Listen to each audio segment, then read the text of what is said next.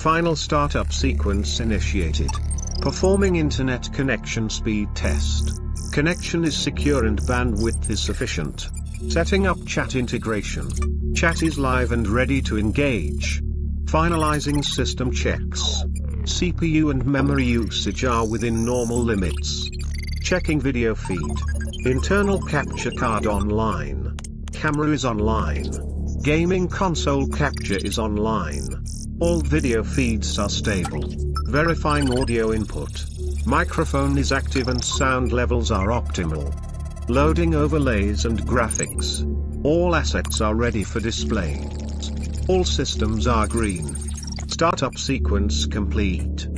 Preparing to go live in 10 seconds. 10, 9, 8, 7, 6, 5, 4, 3, 2, 1. Welcome to the live stream. Let's get started. Oh my God!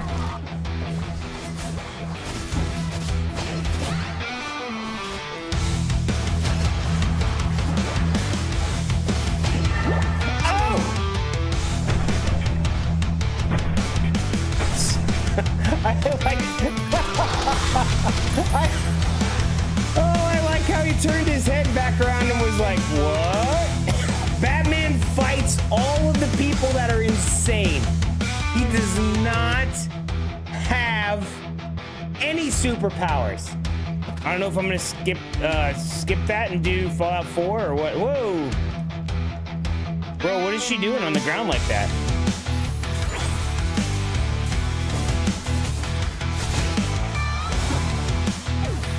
Oh! Oh God! Run away! Oh God! Run away! Run away! Oh, that's a big bird!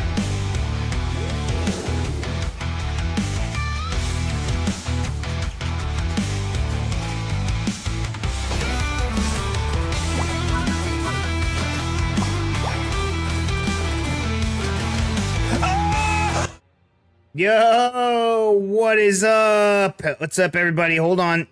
Hold on. All right. I think I got everything going. All right, we're good. What's up, everyone? How we doing tonight on this fantastic Saturday? Excuse me, why is this so big? My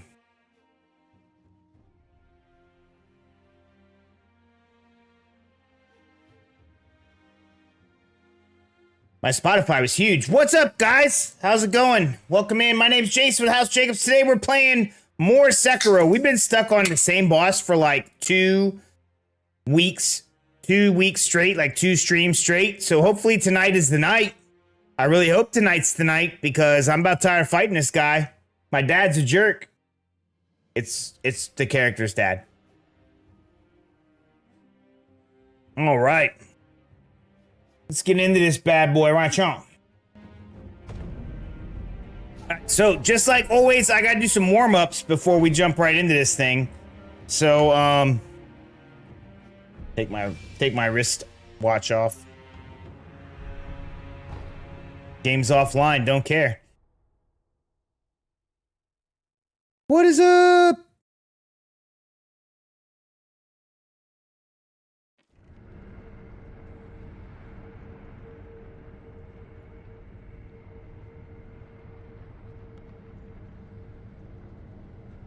Hold on.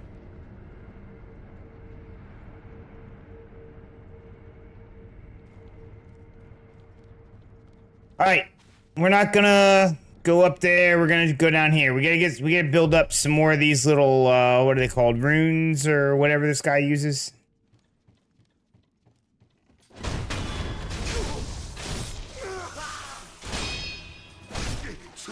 Just get right into it, dude. We're not even messing around today. Oh, Mitsuguri, buddy. Mitsuguri. We need to Mitsuguri that guy.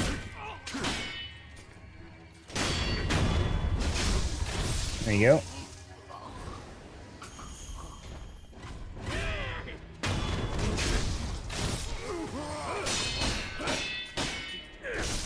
Dude!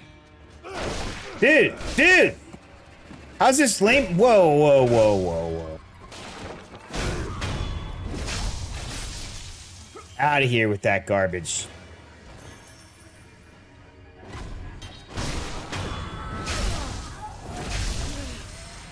Is it up to heal in this game? Yeah, alright. Here comes our buddy.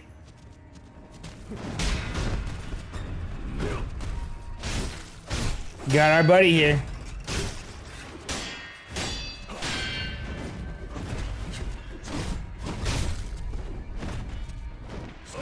Oh, snaps! Dude just jump kicked me in the face. Ooh! Alright, hold on. Not really dead yet. Not dead yet.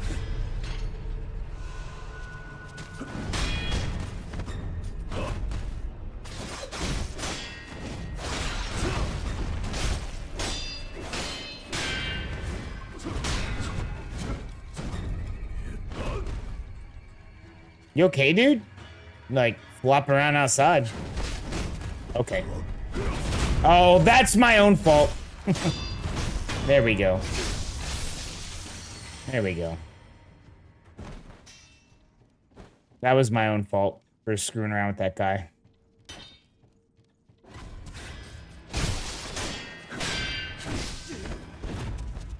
I gotta get really good with these purple guys so I can, like, farm them. They do give a lot of XP.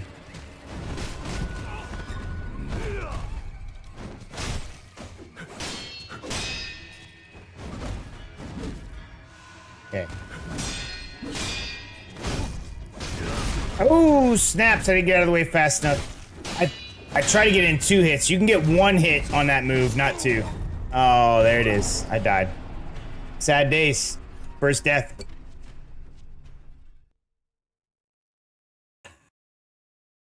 Delicious.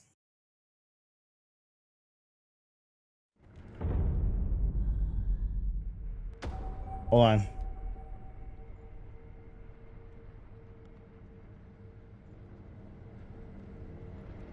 There we go.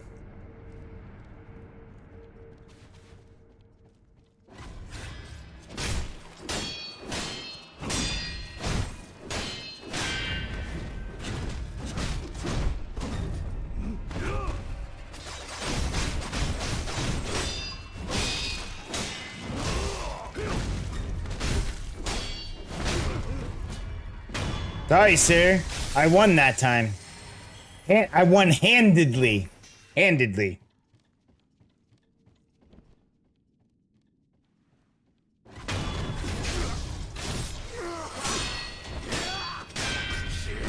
Oh. Damn you messing up my Mitsugiri. Oh!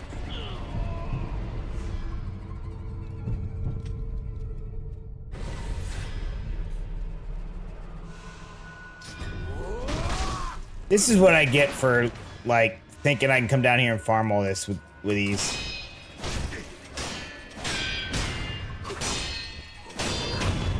There we go.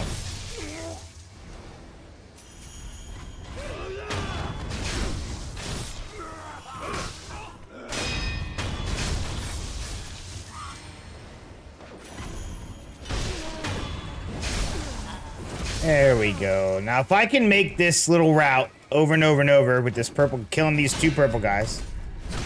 Okay. Dude.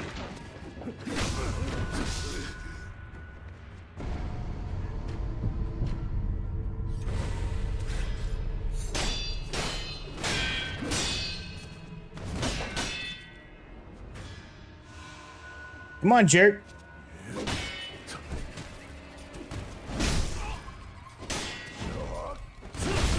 Oh, horse crap.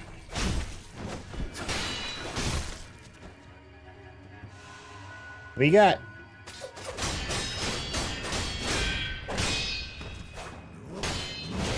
Can't poison these guys. That's not good. Oh, that's my own fault. I shouldn't dodge.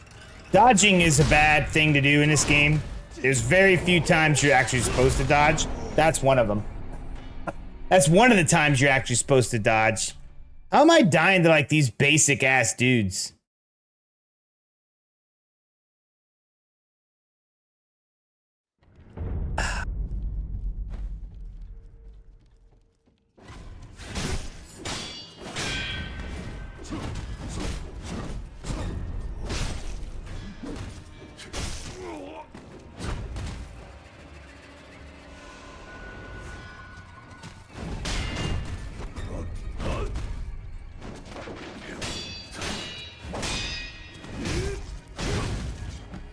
Oh, I got 2 hits in that time before I came back down.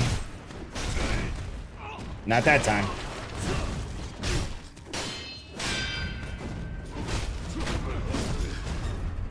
Wow, I feel like I blocked every one of those, but I guess I was wrong.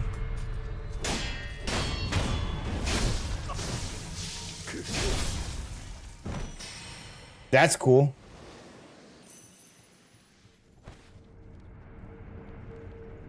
I guess I was just wrong that I got all those guys. That I got them all.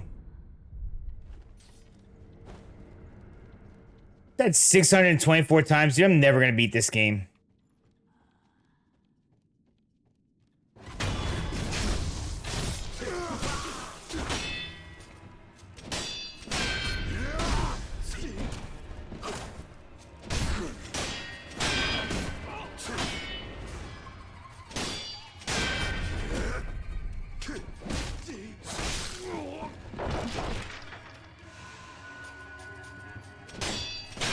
Hey, boo-boo.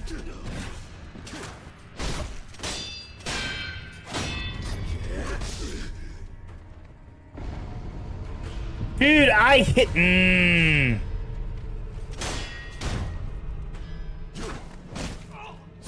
Oh, I messed up his attack.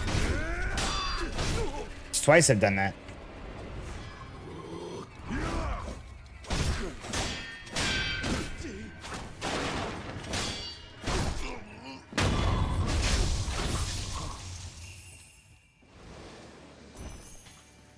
Yeah, we're at 624, dude.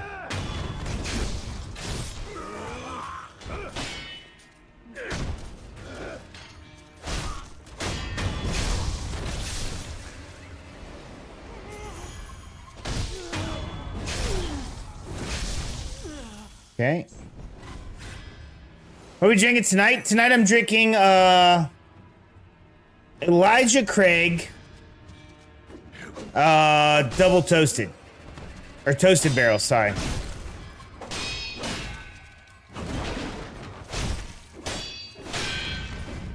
actually have wine in the fridge. A man was asking, like, why is this in here? I'm like, the kids bought it. Like, kids being Squids and his wife when they were here.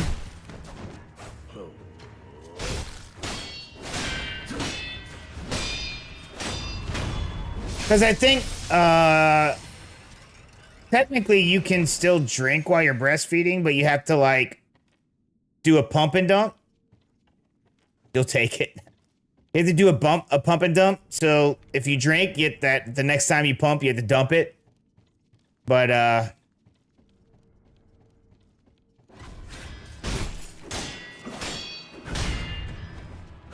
yeah. So they, I think the intention was going to be that they would drink, or she would drink, but she didn't. So I got a full bottle of wine. I think it's Stella Rose. It's actually not bad.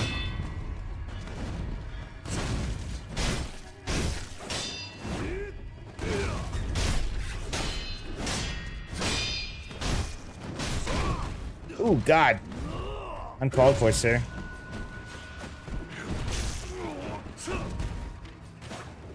Dude, it's so... Oh, you son of a bitch. Is that actually a death? It is. Damn it. These guys that, like, do the kicks throw me off. Like, I get used to the swords, and then it's like... And watching the arms, and then that guy throws in kicks. I think that's why they do that. These guys. You can walk away and get a beer, dude. I already have it. I have it cut and paste so I can do it myself.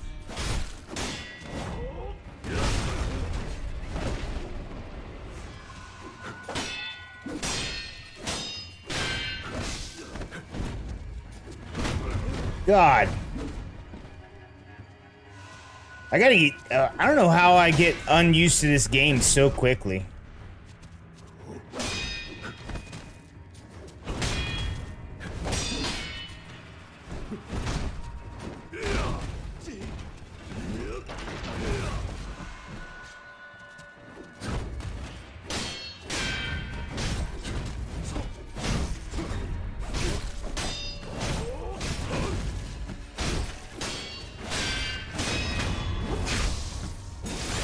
And then I do that. It makes it look like it's like the easiest guy to beat. So I don't get it, dude.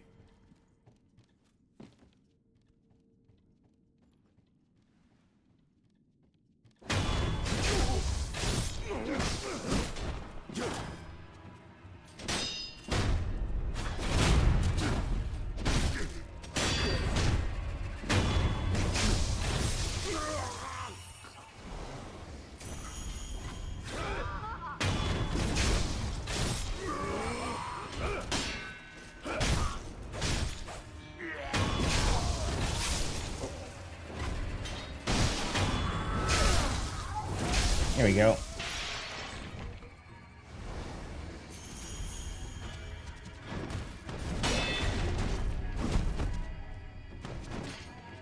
Voodoo Ranger? Oh, you went with Voodoo Ranger this time. Nice. I almost picked some up. The only thing, like, I've gotten kind of uppity about my beer. Like, all the IPAs and stuff and, like, the specialty beers they make here in the US, they really fill you up. I feel kind of, like, bloated, I guess, from drinking them. Like the stuff in Germany, I don't. So now it's like, I'm kind of snobby about it, I guess.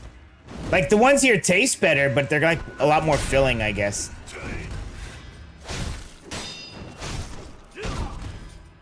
Can't see. There we go.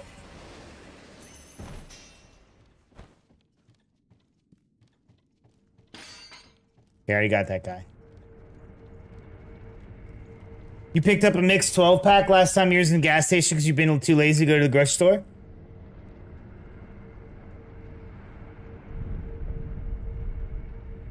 Buying it from the gas station is more expensive, isn't it?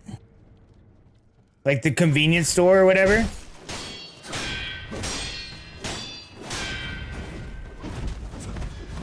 Dude. Stop that.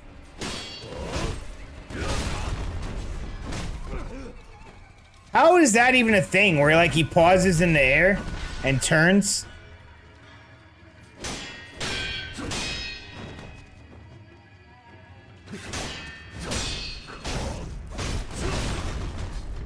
Like that shouldn't have hit me. I was dodging, but okay.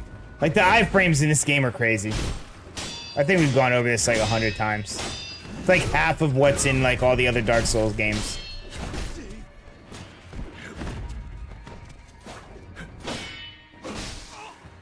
Like, I think you normally get, like, like 32. Jesus. Hi, Carolina. Hola. ¿Cómo estás? Excuse me, sir. Disculpe.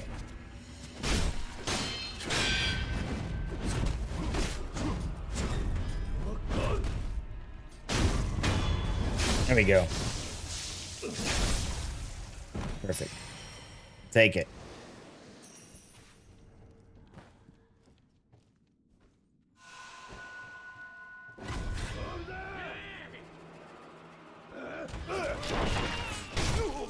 I can't see.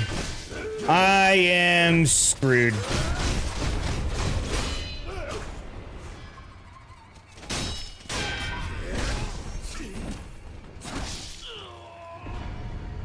There's the screwing. A couple dollars more, but yeah, it saves you gas and a 20-minute drive. I don't know that you're saving $2 worth of gas. Oh, Jesus. Well, I'm dead. How? Oh, my goodness.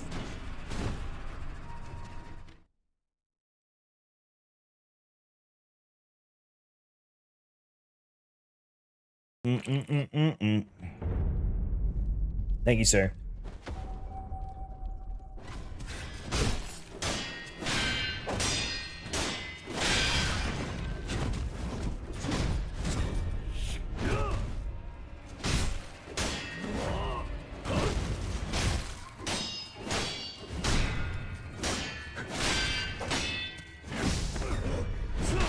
Can I get out of the corner? It's more of a time distance driven. Yeah. So well, that's why they call it a convenience store, right? You're paying for the convenience.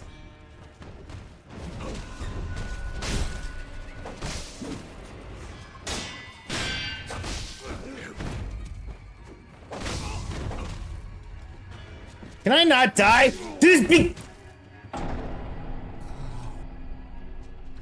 I should have stuck with my original thought of switching to Elden Ring tonight.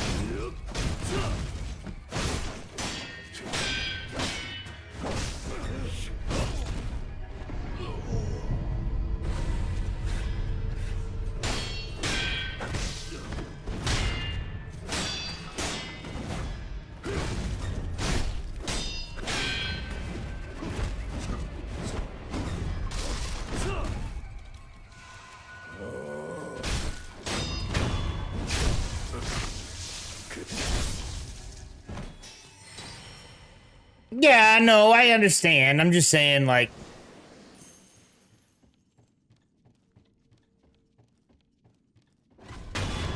You're paying for convenience. That's the whole point of like the prices being higher at the convenience store. Cause it's convenient.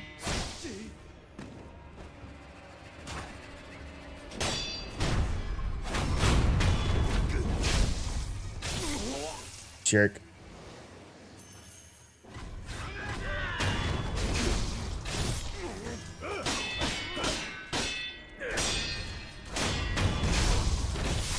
Bro, you are not him. I'll tell you that right now. Kill that old lady. Okay, here comes the purple guy.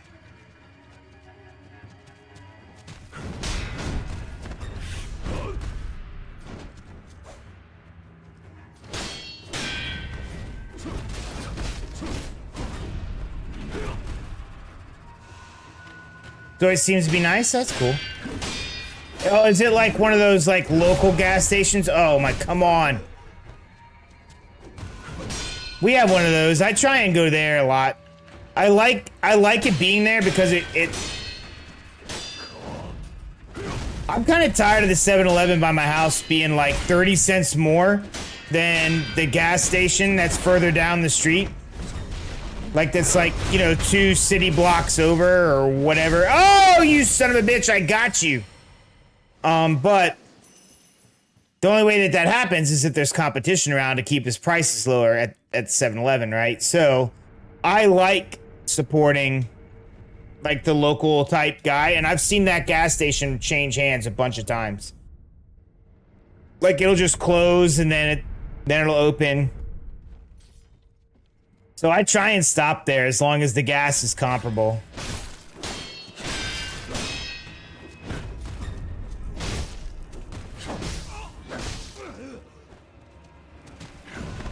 Don't get me wrong. I am fine with the on cue. Especially because it's usually, like I said, 30 cents lower than the 7-Eleven by my house. But if it were just a local place instead, I'd be down with it. Oh my god.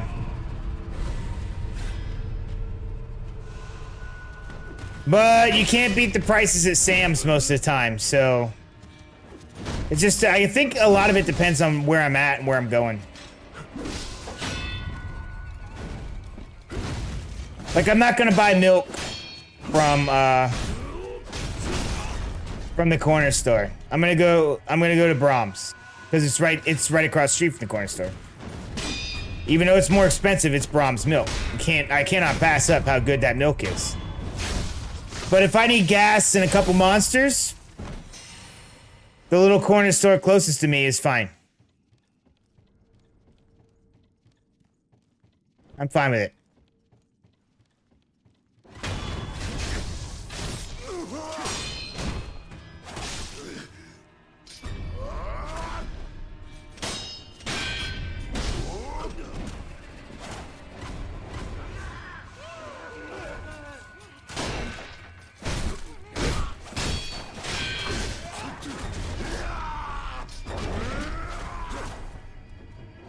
Hey, buddy.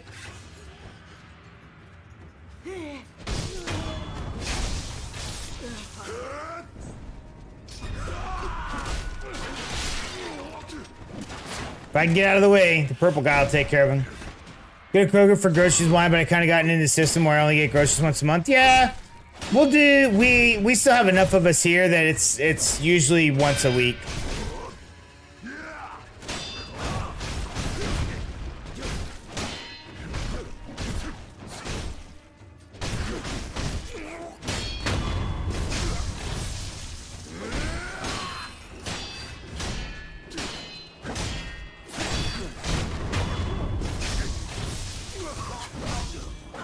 Oh, you're a dick. I just helped you, sir. Dude, you help a brother out and then he turns around and starts whacking you. You deserve that, you piece of crap.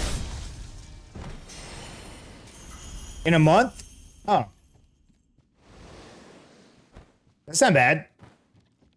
We spend way more than that. You're probably also like not having to to like buy. Yeah, you're a bachelor. That's what it is. As I was gonna say, you don't have to buy for a bunch of people.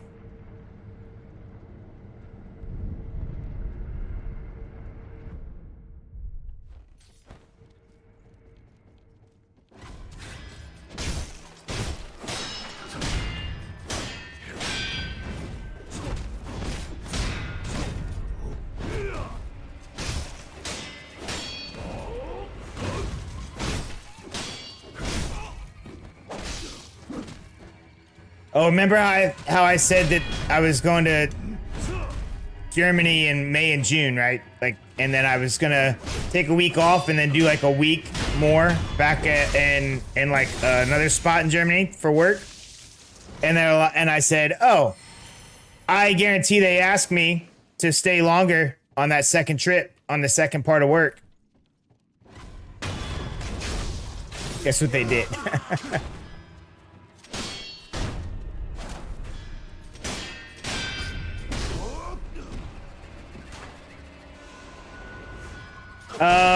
Do margaritas count as groceries? I don't know. Probably save a lot of money just by making them yourself.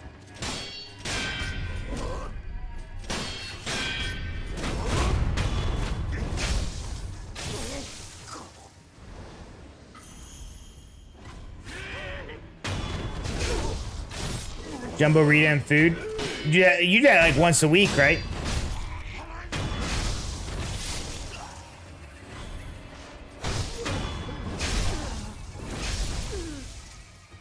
Sometimes.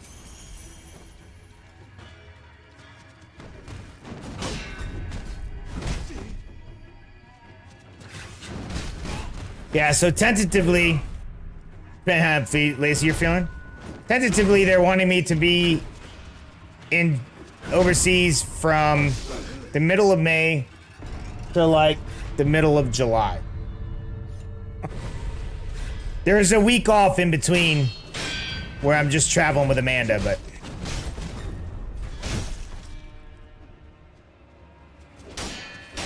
it's the problem is it's kind of hard to pass up. One, I have a super cool boss, and she's like, dude, I'm kind of stuck. Probably. Two, with that, is I need death. I usually get overtime. And, we're attempting to pay off debt, so obviously any type of overtime or anything I can get is super helpful. And then we're also not paying, then Boeing's paying for my food, not me, right? So I will say that even though I do have teenagers, I am a huge portion of the food bill at the house. Amanda would eat like girl dinners if I just let her.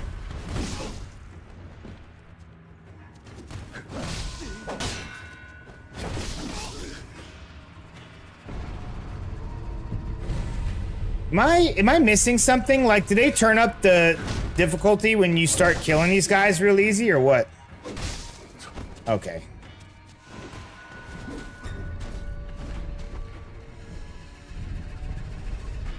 I'm obviously missing something.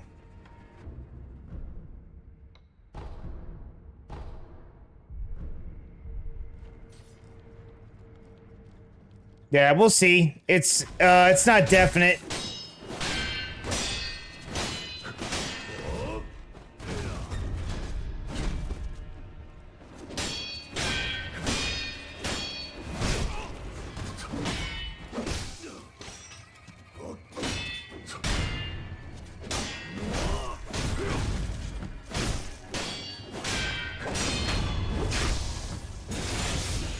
Where was that a second ago? That was ridiculous. The May and June part's definite, but the all the way until July is not.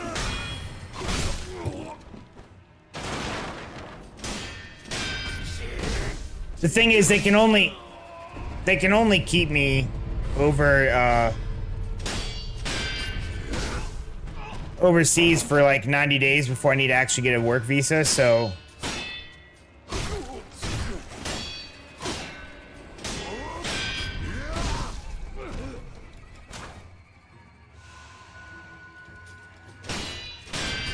Watching the CD VODs? Oh yeah. I found it funny you dropped my name along with yours for common names.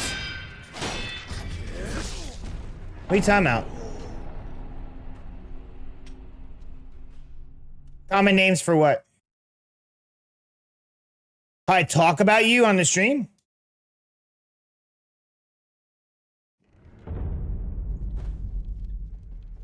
Yeah.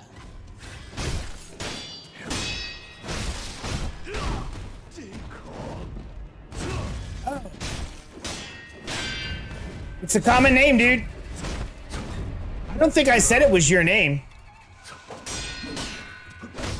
Specifically. Oh, did I? Oh, my bad. I didn't think I did. I apologize. Yeah, I didn't know that I said that that was your actual name. I try not to use people's actual names if they don't want me to.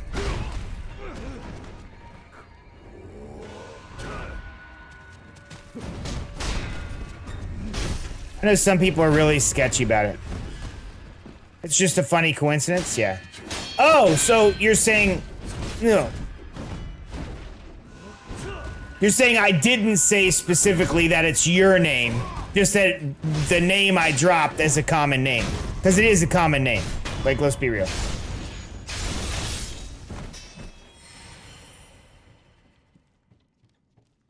Okay.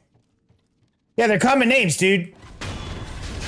Jason, Justin, David, Michael, Jacob. And most of them are biblical names. It's as if the 70s and 80s and 90s all had like adults that were like, I'm gonna name my kid after the Bible.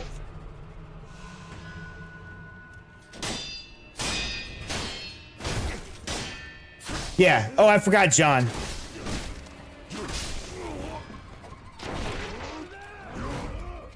How am I out of heals, bro? I am struggling.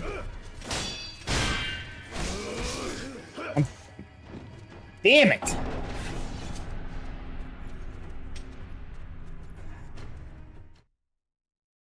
Yeah, it's pretty common. That's what I was trying to tell Lone Wolf. He's all like, oh, I don't like my name. Nope, wrong one. I don't like my name. It's too common. I'm like, bro. He also had other reasons he didn't like it too, but also you can't, I don't think you can use commonality. What is this jerkhole doing?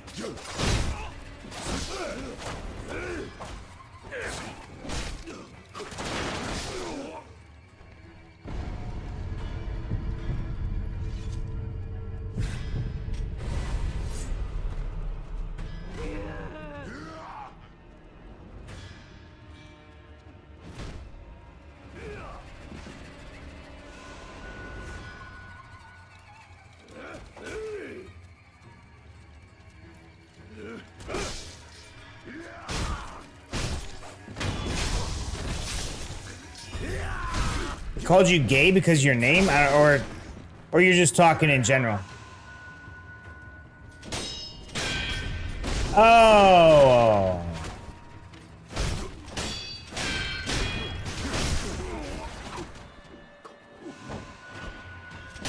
Well, being Jason Jacobs, the only thing they could think of was John Jacob Jingleheimer Schmidt. And I'm like, my name's not even John.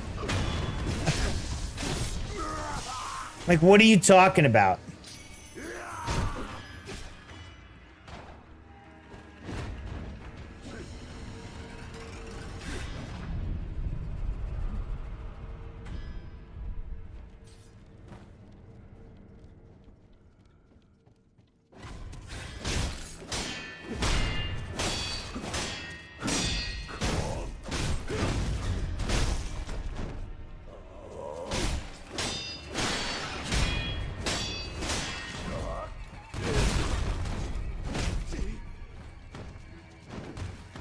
I'm dead. I'm not dead.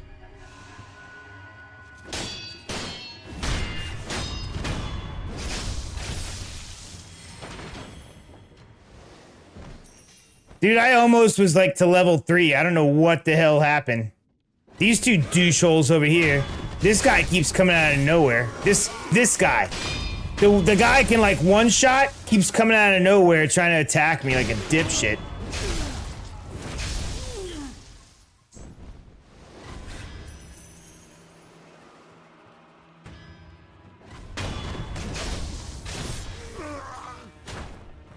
Here it comes.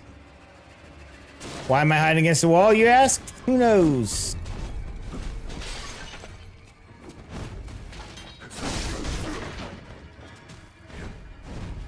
There.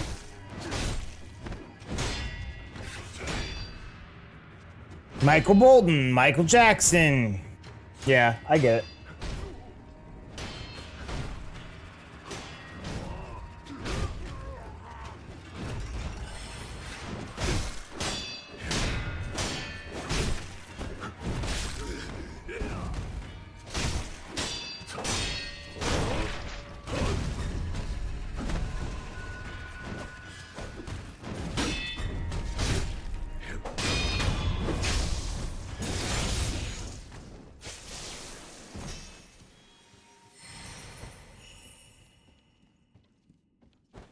Dude, have you seen the mixed reviews on the new Michael Jackson movie?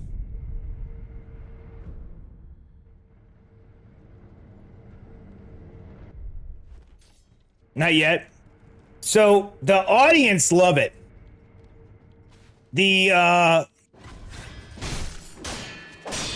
critics do not.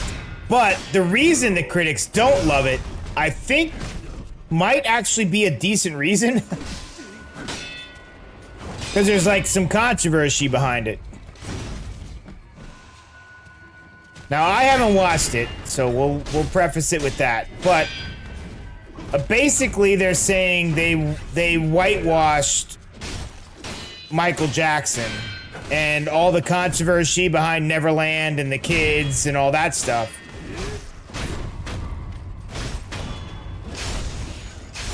So essentially, he's getting Me Too'd after he's dead for people still liking him. And they're like, we wouldn't make a movie on how, what kind of a philanthropist, you know, Jeffrey Epstein was, or how an amazing movie producer Harvey Weinstein was, without also bringing up the controversy. So they're mad that the controversies are not brought up in the movie. Which I can understand.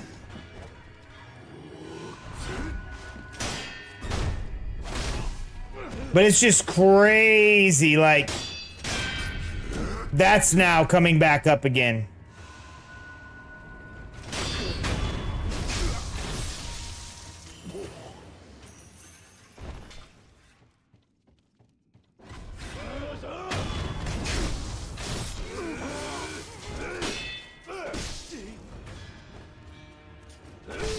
The majority was thrown out. So now that there's no, I guess, money involved with keeping people quiet, I guess people are like coming back out and saying, well, maybe now that I have kids, I can see how wrong what happened to me was. And it's like, is that the case, or are you just now bringing it about because now the Jackson, like, foundation or whatever it is, is gonna get more money from this movie and you want some? It's really hard to tell because, like, there was some skeezy stuff going on with paying people off to be quiet and stuff.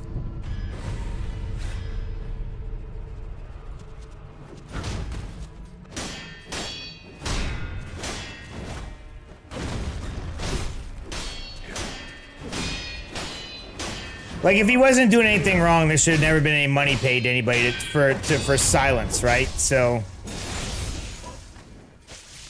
I don't know. I haven't done any research on it. I'm just saying, I'm like, I find it amusing that there's now controversy on it. And just like, Amanda was watching something with, Elvis. And they're all like, oh my God, he was basically a pedophile with Priscilla Presley. I'm like, but they got married. But she was too young to be married. I'm like, but somebody signed off on it. So I don't know, dude. It's like, you can't just be whoever it is you were. And there's no more nuance. It's like, if you were bad, you're completely bad. That's it. No more nuance. No nuance. Yeah, I guess that's what it is. It's gotta be. Because, to me, the nuance would be, look, he was the king of pop. Sure, he was with her, whatever, but obviously they were married. And when you're famous, you do get a little weird. Like, whoever thought, I think Elvis is one of the very first, like, real celebrities where, like, people were, like, mobbing him, throwing themselves at him. The fame had a chance to get to his head, where other celebrities at the time maybe weren't that big. Like, they were big, but not like almost to, like, the worship level of that.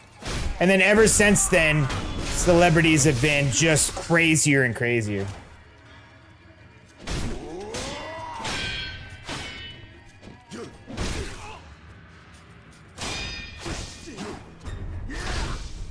Yeah, I don't know. Like I said, dude, it's, I'm not saying what happened was right. Trust me. It's just funny that that's now the thing that they're focusing on with all of these people from the past. It's like right now, if they were to make a movie about Thomas Jefferson,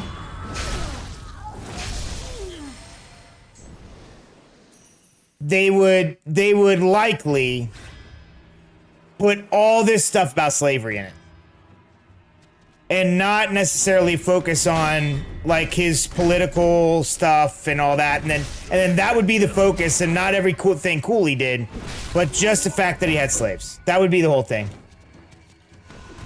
That's what I'm saying. That's what I'm saying right now.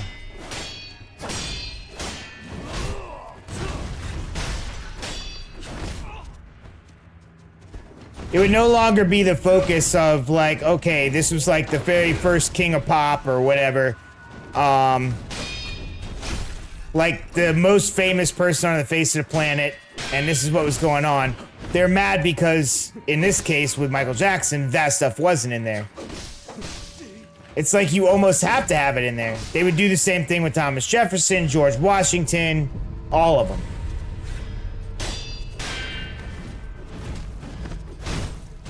I mean, at this point, you're like one step away from being like, you know what? We're gonna make a movie about Hitler, and we're gonna focus on how amazing his art was. It'd be like, what are you talking about? Well, they're putting it. I think they're putting it out there as like a biopic. So that's what they're complaining about.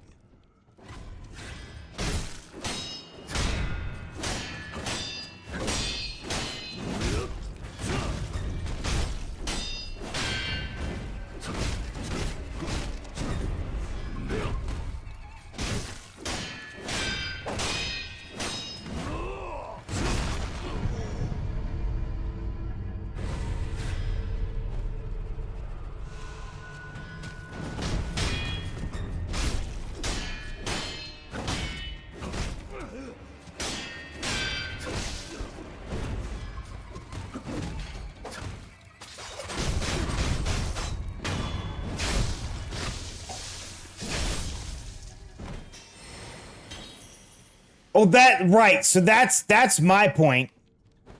That it would normally just focus on the biggest part of their life, which would be their success. But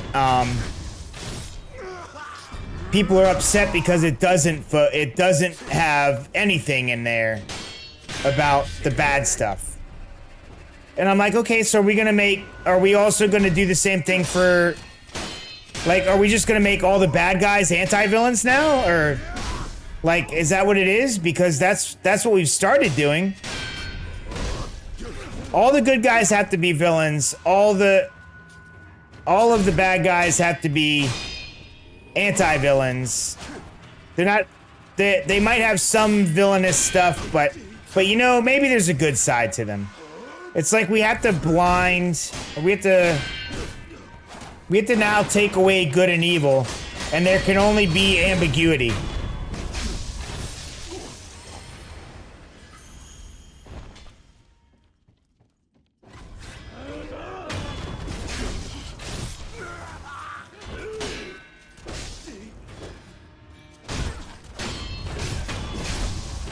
Well, I think that's the point. I think that's what they're trying to do. Villains are just anti-heroes. Bad guys are just misunderstood good guys, or just misunderstood. So I'm waiting for that for the new Hitler documentary to come out. That's basically just going to be over half of it focused on how his childhood was, giving us his background, and then like how he got rejected from like art school, and it's not really his fault that he turned out the way he did. That's the next step. That's the next step. Yeah, how he was trying to save the world.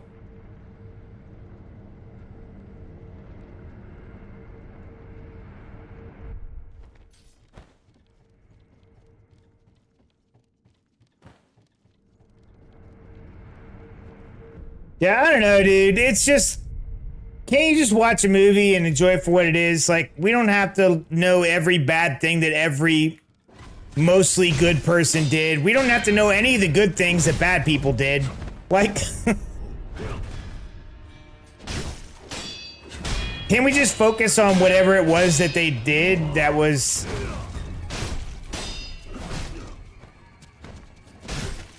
I don't know. Maybe I just have an outlook on good and evil that other people don't have anymore. Oh snap, I'm gonna die because one wolf scare me with zombies.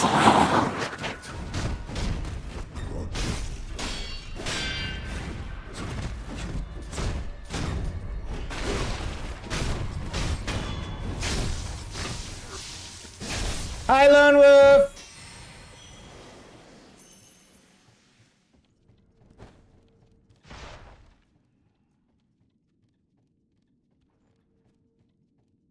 We were talking about you earlier. Whenever Raz doesn't show up to streams, I guess he actually watches the VOD.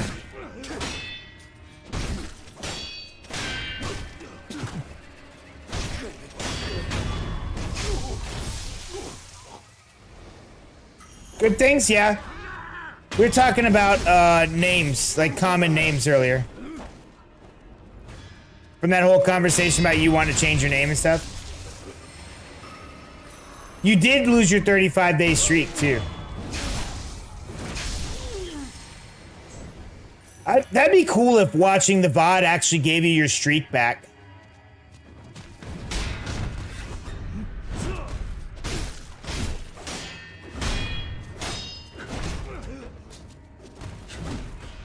Because one of the names I mentioned as common names in the U.S. from when I was born was Raz's name.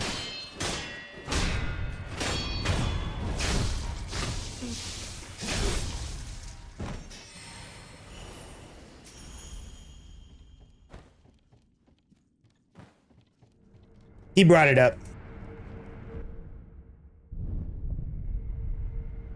The funny thing...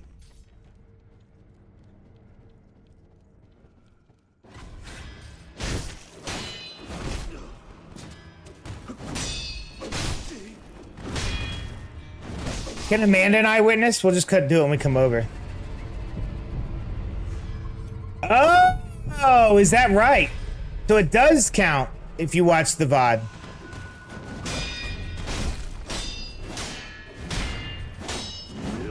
Oh, but you missed 2 streams, didn't you?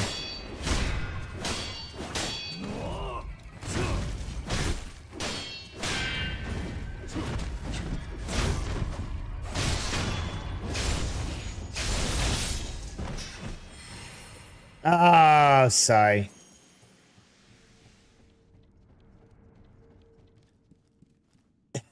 Oh, sorry. The funny thing is, Amanda calls you by your name.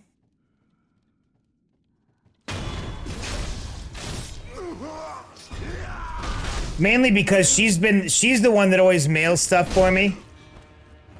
So that's what she knows you by.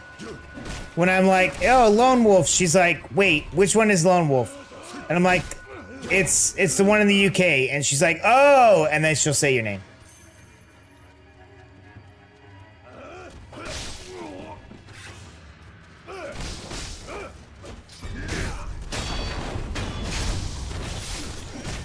So you're gonna mess her up, dude.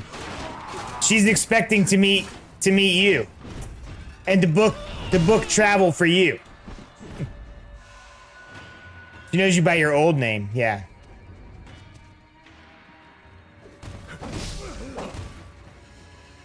Well, you haven't changed it yet. Still your name.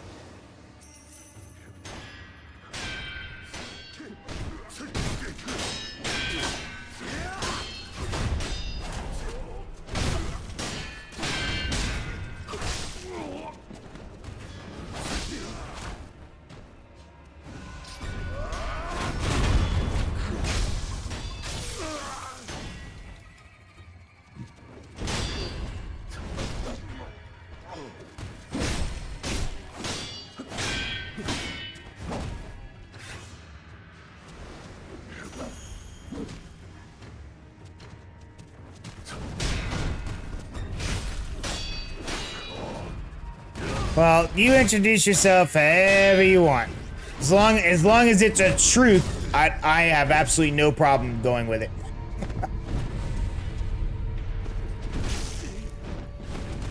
Like, I know a ton of people that go by their middle name. Oh, fantastic. I gotta... Oh, no. I put out a schedule. If you'd look in Discord.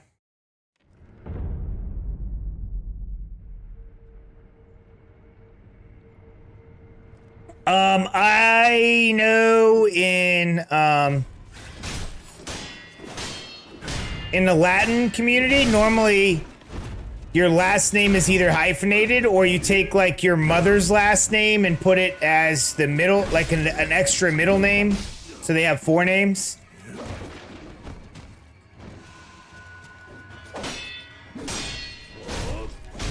Yeah, Moongrazer asked you about how the new Diablo 4 thing is going. You didn't answer.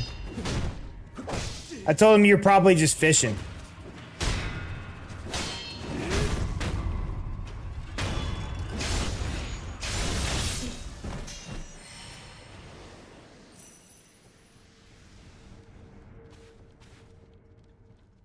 In the gaming one, the gaming channel.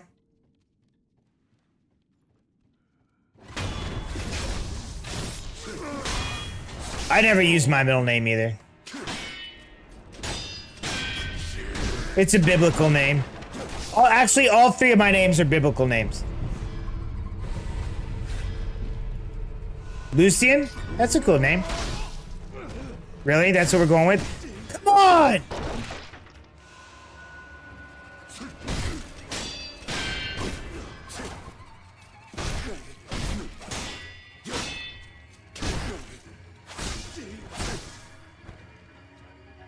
I hate these guys.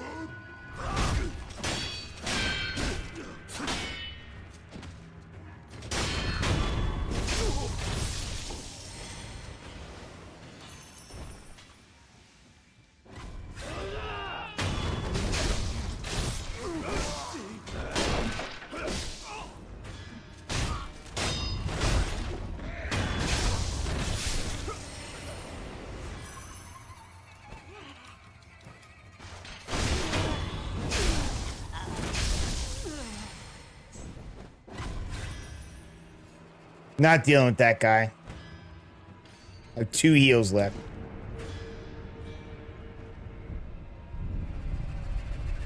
Bright personality. You name yourself whatever you want to name yourself, dude. Ah. Don't be surprised if I call you Lone Wolf or by the wrong name, because I don't know what it's gonna be by the time I get there. So.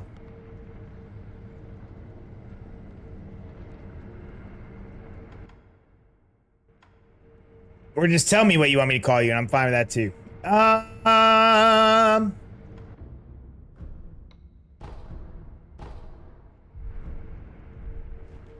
You don't mind?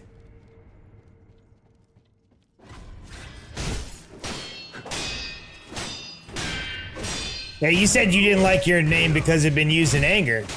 What if it was by people that you like? And they're being nice? Might change it.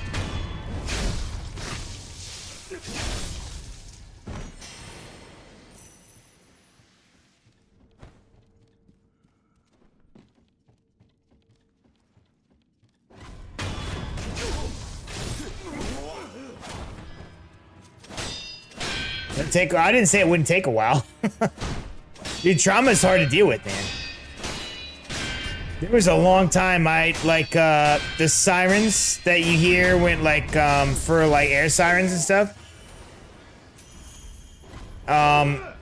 If it was on TV, if it was outside, like the tornado sirens here, it would make me massively anxious.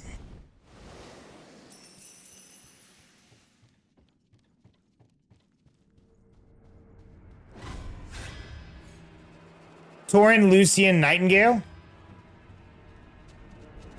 That's, are you keeping the same last name or changing the last name too?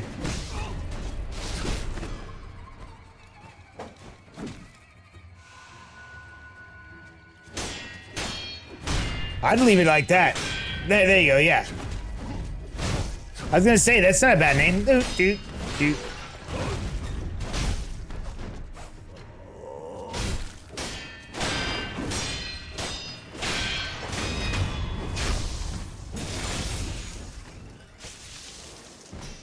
Yeah, you just, when I say you, I mean I guess. You or not many people. You don't hear of many people changing their names. Like, you hear people changing, their last name or something, if they don't want to be associated with their father anymore and they want to be associated with their stepfather or something instead, or something to that effect.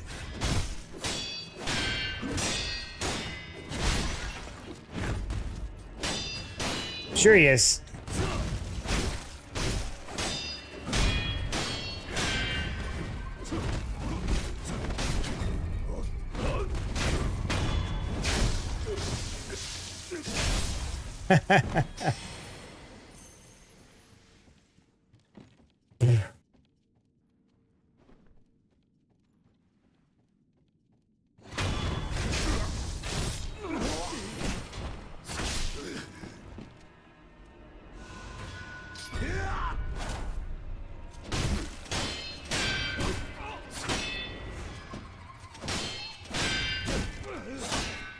I feel like I'm still in high school where I can fit into any group, but to an extent.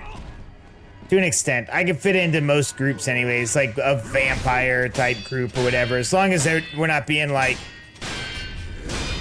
the Dark Lord must obey. It's okay, I draw the line. That's where I draw the line.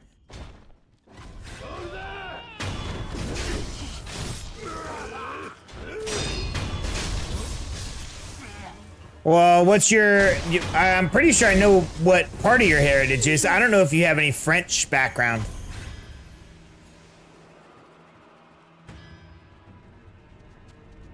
I like the French version better, actually. And the funny thing is that you, separate French and Western. When, France is a Western country. Considered part of Western civilization.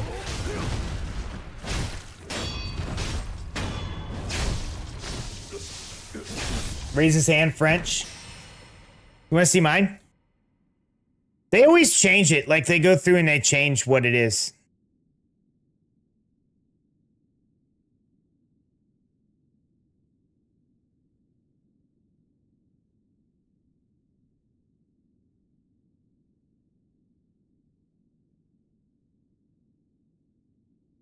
Hold on, I'll show you. We're gonna pull up my genetics. They change it every once in a while. Like they go back through and like redefine certain things. Like I don't think I'm Somali anymore. I know what you meant. I was joking with you. English Native American on mom's side, yeah. Oh, they're adding snooze until tomorrow. I don't want to do this right now. Can I snooze my 2-step verification, please? Thank you. All right, let's see. Ancestry composition. So it says that I am 99.7% European. I'm super white. In case anybody didn't know, I'm super white. British and Irish, 72%. 72.4%. English, 61.3%. And that includes the Greater London area, Manchester, Merseyside, Lancashire, West Midlands, Tyne. So basically like mainland Great Britain. Yeah, English is in Brit. Irish, 9.6%. Welsh, 1.5%. And then the rest is like Western European at 23.6%, which is French at 16.8%. Belgian and Southern Dutch, 4%. Swiss, Southern German, and Western Austrian, 2.3%. Austrian and Southern German, another 0.4%. Then there's the part that I really like, Nordic. The smallest part, though. It's like 3.7. Then they have like trace ancestry, and it says it's like African. Apparently, I'm from I have 0.3% of me that's from Africa. So mainly British, Western Europe, and Nordic. So basically, I'm super white. In case anybody didn't know, I'm not even 1%, I'm 0.3%. That's how white I am. I'm so white, I'm not even the average amount of African. When people are like, white boy, they're talking about me.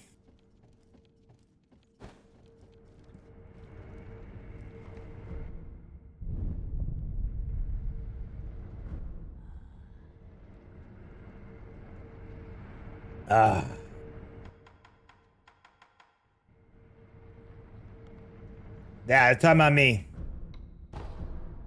I'm probably one of the whitest white boys you knew.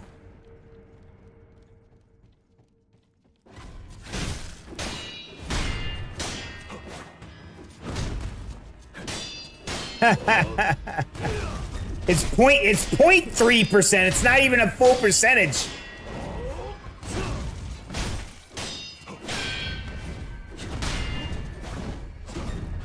Yeah, 0.3%. Dude, so the joke used to be the joke used to be I'm half black from the waist down. That's the half that I'm black in. No.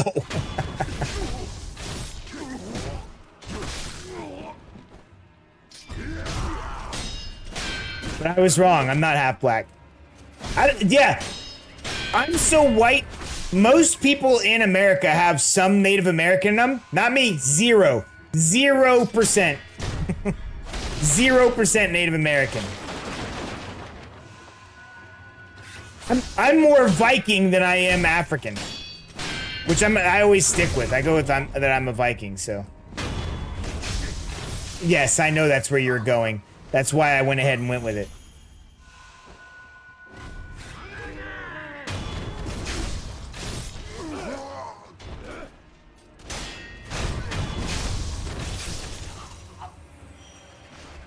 Technically, you're like a quarter African, kind of like my other message said about my grandmother. Oh, interesting.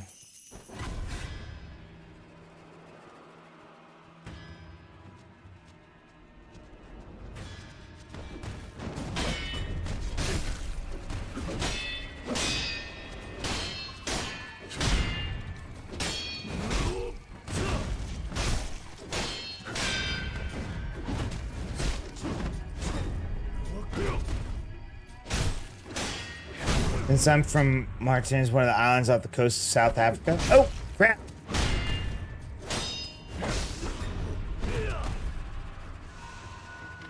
Thank you. In Madagascar, my mother at first intended to give all our children French names. My brother got Dominique so it would suit their name. I ended up with Jamie instead. Yeah, that's what we were talking about, common names last time. So, like, my name's Jason. I have a brother named Justin and David.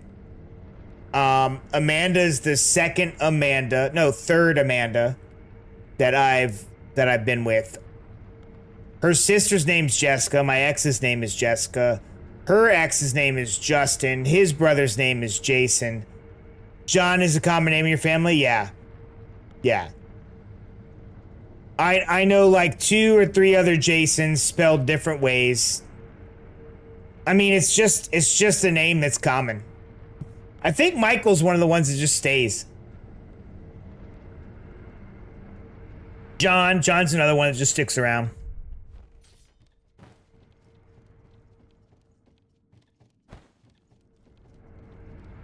Jennifer's another one from the 80s and 90s in the US. Amanda, Jessica, Jennifer. What was another really common one?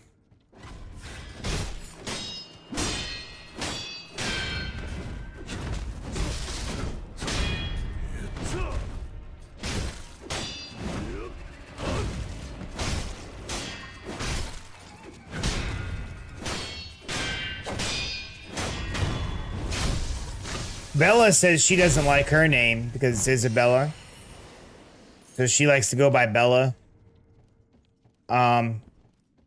Because when she was born, that stupid Twilight series came out and everybody named their girl Isabella. So she was born around that time, so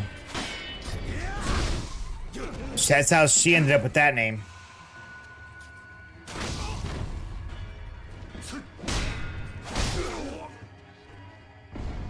Really? What we're doing? Oh, Isabella? I know, I tried to tell her. I'm like, you know it means like... It means like essentially beautiful in Italian. Isabella.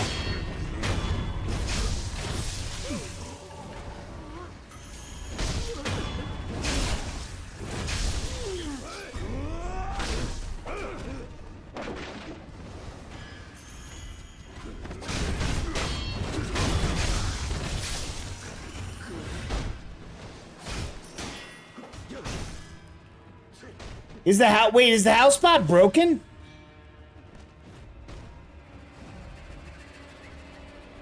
Oh, the house spot's not AI in today.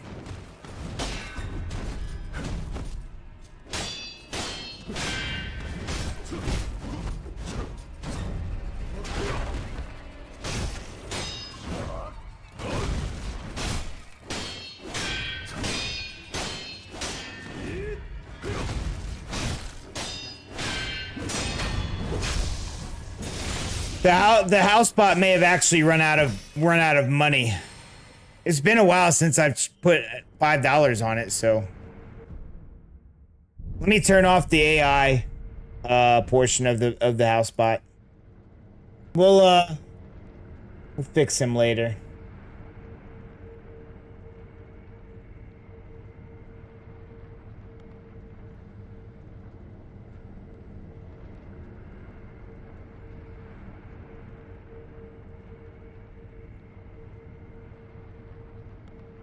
There we go. He shouldn't do random stuff now.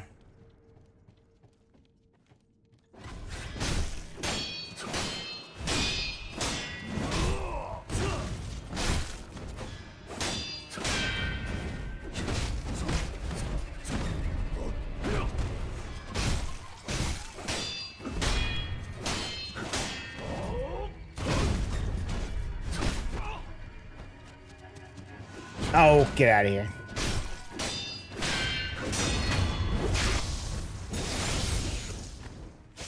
So you're one of the few in your family without a French name? Well, change it to French, dude. Torin Lucien sounds kind of French. Personally, I would go the other way, but...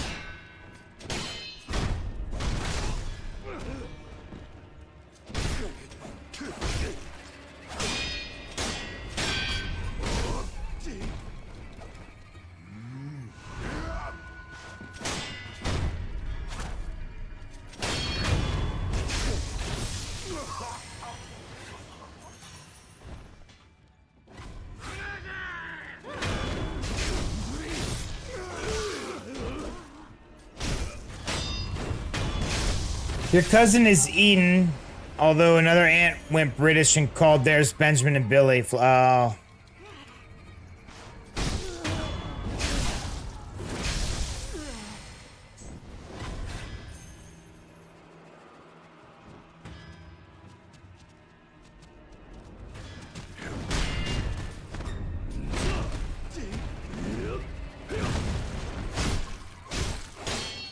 Oh, Albert. Instead of Albert, it's pronounced Albert, right? Son of a bitch.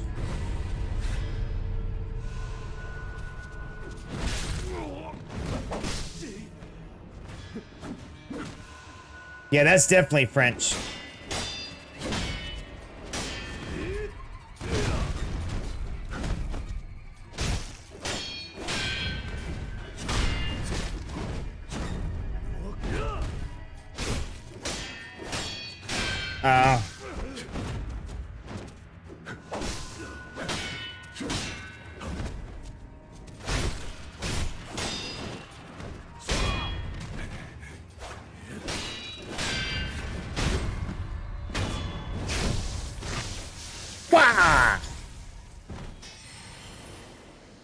I'm almost to level 4.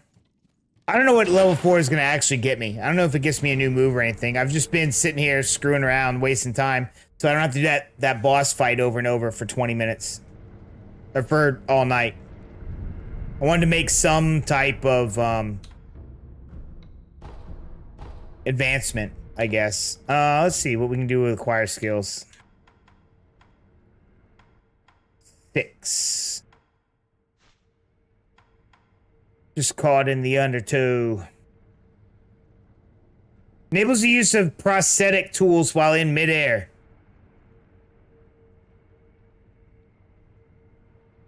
Interesting. What's this? Night Star Slash. Acquire the combat art Night Star Slash. Spinning leap attack.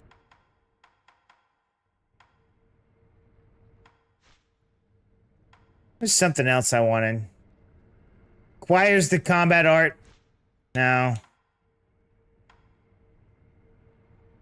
I'm not doing any of these. I was looking for, like, more passive type stuff. This is kind of passive.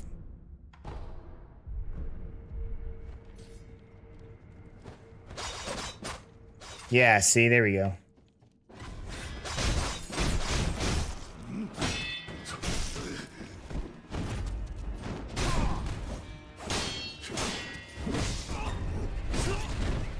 Good night, dude just kicked me straight in the chest. He didn't like that I got that extra skill, I'll tell you that.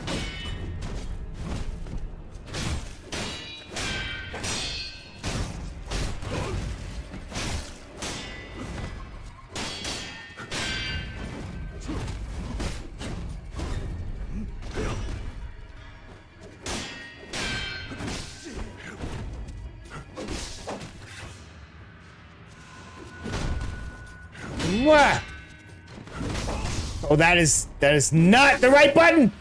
That's my own fault. I did that to myself. All right, I need another drink. Death Plus, please. And then I'll be right back.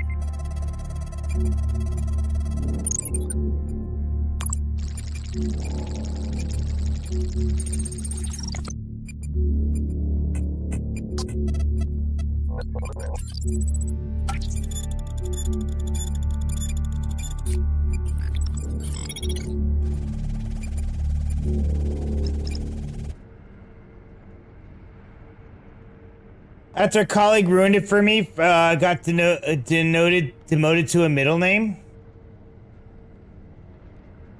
Dude, Lucian River Nightingale. I like that. You don't even need Sage. Drop Torrent altogether.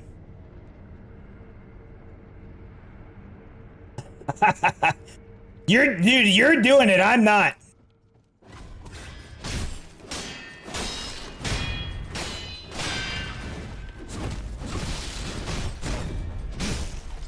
Like, all of this can be discussed in Discord. I'm just saying.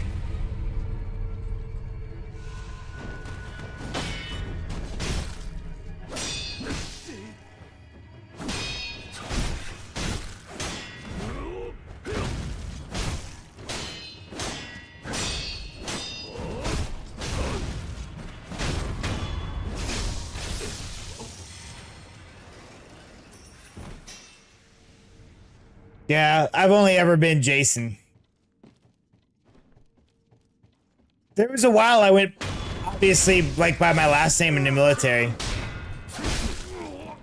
So then it was weird being called Jason. Like, when you...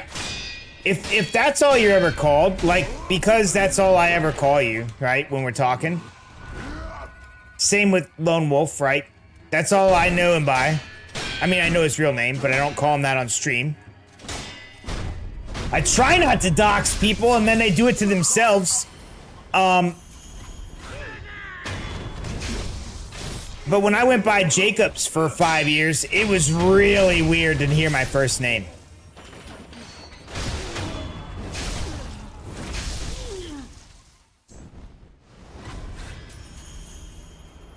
Oh, first, this is fine. Dude, if you're comfortable, I don't care.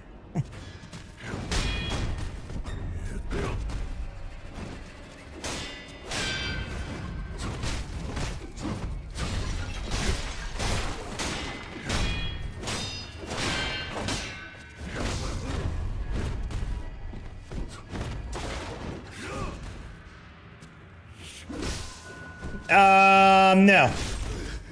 Not true. Not true. If you're in, maybe if you're in like a military type thing, like the government, like any of the government jobs might, but, like private corporations and stuff, like say Boeing, I don't use last names in that. We bring them up for like if I'm talking about a specific person, or I'm like, this is my boss, and I say what her name is, that's because I need them to email her or to go talk to her or whatever. Yeah, we are. But yeah, we don't use last names a lot. No one's like, Jacobs! That's not a thing. Not a thing. That's what it was in the military. Definitely military stuff.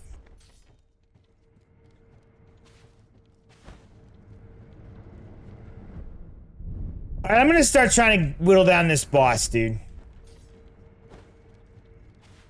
Hope you guys are ready to drink, if you're drinking. That was what it was, Sergeant Jacobs. The funny thing is, I have a guy that calls me, Gunny. which is gunnery sergeant, which was actually like 2 ranks over what I was. No. Yeah, 2 ranks over what I was. But he calls me Gunny because like gunnery sergeant is what you call Gunny, like gunnery sergeant. So like in Heartbreak Ridge, like Gunny Highway, played by Clint Eastwood, he just called me Gunny all the time. He still does it now. And I feel bad answering to it because that's not my rank and that's not how Marines work. But also, he's using it as a term of endearment. So that's what he calls me. Literally doesn't say Jason or Jacobs, just calls me Gunny. And I wasn't a Gunny.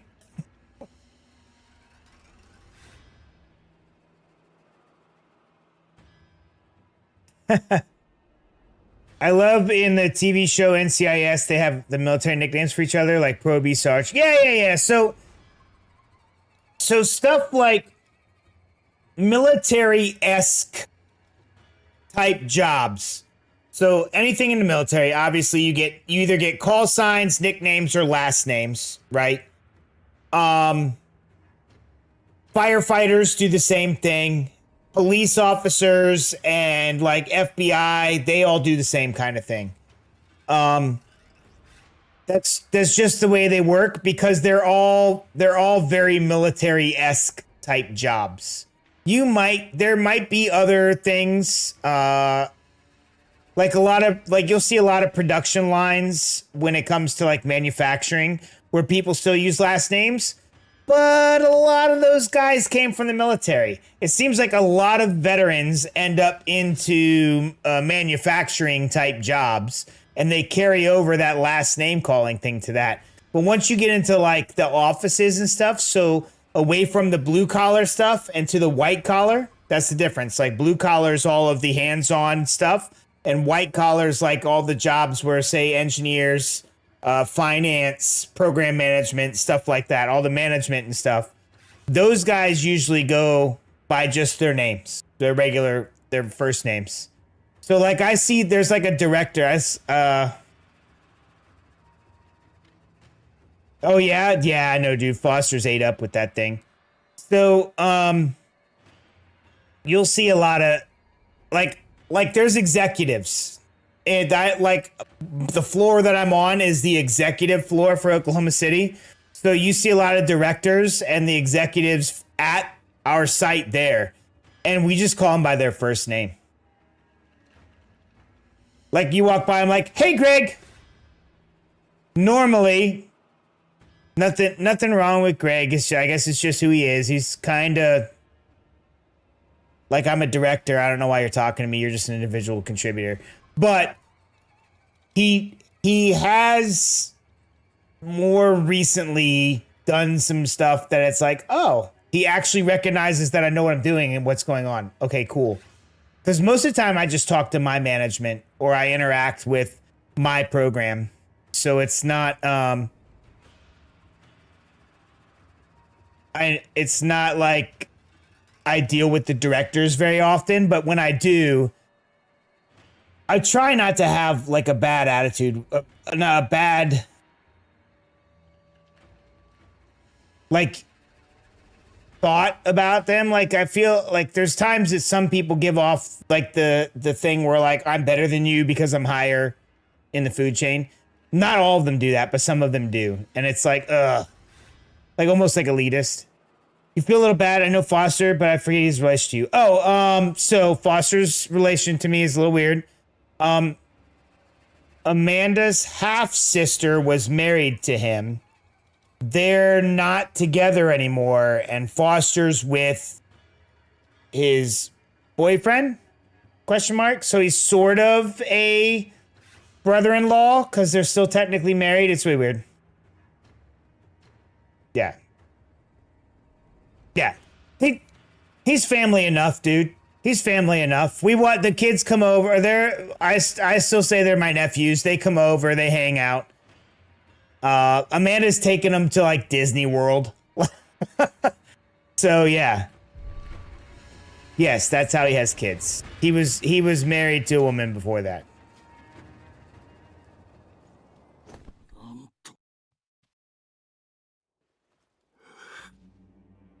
All right, here we go. Is everybody ready to drink?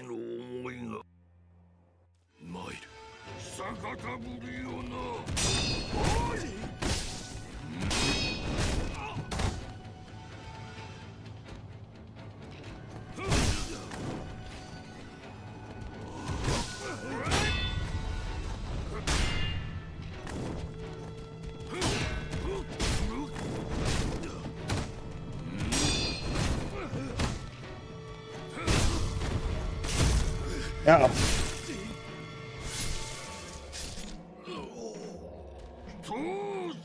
No, he's not one of my D&D buddies. He likes... I know the people he hangs out with are not my crowd. I like Foster. I have no problem with him. From the way I understand most of the people he hangs out with, I don't know that I would get along with very well, or that they would get along with me. See what color I'm wearing? They're very blue.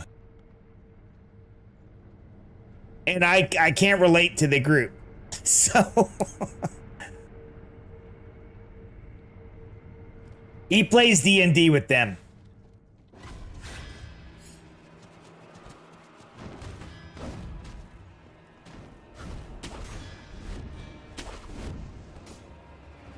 Thank you.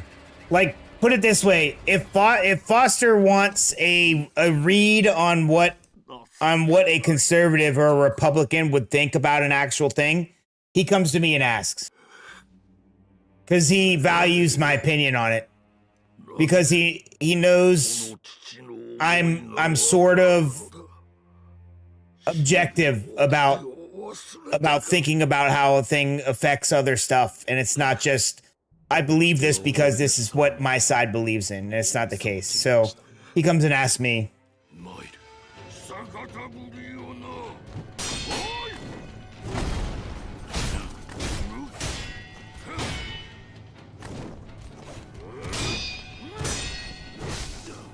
Okay.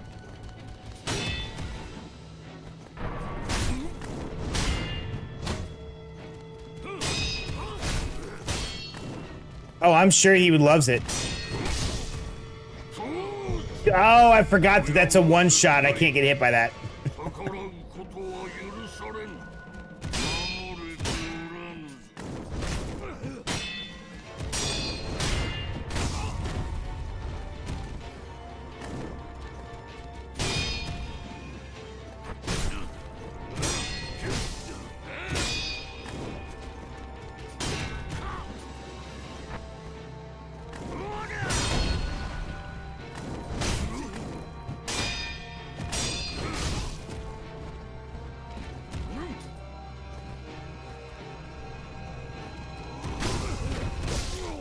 I know I haven't played.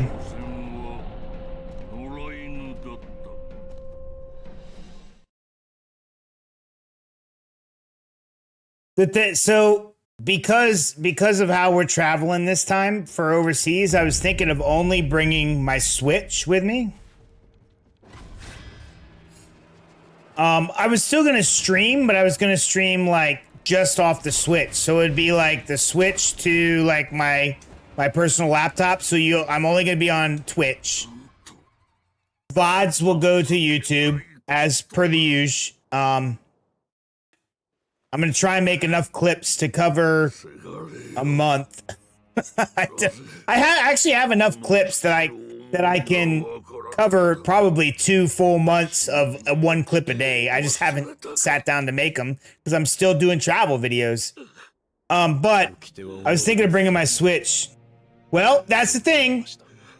If I'm gonna be over there that long, like almost 2 months, if that's what ends up happening, I'm thinking Tears of the Kingdom.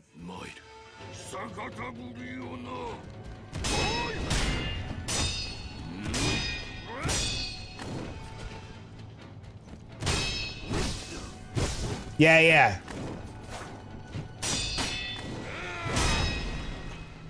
I have it. I've never played it.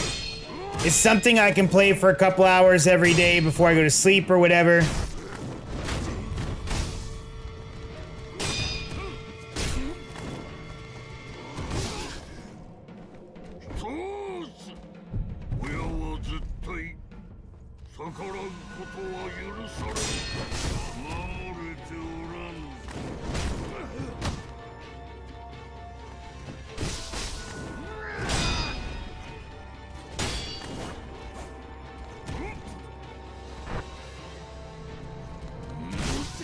Dude, this... How is... What?!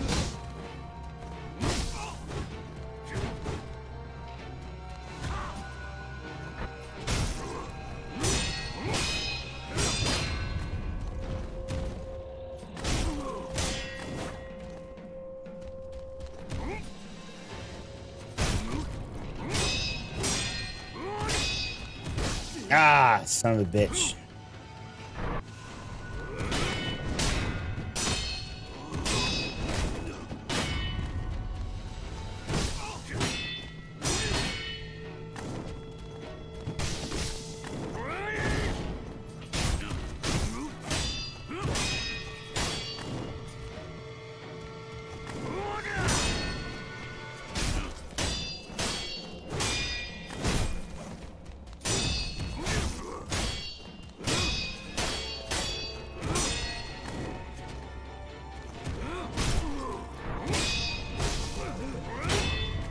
Oh, I did that too early.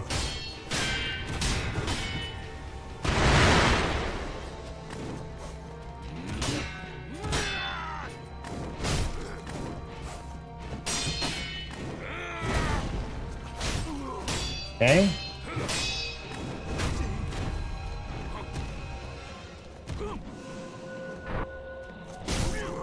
Great, now I can't heal.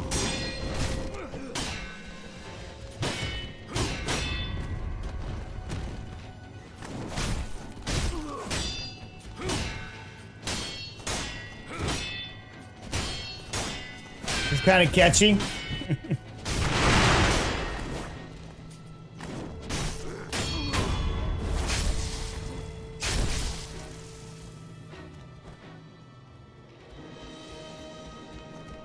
You wouldn't have clicked if not for the title? Well, what happens is every time I die, I drink. So we're an hour into this. I've had quite a few. They're not shots, but it's still drinks. Can we not stand there? Oh, crap.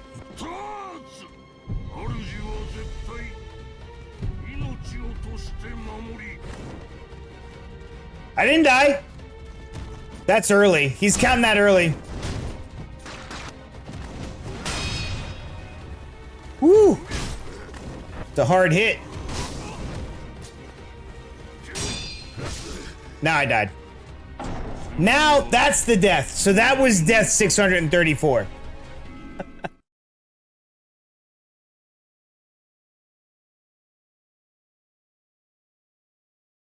I drank for it early too.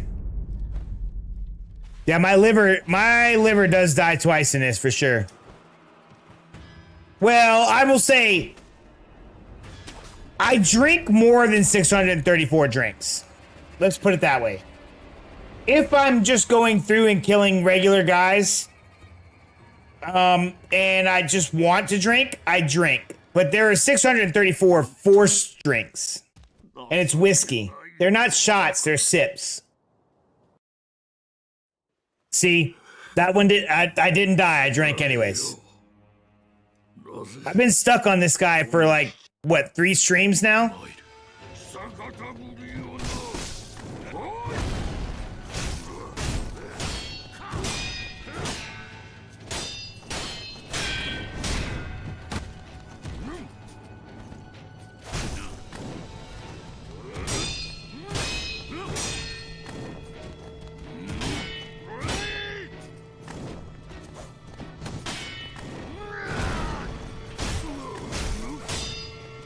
Yeah, that's...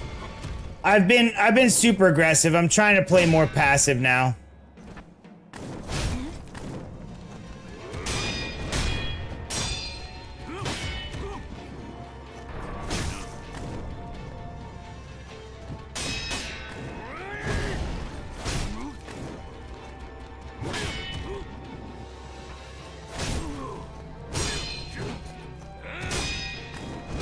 He does telegraph his hits a lot, which makes it a lot easier if I'm actually paying attention. That usually means I have to, like, ignore the... That usually means I have to ignore the chat, though. Yeah, I got it.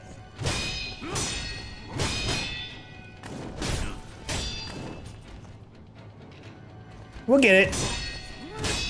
I feel like tonight's the night. I was messing with him earlier, and I didn't do a no-hit run, but I couldn't heal for a bit because of that stupid smoke cloud, and I was just sitting there doing this the whole time with no big issues. See, now I can't heal, so now I'm forced to, like... Ooh, okay, that's crap. I dodged through that and it still hit me. That's my own fault. I guess that's my fault. 635. Yeah, we've been doing drunk souls. So drinking while playing Dark Souls or Souls-like games for a couple years now. This has definitely been the most difficult for me. I am not a parry god. I'm a strength build, and this is not my time. No. We'll get there, trust me.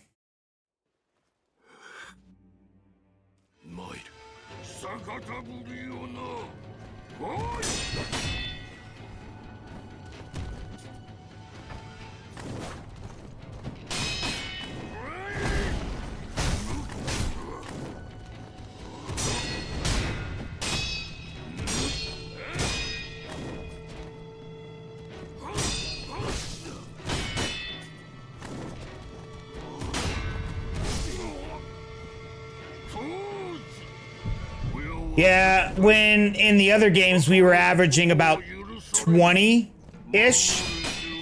Except when I got to like Prime Radon or something like that. Even Melania I was only doing, because I would like go out and go get a couple levels or whatever. We were only doing like 20 to 25 deaths. Oh, that's my own fault. Yeah, 10 to 20 for Elden Ring. But if this is the hardest Souls game, Elden Ring is the easiest, so. Now, we died a lot in that game. Mostly from stuff like Prime Radon. I think Prime Radon was like almost a quarter of all... probably half of all the deaths I had in the DLC. Yeah, I will tell you what, I'm so kind of tired of this boss that I almost switched to Elden Ring tonight just to take a break. But when I was setting up the stream, I just went ahead and picked Sekiro, so that's why I stuck with it. Prime Radon, pre-nerf, yeah, I haven't played him pre-nerf. I have it on Xbox, so whatever they have it set at now that's the only way I can play him.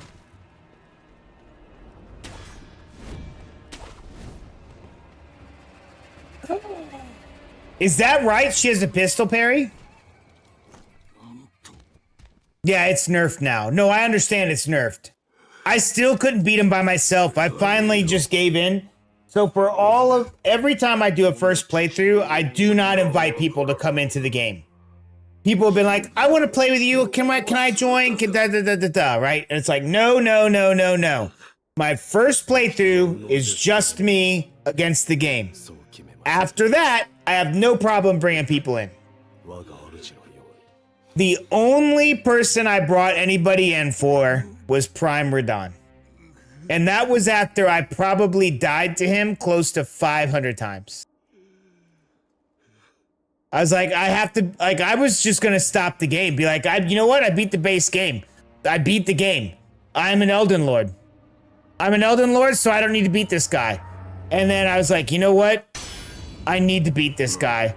So I eventually called somebody in like I did random summons and stuff, there was times that I was better than the person that came in to help. But what ended up beating him was somebody with a big giant shield and a spear.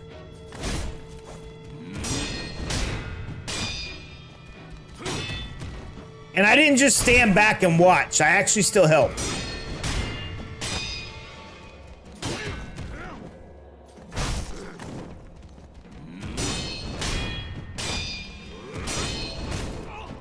And yeah, that was the other thing.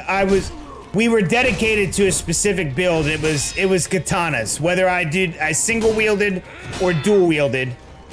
I had a dagger, a wakizashi, which is this very, very small katana, but it's a dagger that I put parry on, and I could not get the parries down because I was never a parry person in the game.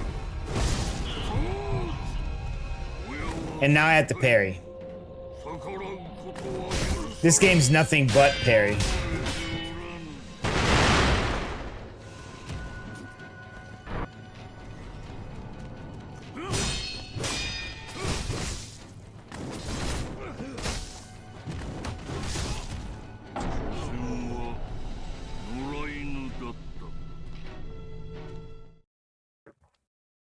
Yeah, I bet if I had changed to a big shield and a bonk, I probably could have won. But I would have had to go through and redo my entire build up a whole new weapon. Now we can do whatever we want with New Game Plus. So I was thinking like, oh, I'll just do New Game Plus. We have not started New Game Plus yet, in case I missed anything that I want to go back and get.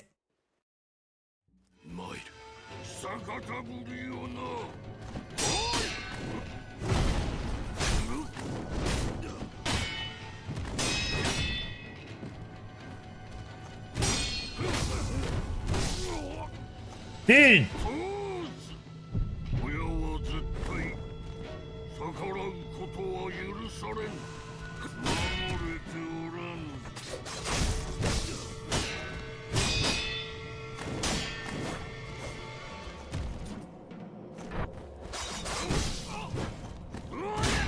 I wonder if I should get a distance weapon for this guy and just throw shurikens at him instead of doing the double slash. I feel like that's not helpful. Let me see.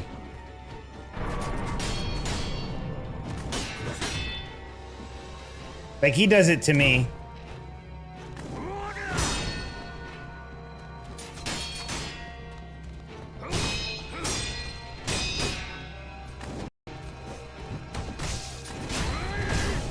Oh. Interesting. What was that? I was rolling on the ground and he slashed me while I was on the ground and then he called me a stray dog. Screw that guy.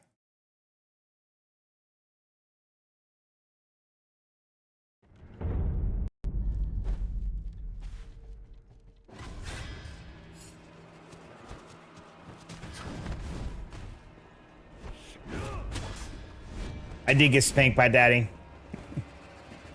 I still haven't made an actual clip out of your thing. By the way, if you guys make clips, you can share them on social media, and I guess you get a special social media badge as they get views. Just saying. I don't know what social media you guys run.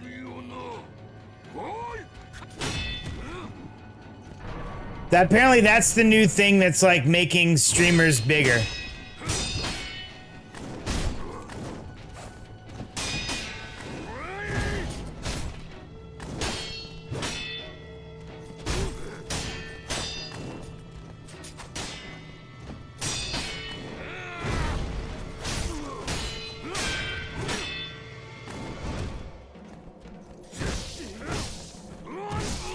Oh, come on! Stupid ass thing.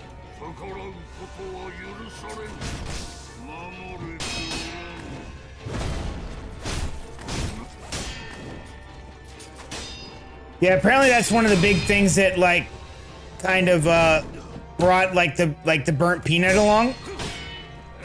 You know how many times I see clips from not on his channel on Twitch, but from like viewers. That apparently that's the new thing. Viewers clipping and sharing it. Now I'm not saying I'll get like the burnt peanut big or whatever. Oh, there's 4 shots there.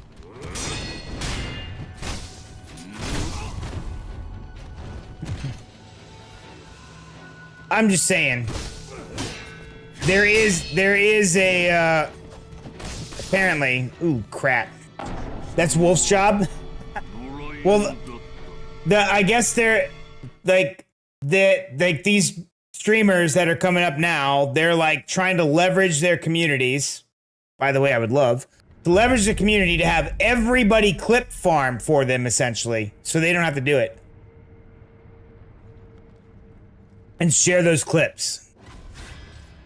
Like, I'll take the ones you made from last week and turn them into clips, and then I'll give you credit for them in like on whatever thing. I'll be like, oh, clipped by this person in the community or whatever. But which I've always done. But apparently you can now directly share them yourselves, and there's special badges you get for it. I'm just letting you know.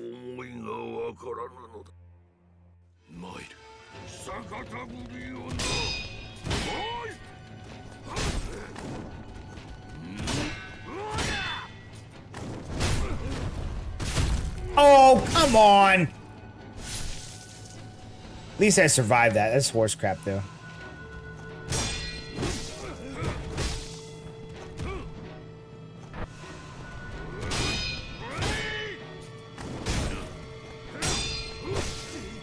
Raz doesn't have a YouTube. It doesn't have to be on YouTube. I think there's like several options. Insta, TikTok.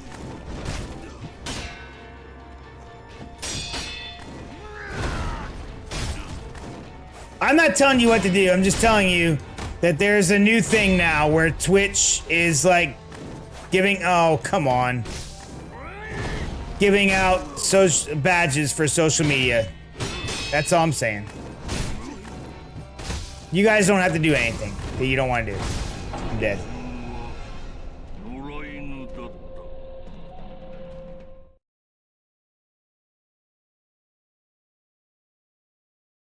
I will admit I haven't seen the Lucifer series, but I totally thought that if you went by Lucian, that you could easily go by Lucy. It's almost like A Boy Named Sue. You ever heard that song?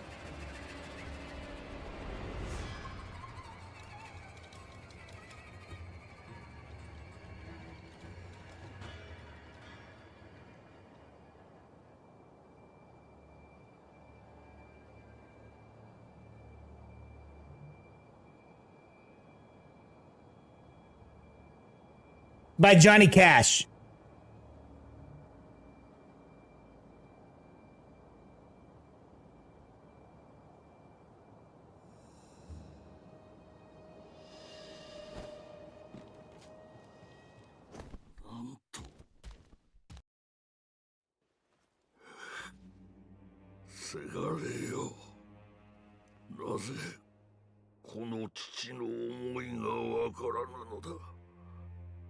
Looks like a hot daddy. I'm a hot daddy. What's up?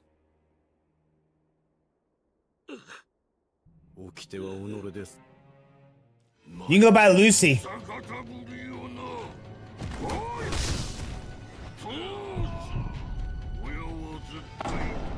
I refused it. That isn't a thing.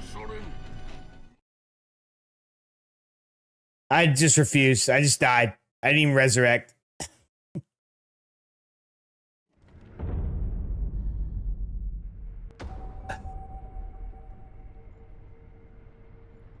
He's British and really hot. Why is it so easy for like British people to do an American accent, but it's so hard for American people to do British accent?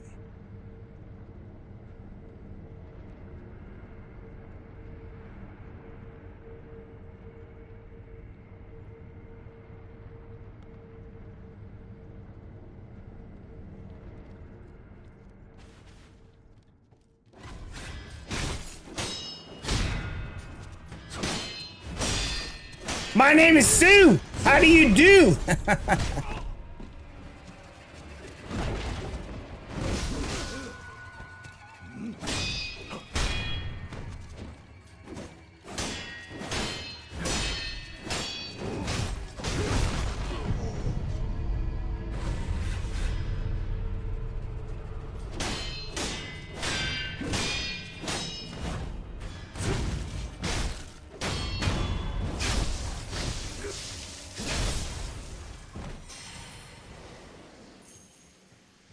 Oh, you hear American accents all the time on TV?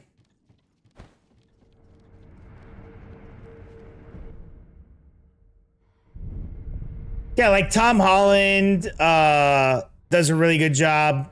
Hugh Laurie does a fantastic job. I loved him as House, by the way.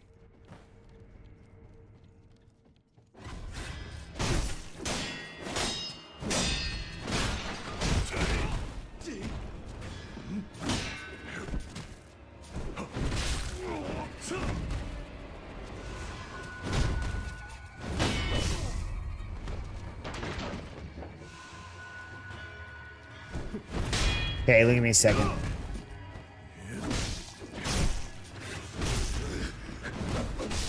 I'm getting beat up at the moment. Give me 1 second.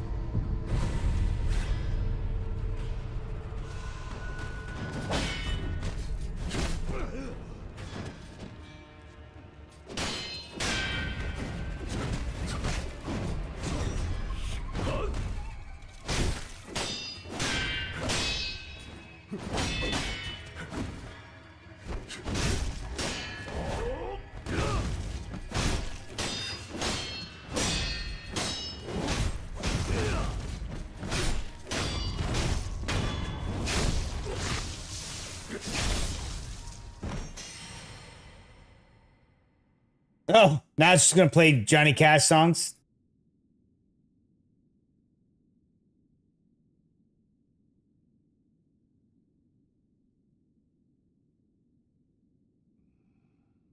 Oh yeah, I've seen him on the. Yeah, so I've seen clips of that show. I've totally seen clips of that show. I don't care, baby, by the way. 'Cause I'm happy like a room without a roof.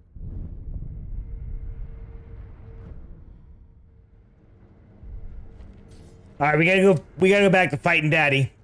I really need to just sit back and let Daddy come to me. We're just gonna let Daddy come to me. I'm gonna sit back and react to Daddy. React to Daddy. Daddy's gonna be all mad, and I'll be like, "Oh, hold on, Daddy."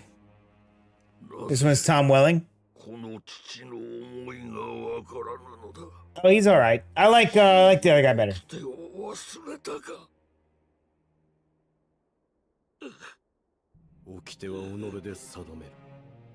Yeah, just lay back and take it. That's how we're gonna do it. That's how we're doing it.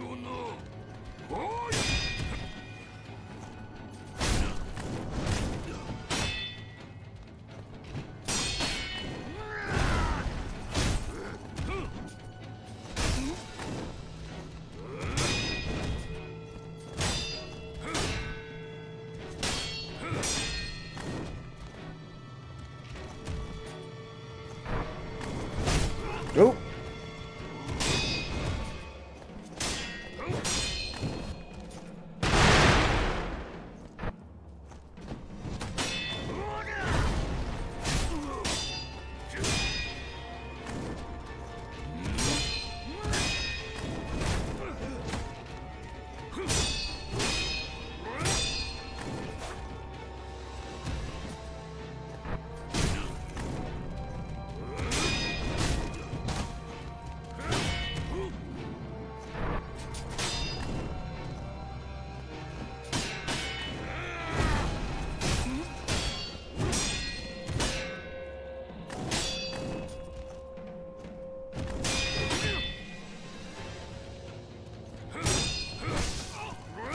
Ah, damn it! Come on. Dude. See, that's what happens right there. I get to where I start having to run to heal, and he starts just laying into me.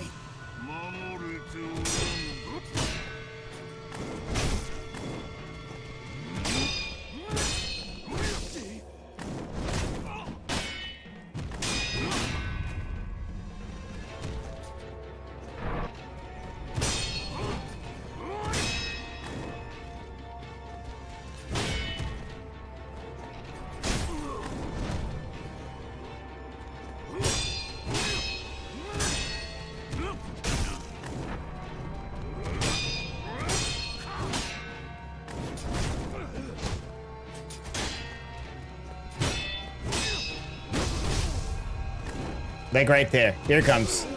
I was just trying to back up to heal.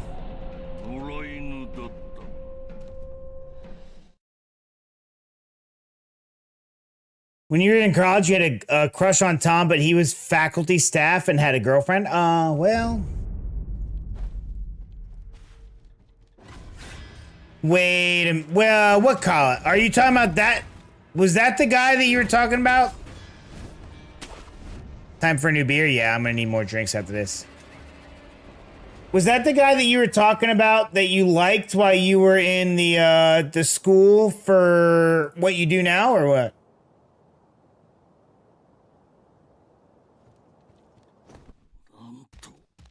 Sun has gone down and the moon has come up. Long ago, somebody left with the cup, but he's driving and striving and hugging the turns and thinking of someone for whom he still burns. He's going for different. Oh, okay. He's all alone.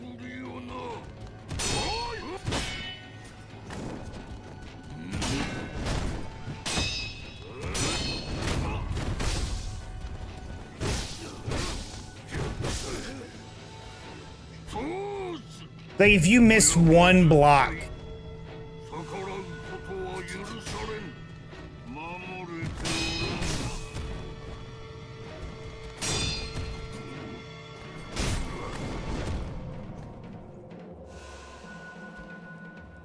Okay.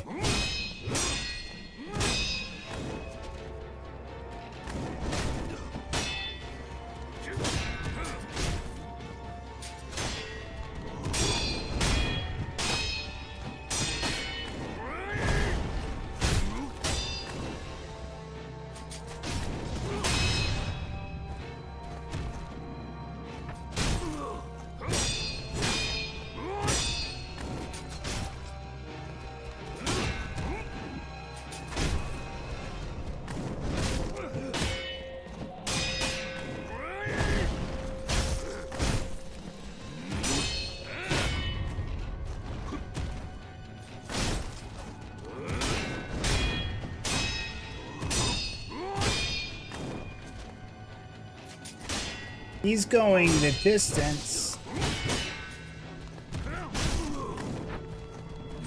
Oh, crap! That's my own fault. I was like, oh, if I throw a Chinese star at him right now, that'd be super helpful, and that is not the case. The first time in college, I was like 17 when I met him. Oh! All right. All right, I need more alcohol. I'll be right back.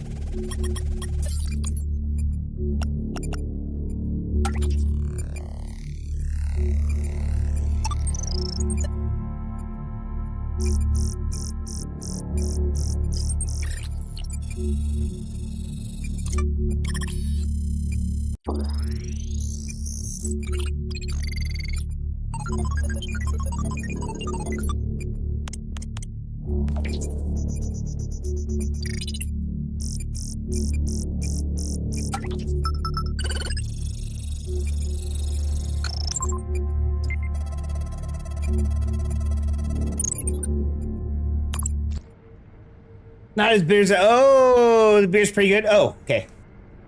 Not as bitter as the others. Which beer? Oh, yeah. Yeah, we're gonna start this song over.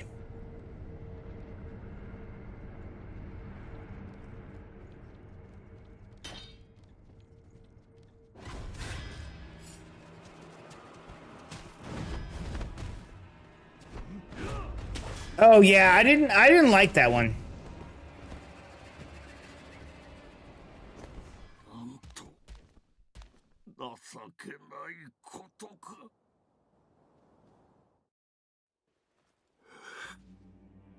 It's like Blue Moon, yeah. Just like I don't like the monsters that are juice ones. The juice monsters, I don't like those either.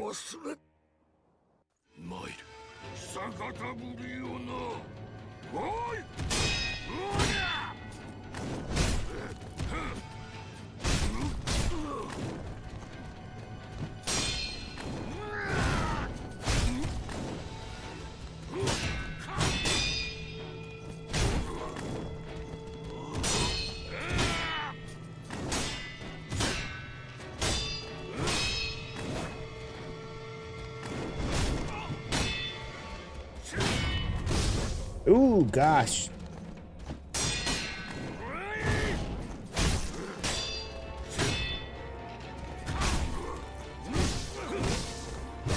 No! I'm just about to heal!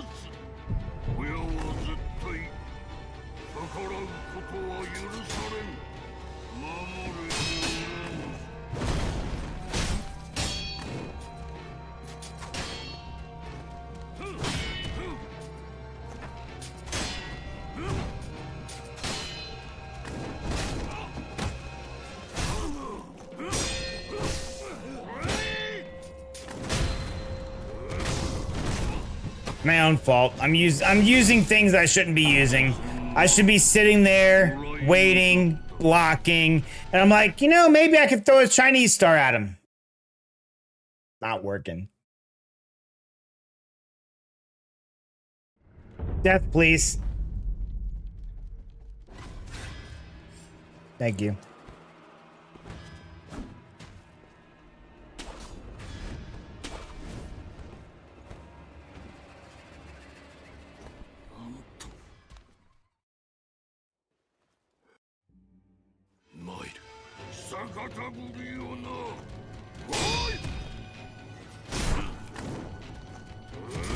Ow!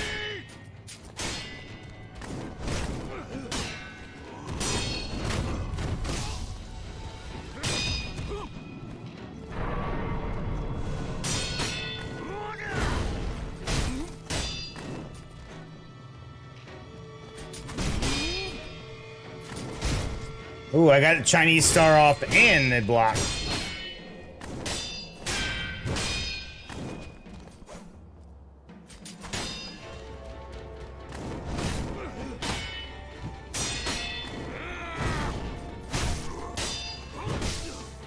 Ooh, goodness, no! No! It literally just canceled out what I just did.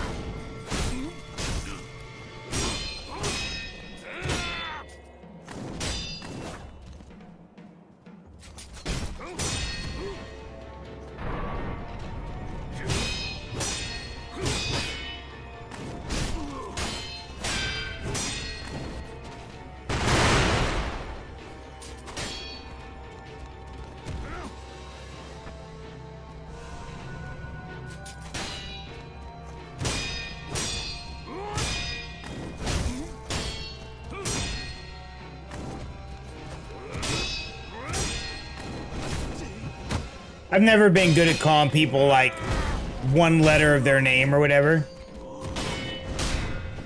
But, dude, I'm if you tell me to call you Torn, I will call you Torn. It's fine.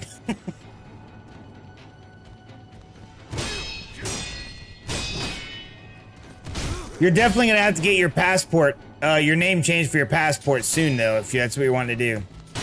Because if you're wanting to start booking stuff with Amanda, she's gonna need your name that you're gonna be using for, like, your legal name and all your credit cards and stuff for all that.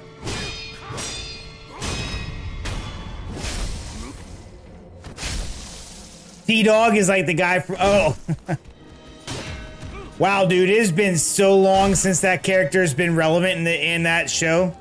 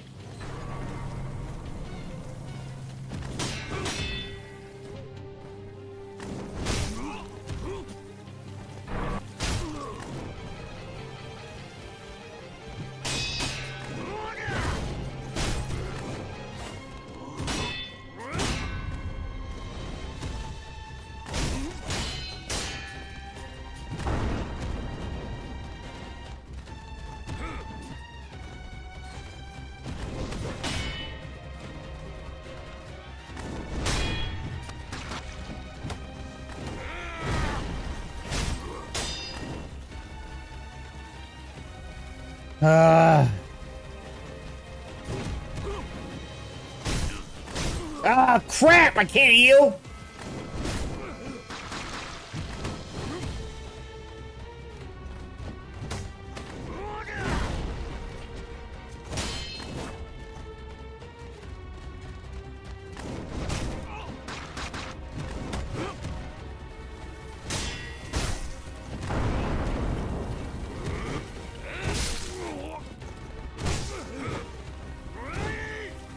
Still can't heal.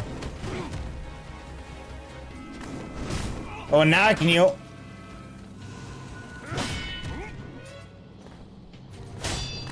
Oh, now I can't.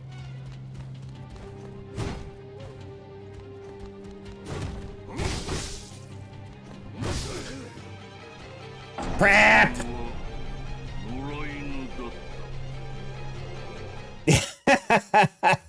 If someone called you T-Dog, you might... I know. I'm getting closer. If someone called you T-Dog, you might be stunned or shocked. You'd vomit.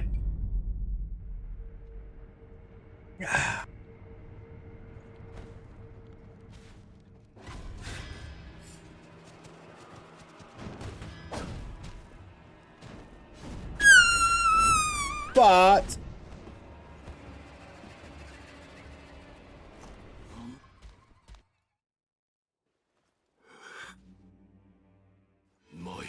yeah, you gotta do your name change thing soon, dude, so we can start booking stuff.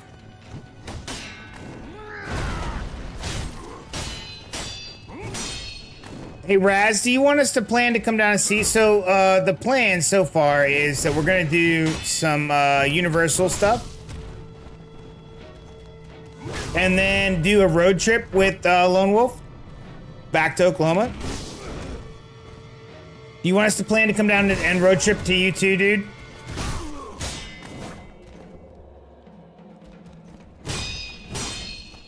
You be down for that?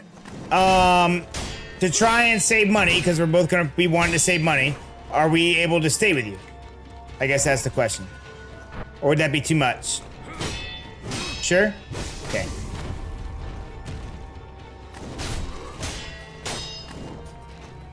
Get extra rooms? Cool.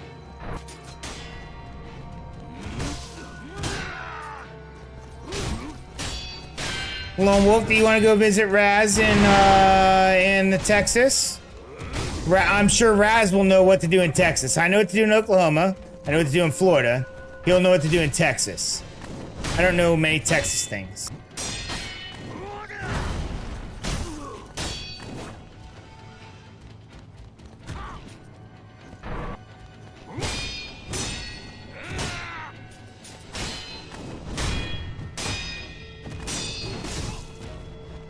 Come off it, dude.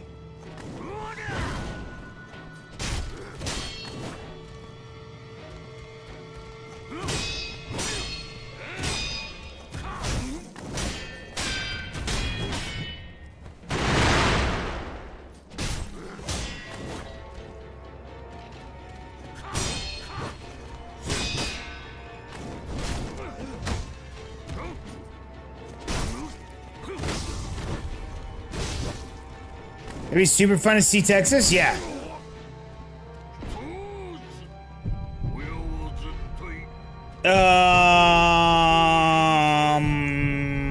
No.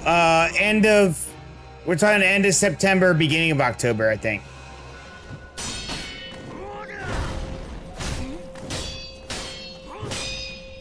When it's a little bit cooler out.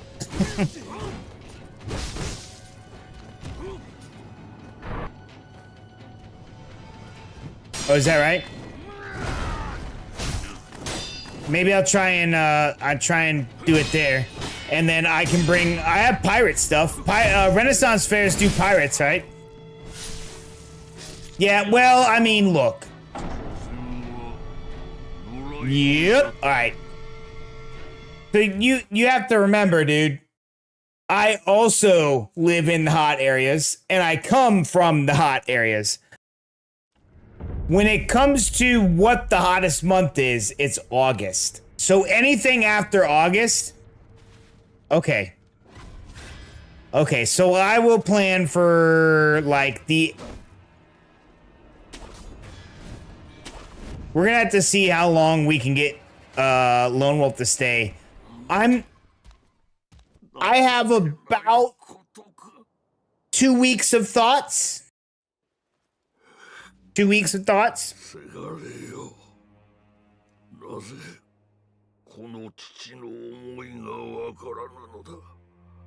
You have to bring it with you.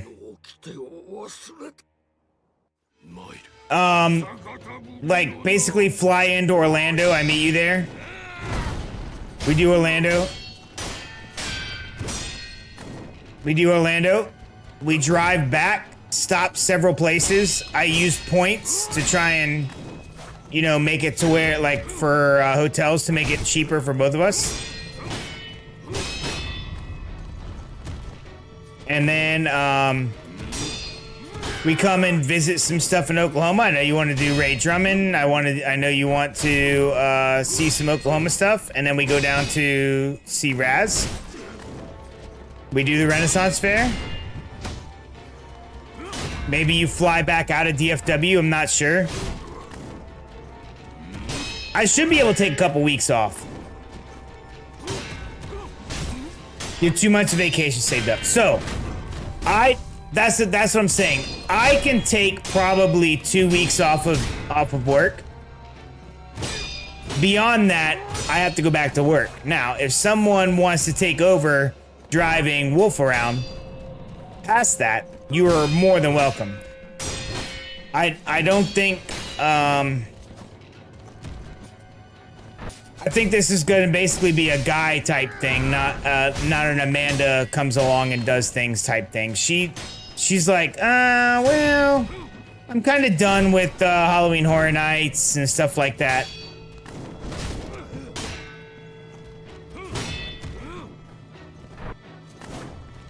Yes.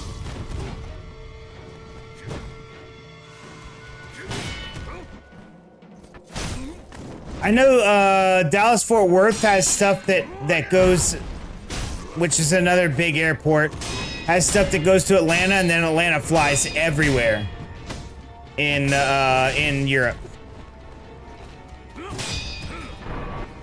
The boys trip.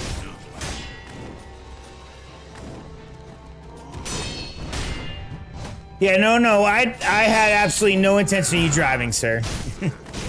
When you said you didn't have a driver's license or anything in the UK, I figured you'd need a chauffeur. I can take 2 weeks off work. And I'm gonna try and make it to where we get the most out of your, what you say is like 3 to 4 grand of savings that we can.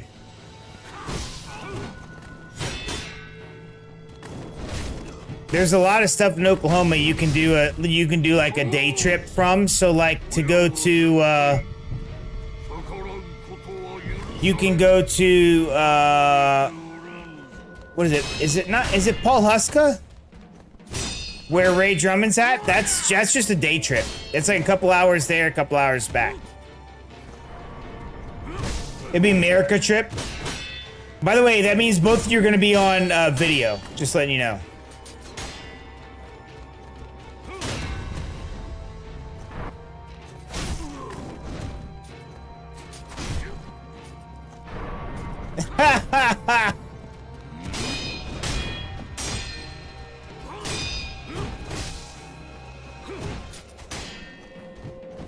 Oh no, I mean, look, I know about where it's at, but I can't remember the damn name of the town. You don't mind? Yeah, so if Lone Wolf's gonna want to stay past the 2 weeks, it's gonna need to be not here. Oh, being on vid? Yeah. Okay.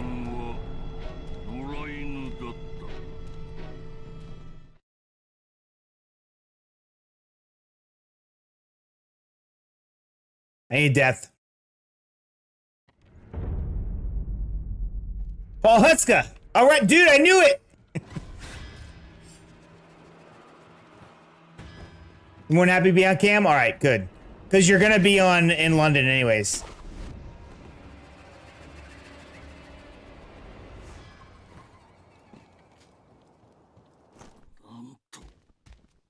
I have 2 mics. I can even mic you up.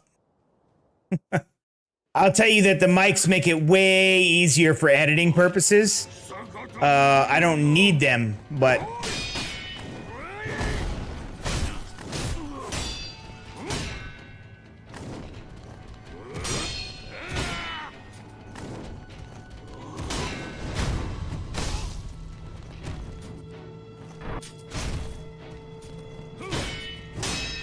They do. I can make them.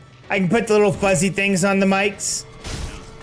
I can also cut out a lot of, because the mics I have background cancellation on them inherent into the thing. It actually can cancel out a lot of the background sounds from everybody else talking and stuff, which makes it really nice for editing. Sometimes what happens though is, like, if I have Amanda mic'd up and I'm doing something over on the side in a store or something, and she's talking to a cashier, this is actual editing I've had to do. I have to edit, I have to go in and cut the film, edit her talking to the cashier out, because she's mic'd up. It's still actually, mic me daddy. It's still actually picking her up, talking to the cashier, while the cashier's not, while I'm not talking about, like, actually checking out. I'm talking about whatever's in the store or whatever.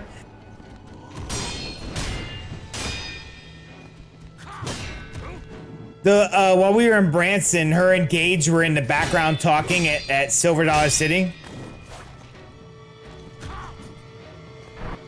which was coming through on the camera, because she's like, you know, 20 feet behind me. I think the mics actually go like, oh crap, I'm dead.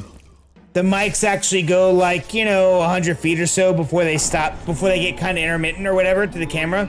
So her and Gage are talking about stuff, and I'm sitting there like doing selfie mode, talking about things. And then I stop talking and I see the mic, like the gain, like the mic gain on the video still moving, which means she's talking at the same time I am to Gage in the background. And I'm like, I just look back and she's like, oops, sorry. And I'm like, give me like 10 seconds to talk, and then you guys can talk about whatever you want. She's like, I can take the mic off. I'm like, no, it's fine to keep the mic on. I just need 10 seconds. And literally like 5 seconds into me doing my whatever I'm talking about, she starts talking again. And I just stop and look back at her. She's not used to being on camera. She's trying real hard. I guarantee she really is. Not with the mics. So the mics I have, it has a thing that plugs into the camera. It's just like a receiver that plugs into the camera. And I can turn on whether it's muting everybody around us or not muting everybody around us, and that's it. I didn't buy the super expensive DJI mics. So I think they were like twice as much. So instead of being like $100, they were like $200 to $300. I spent like $120, I think, for the mics I have. So they don't have a button to mute. So I just have to go in and cut out her mic.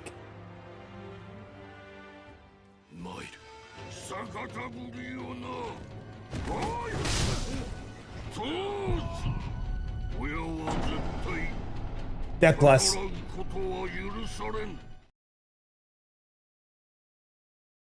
I do think that there are mics that you can like push and mute them.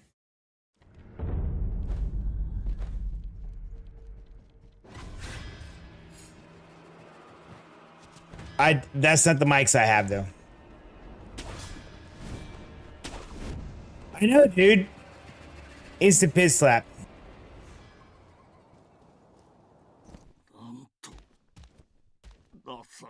You wish you could live in Oklahoma? Look, dude, I'm super. We're gonna stop at least 3 to 4 times before we get back to Oklahoma. I just have to figure out where and then what to do in each place. So what we did on the way down to Florida, Amanda and I, if you follow our road trip videos, we stopped in like what, 4 places before we actually got to where we were gonna go on the cruise. My plan is to do something like that on the way back up to Oklahoma. So whether you want to go through Tennessee or Louisiana, like if you want to see New Orleans or you want to see like Nashville, that's up to you. I don't know. Can we go up to Nashville and then down to Tennessee and then back up? I think you might be able to. stuff like that. That's kind of the plan.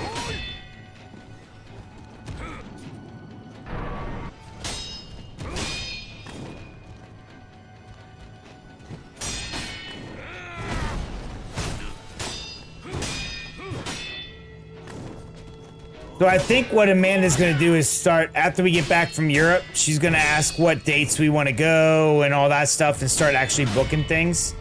The only thing she won't be able to book is your actual flights. But that'll still give you a couple months out for booking flights.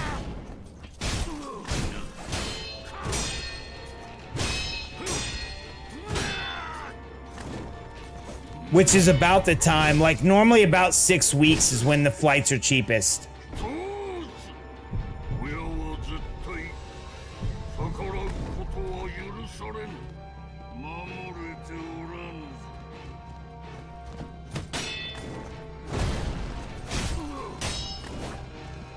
Hey, you know that scent might get you a Razanoff. I'm just saying.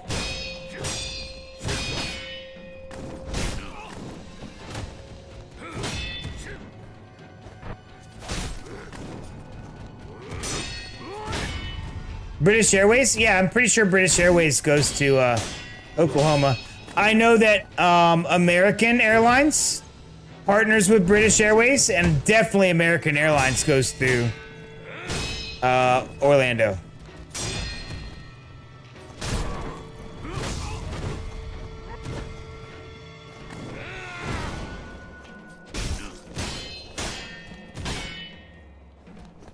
Don't you know I'm still standing better than I ever did?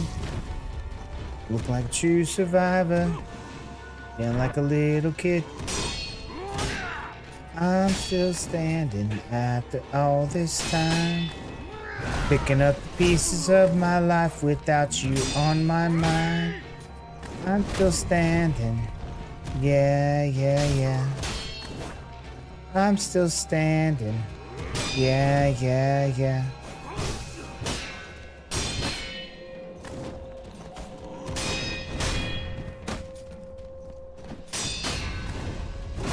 Oh, that's horse crap.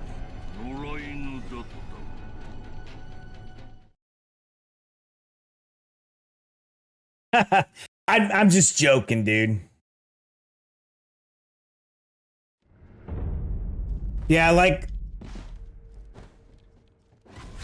like I said, I can take off probably about 2 weeks, drive you around, do stuff. I'd have to go back to work. Anything after that would be up to Raz at that point. So I mean, you're on Raz's time at that point.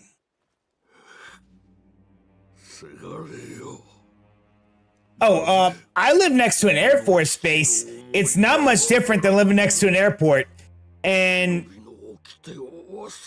I just hear different kinds of planes. So sometimes there's like jets, like fighter jets flying over. Sometimes there's bombers. Sometimes there's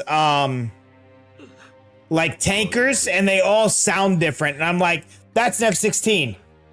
That's a B-52 bomber. That's like, because I see them so much flying and taking off from the Air Force base. I just learned what they all sound like.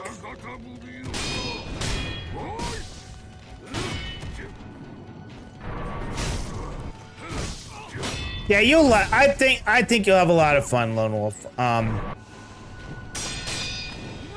I said, I can probably take off a couple weeks pretty easy. Anything past that, like staying around, you'd have to either like Uber everywhere or catch a bus or catch a plane or whatevs.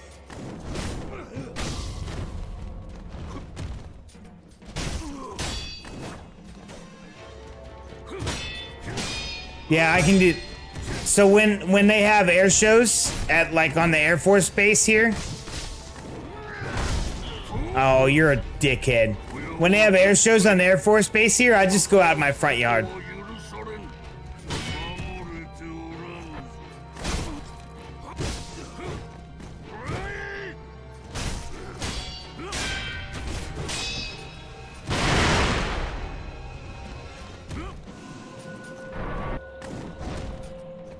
Oh, this guy just made it to where I can't heal.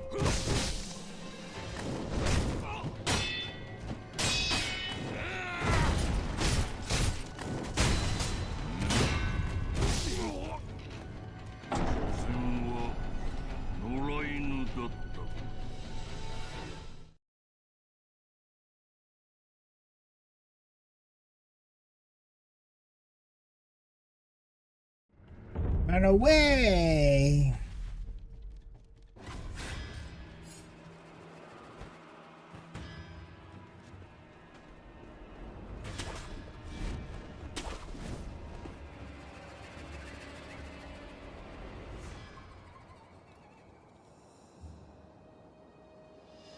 Oh, you're talking about like for farm fields and stuff? I'll tell you what, I haven't seen that. Mainly because I don't hang out around farm fields. Yeah, crop dusters. Yeah. They don't have, like, there are plenty of spots in Oklahoma, Texas, actually from Florida to Oklahoma and Texas that have, Hi, Bella. Good night. Are you going to sleep? Yeah. Okay. You guys sing tomorrow at church? Okay, I love you.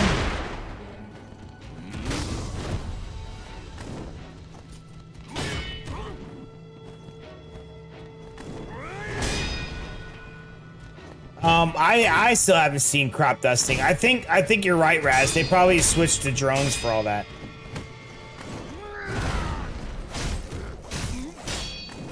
Hi, Bella. Good night, Bella. Yeah, she has to sing at church in the morning. So she's singing. She's actually, so instead of just singing at the, oops. So normally she just sings on Wednesdays at the, like the youth type stuff. The past couple times her and some of the youths that are like better, I guess, have been getting on stage. At the on the big church on Sunday instead of just on Wednesdays for the youth churches. So it'll be like the third or fourth time Bella's done that. But that means we gotta like get up early, drop her off. She like does all 3 services. But I think we're going to see Project Hail Mary tomorrow after church. After everybody's done doing church. Amanda's like watching babies one service. Me and the boys are just going to watch a service. And then Bella's singing all day. Oh, she enjoys it.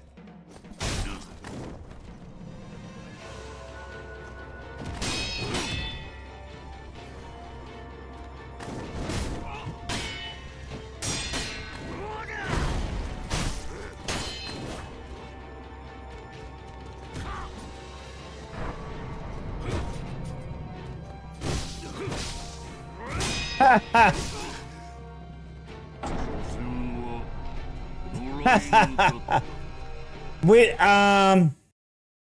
your imagination's getting silly sometimes? Yeah. Trust me, dude. Like, I'm on stream and I'm like, oh, maybe one of these days, one of my clips or something will blow up so big that everyone comes into my stream and I become the biggest streamer. No. It never happens that way. I need a death, though. Death plus.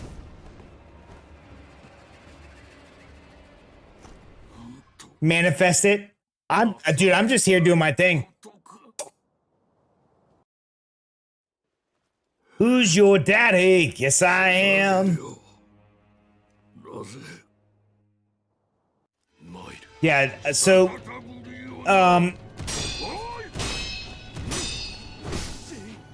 long story short with your travel, Lone Wolf, continue to save up money. I think when Amanda gets back from Europe, which will be June, she'll start asking for dates for us to book for you and for hotels for me and you. My assumption is that we can share and split when it comes to like Universal hotels and stuff. And then maybe I can use points to try and help save you some cash. because I know you make less than I do. And we'll try and do as much as we can to get you like driven around and like see as much as the US as possible without, like, I'm not gonna go to New York or anything crazy, but like the South. You'll see the South.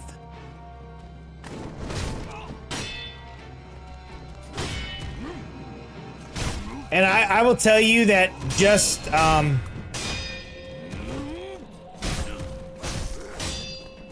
like driving through New York, Los Angeles, stuff like that.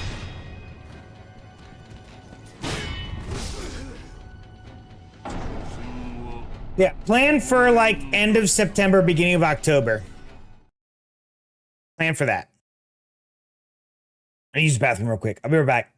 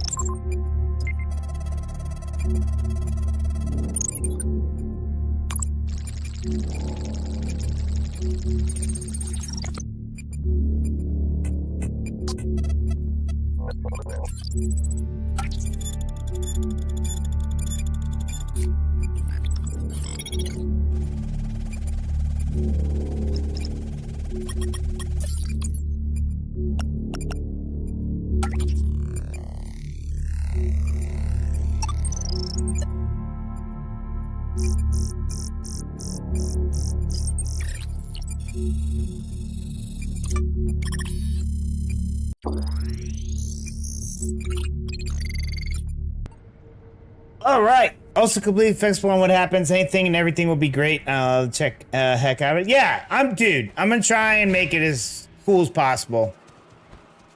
Like, I know you can't drive and stuff, so you're kind of stuck with wherever I take you. New York City, Seattle, yeah. There are cities. Grand Canyon? Ooh. Can I question is, can I fit in the Grand Canyon? Maybe. Maybe. We'll see.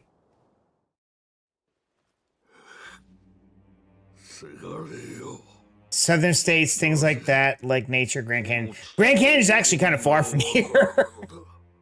Yeah. I think I can work it. We'll see.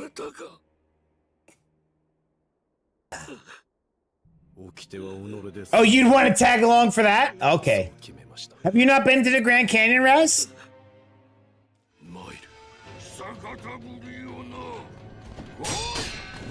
Oh, actually, okay.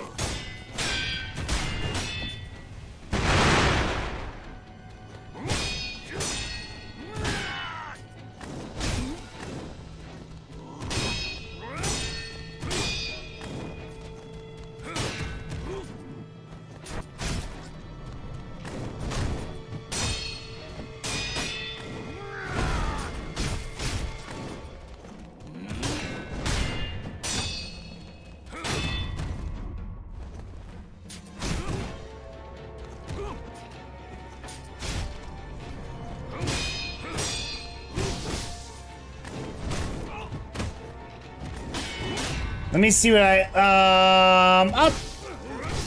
Amanda and I are pretty deep. You honestly haven't traveled much. I always. Wow, rest of family travel. Oh, interesting. I'll tell you what.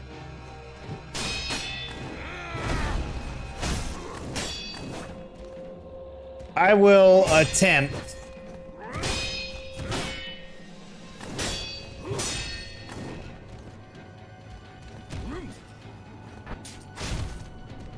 Man and I are pretty decent at planning travel stuff. Let me see what I can work out. Tell you what, ChatGPT actually does a really good job of like, hey, I have this long, I want to go see these things, where should I stop? I only want to drive 5 hours a day. It does a really good job of like planning out stuff. Yo, princess! Oh crap, I got chopped down while I was still on the ground.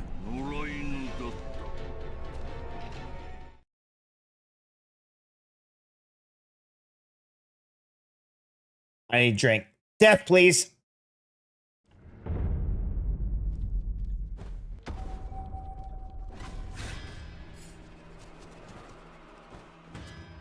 Yes, I know that. There's several Buckies, though, and that's all that matters. You gotta fight for your right to party.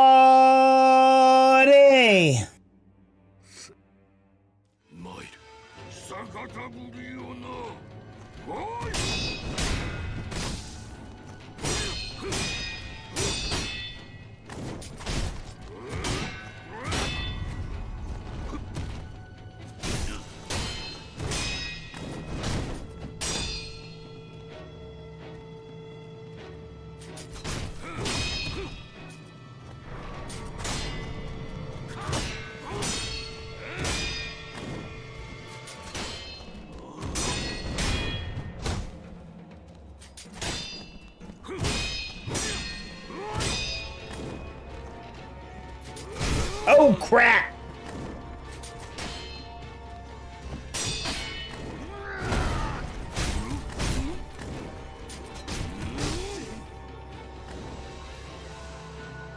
There we go.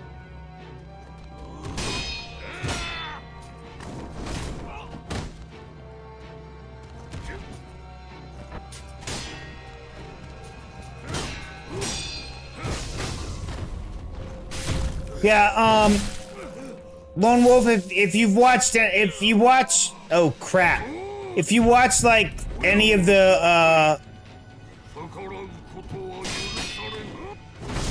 oh goodness, I just got wrecked.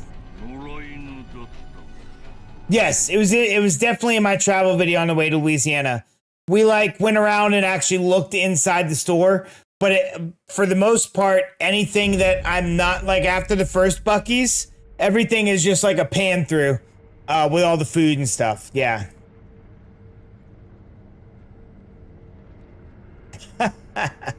I'll tell you what, Buc-ee's toilets, immaculate.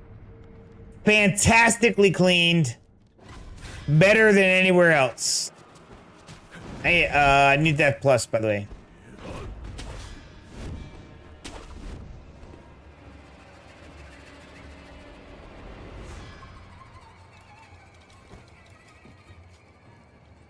Yeah, if you want to see what would basically be like driving back from Florida to Oklahoma, if you went through, no, not like that. If you go through my last 4 travel videos and go backwards, that's what it would be like going the other way.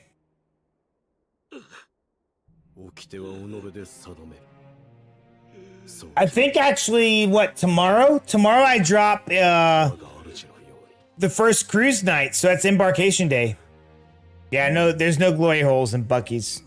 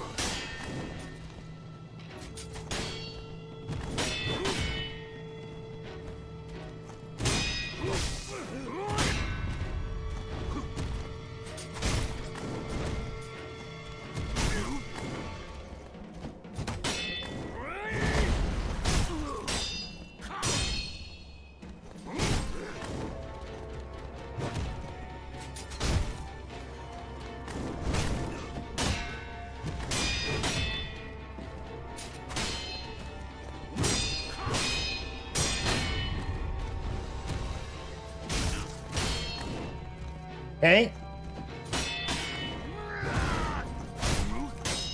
Fliggy hooked up, Wolf. I will, I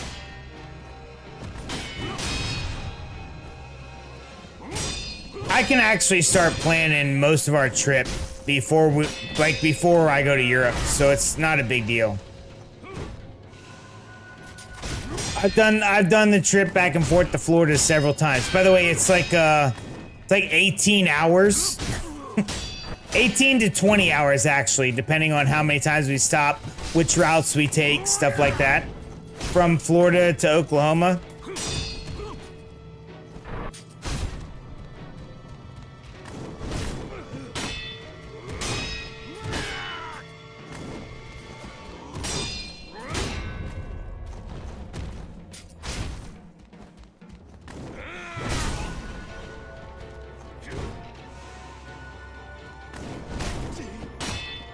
The best way to do it is to make a big road trip out of it and stop several times.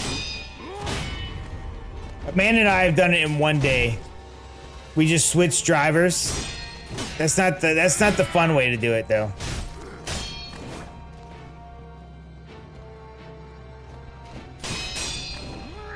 No, it's now, if you want to go from Florida to California, that's a different story. That's like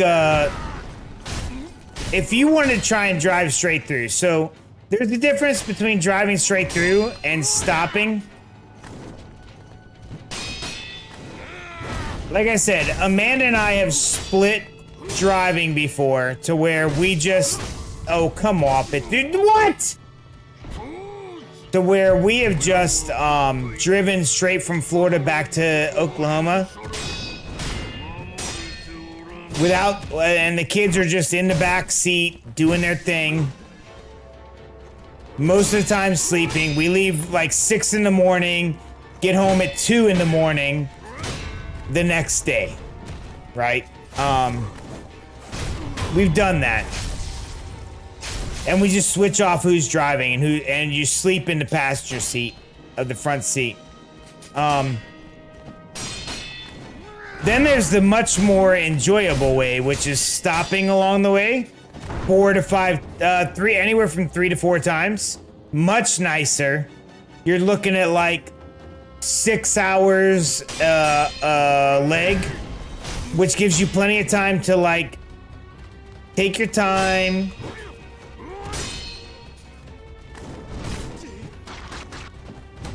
Like you get to take your time on top of actually maybe getting out a little bit and sightseeing. Like if you leave early enough, right? You can sightsee when you get to where you're going. That's what we did on the way down to Florida.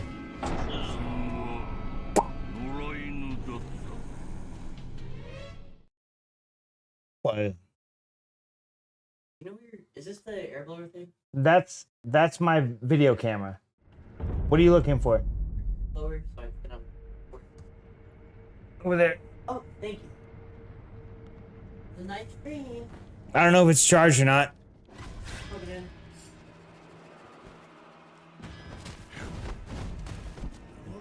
Hi, Princess! I think Princess says she wants us to go to Colorado and visit her. While we're driving around. That was Gabriel, my 17-year-old. He wanted the like blower thing that I have, so anytime I have to open up the computer to do anything, and actually every once in a while, if I'm upgrading it, I like I blow it out and blow out all the dust and stuff, and then every once in a while, even if I'm not upgrading the computers, I just kind of blow them out to clean them up. It's for like all of my electronics and stuff. It would be 7+ countries. You're right. You're in Iowa. I've never been to Iowa. That's actually a spot I've not been.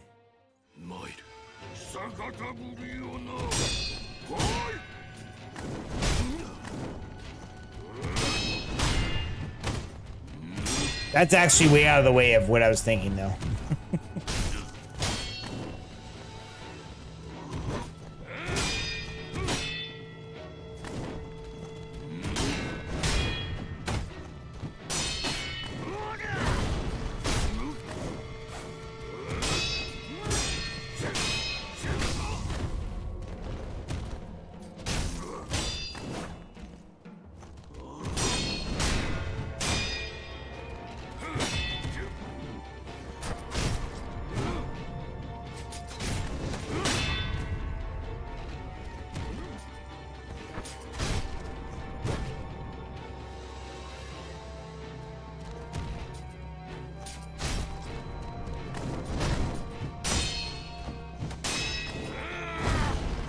Yeah, I don't think Amanda is gonna be joining us for our.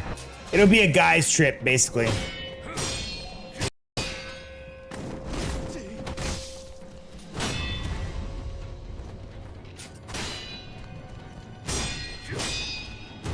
She has absolutely no intention of doing Halloween Horror Nights. That doesn't mean she won't come. She just won't do Halloween Horror Nights. And I would like to do 2 nights of Halloween Horror Nights. One night doing all the Halloween horror houses, and then the next night just kind of part of it's for video reasons, right? I was pretty boring. Part of it's for video reasons. So showing how to do all of the houses in one night is a good video. It's done really well the past couple times I've done it.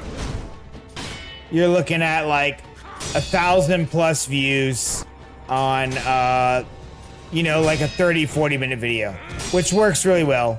I expect that as the channel continues to grow, that would be more. But she has no intention of doing Halloween Horror Nights. That being said, you could do Universal. Drink.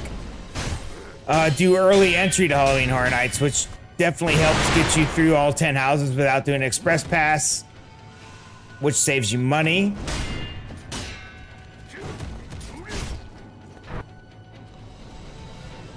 And there's like some strategy to it, right? to make sure we get all the fun things.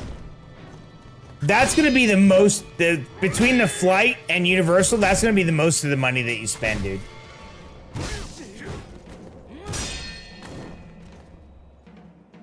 So, my idea is that you get to see all of the Harry Potters.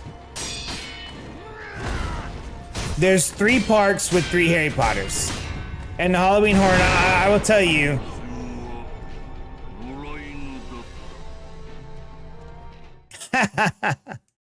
I will tell you that I really enjoy Halloween Horror Nights. It's fun. I have now gone the past 3 years, and I'm like, I have to go every year now. So I was already going down, which is why I'm like, okay, I can line that up with Lone Wolf wanting to come overseas. There are 3 Harry Potter areas. So each of the Universal parks, there's 3 Universal parks now. Islands of Adventure, Universal Studios, and then Epic Universe. Each of them have a Harry Potter park, right? Between Islands of Adventure and Universal Studios, if you have a park hopper, you can actually ride the Hogwarts Express between the 2 of them. Just saying. It becomes super fun. No, Harry Potter is not at Walt Disney World. So that was the point. So if you tried to do all of Walt Disney World and all of Universal, it would take, if you went every single day, right, to each park, that's 7 parks. That is massively expensive. You're talking like 5-6 grand maybe, if you're staying on property to get the most benefits out of that. If you decide to just do Disney, you can do 4 parks. Yeah, it's expensive. If you decide to do Disney, you can do 4 parks. It's much cheaper, obviously. If you decide to do... I got you, Lone Wolf. If you decide to do just Universal, that's actually cheaper than Disney. Still need to get what you want? Yeah. So, most people are not Disney people.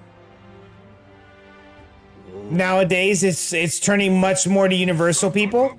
And I don't, trust me, I don't disagree. Amanda is a very Disney person, though.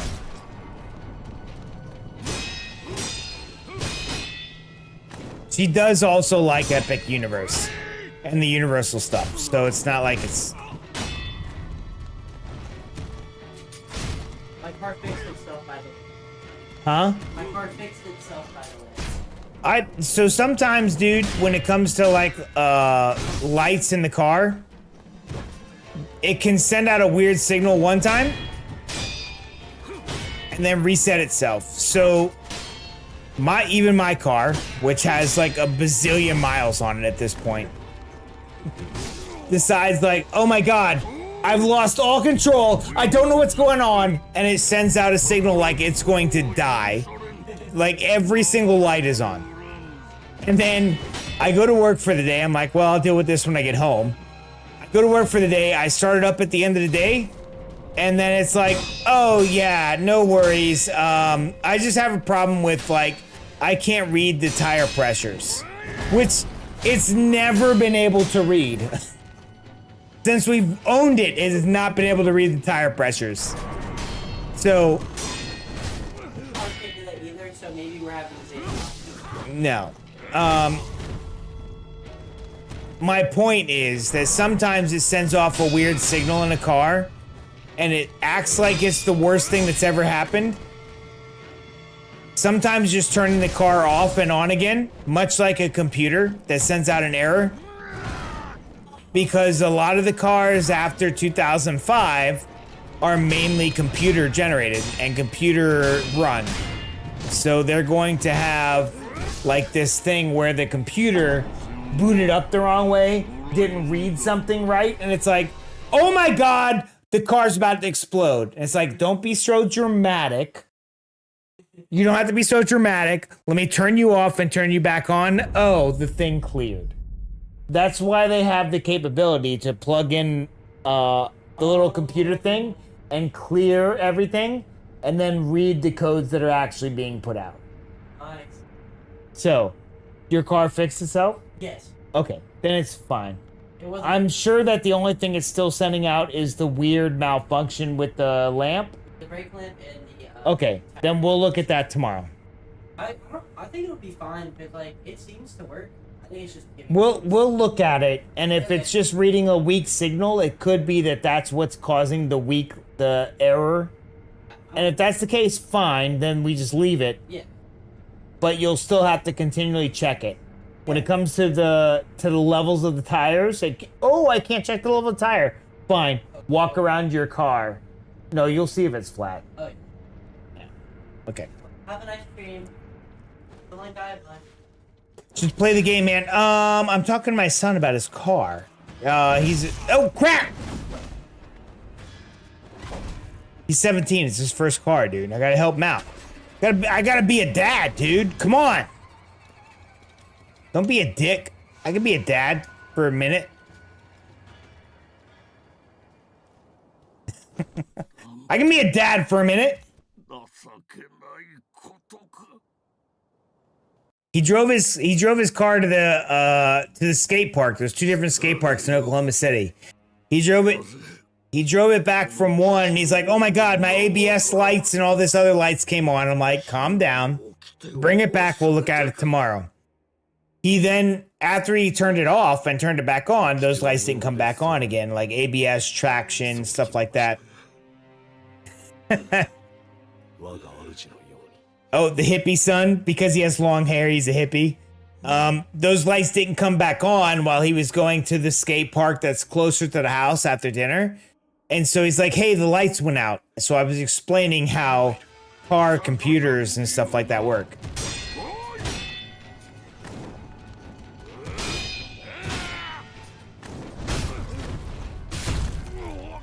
Like my wife won't understand that, so I have to explain it to him. Oh my God, I'm still alive? Jesus, I thought I was dead.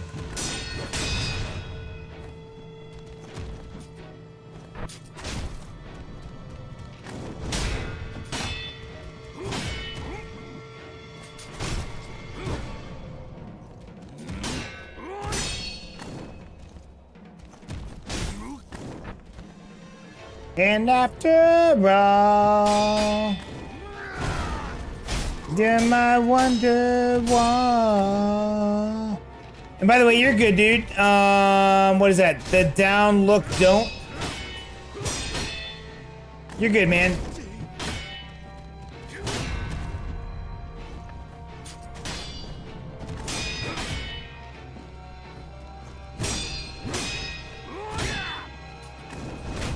Yeah, my son bought his first car a couple months. Actually, it's only a month ago now. It's a 2006 BMW station wagon. I believe it's a X530 or XI530, whatever the weird model numbers that they give to those things are. We bought it, and the guy that gave it to us had all of the sensors that you would need to replace to clear all of the, to clear everything. Like all the stuff on the, oops. All the stuff on the dashboard. Dude, I dodged that, but whatever.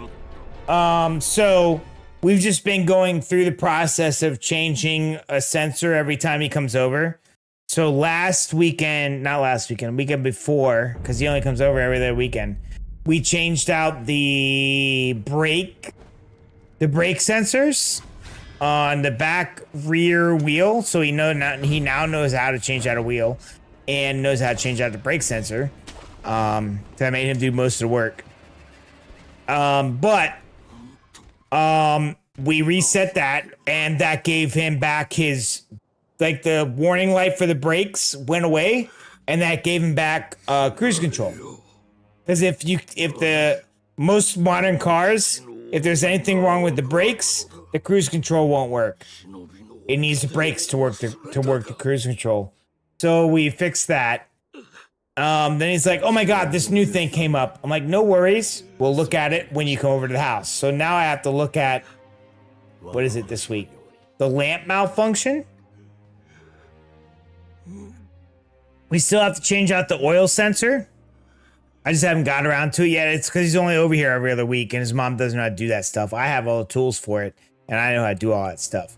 If we change out the oil sensor on a BMW, there's actually no oil dipstick on this BMW because Germany. So when it comes to that, we're gonna have to actually drain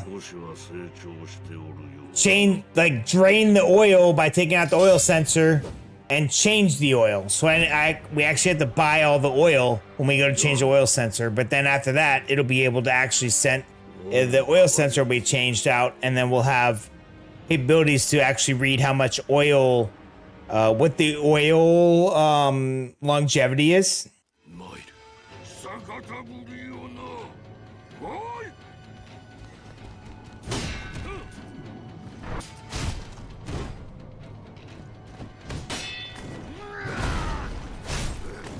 I had a friend, so their mother, when we got divorced, when their mother and I got divorced, the kids, like, we had, stock, which, by the way, next Friday, during the day, we're gonna do a Just Chatting stream, and I'm gonna talk about stocks. So if you want to learn about stocks, retirement accounts, mainly US-based retirement accounts, and how stocks work, what they actually mean, stuff like that, that's going to be the stream you want to be in Friday during the day. We'll do Just Chatting on that. And then we'll do some stuff like, silly stuff like setting up, whatchamacallit? Playlists and stuff. Yeah. But the kids, I had bought some stocks for the kids, and it was technically under their name, but also under control of their mother when I transferred it to them. So I think, I can't confirm this, right? But I think their mother sold the stocks. She felt bad and made an account for each of my kids with her to have $3,000 for a car. So I had a friend who had a car for sale. Actually, he wanted to actually sell for $5,000, but because it was me and him and I worked together, it's a work friend.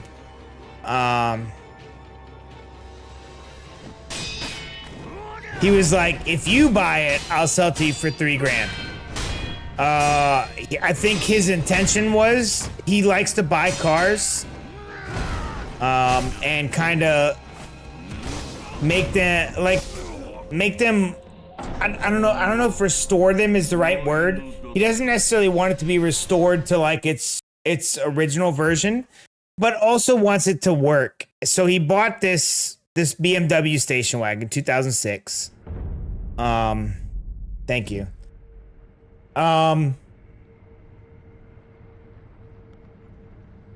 2006 BMW station wagon, thinking that it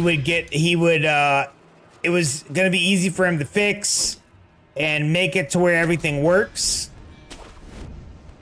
He's much like I am. Like, if I'm working on the car and I'm fixing things, I'm going to spend a lot of money to make all the lights go off, to make all of the sensors work, to fix the sunroof, every little thing that you could do to a car to make it almost original.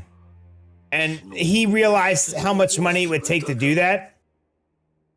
And he decided he didn't want to take that money and do that. So he was just going to sell the car. And I was like, hey, my son's looking for a car. Would you mind selling it to him for $3,000?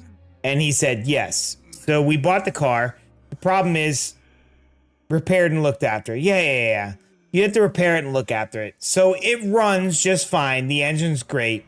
The what you call the powertrain, which is the engine and the transmission, worked fine.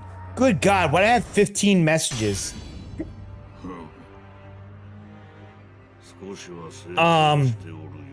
So the powertrain is fine. A lot of what ends up happening to newer cars is weird sensor issues. So you'll look at, like, a car will put off like a sensor thing, and it'll put off a warning that you need to service the engine soon.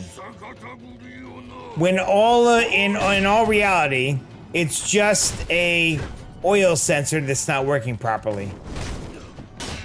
And as long as you change the oil, the car is not going to break.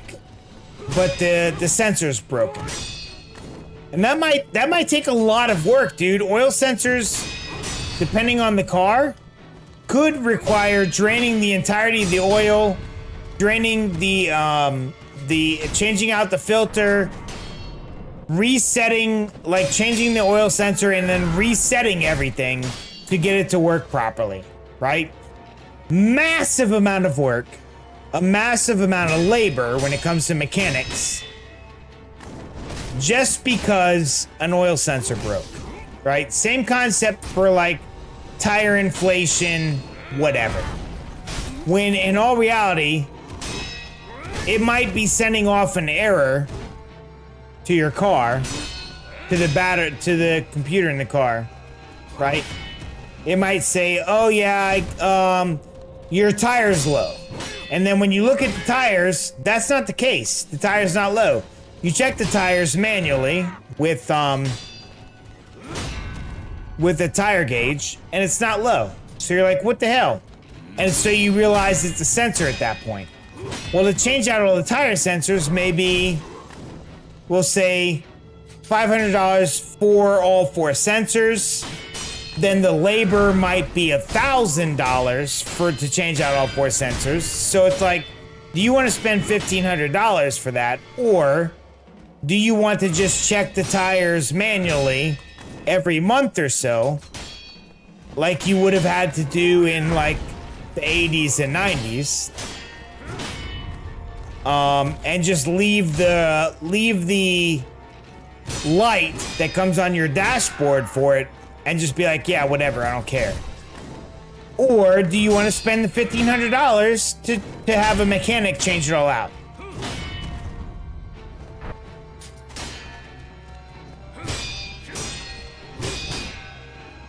Tire sensors never work? That's not true.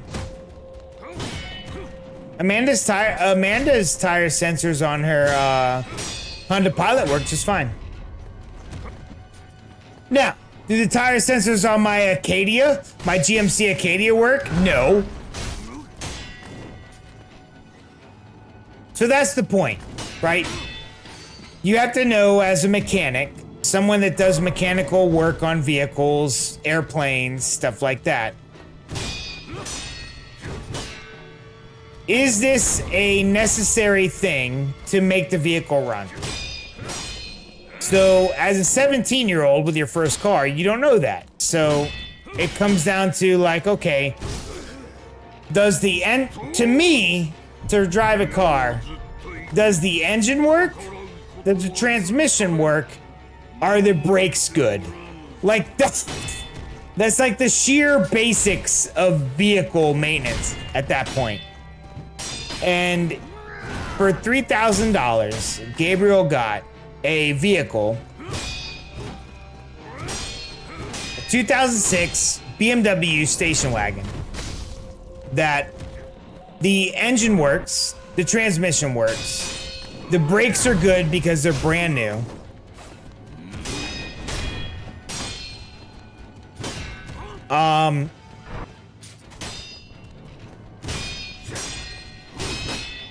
The sunroof doesn't work, and so it's been taped off And it's like, don't open the sunroof because it will mess up the sunroof. And he's like, whatever. And the AC maybe doesn't work as good as it should. And maybe it needs to be recharged by a mechanic. This is a $3,000 car. BMW, German car, import.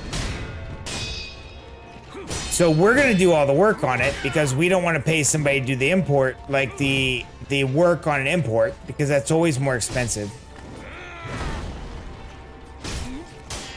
So the first thing we changed was one of the brake sensors, and now the brakes read fine, and now it's not like freaking out because it thinks the brakes are bad.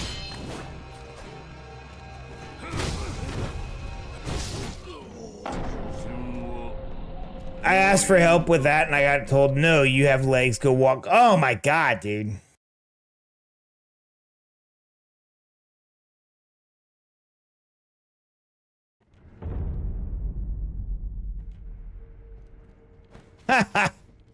Yeah, I will say a lot of, now, my kids, so we have 4 kids. The oldest immediately wanted to drive. The next one after him was like, I don't care. We made him get his license, buy a car, and start driving himself places. He's fine now, but he was like, I don't give a shit. I don't care. Gabriel, which is the third, really, really wanted a car. He's much like I was. I want my independence. I want to be able to go do things, do what I want to do. I don't want to have to ask permission to go somewhere, but not ask for you to drive me. And very much independent. Because he lived with his mother most of the time, that took longer than he wanted. Basically, I showed him how to drive more than his mom did. And then I found him a car. The biggest problem with this car is it has to take premium gas, which means instead of being $3.59 a gallon, it's upwards of almost $4.79 a gallon. Now, we found it for $4.14 a gallon today by driving around and knowing which gas station offers discounts and stuff, but still. I think his mom is not Amanda, but his actual mom is much more wary of him driving than I am. I'm like, give the boy his freedom. Yeah. Give the boy his freedom, right? Let him do what he needs to do. Oh yeah, Oklahoma makes a ton of gas, so we don't have to spend stuff.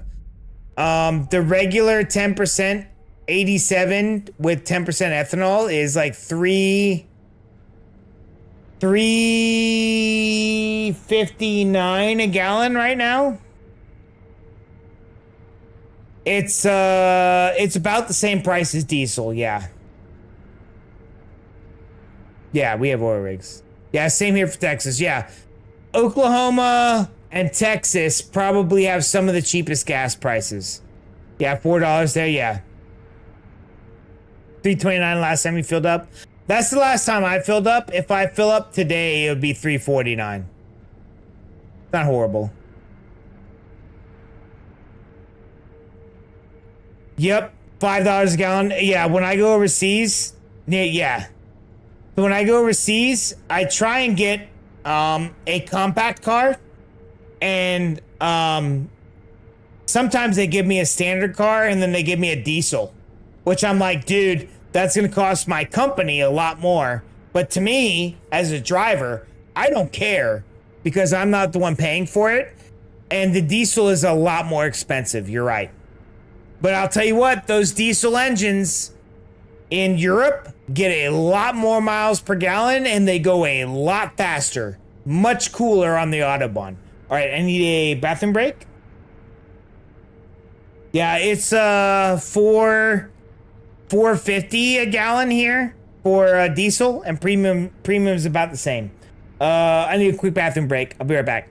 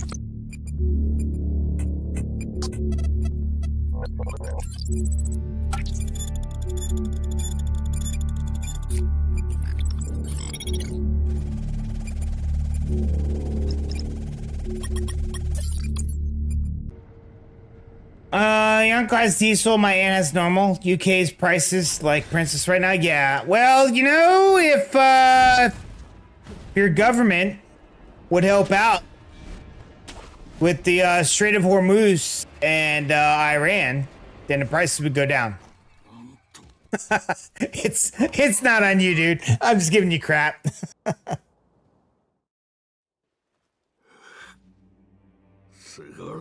Said to be going up again tomorrow. Yeah. As soon as Iran stops being ridiculous, the prices will go down.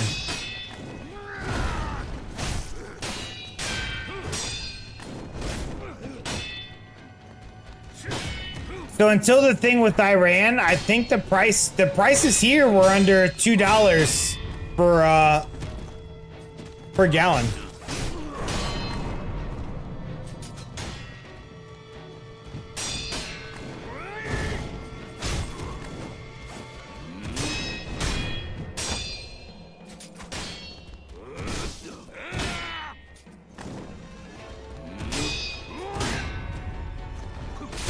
Ah, damn it.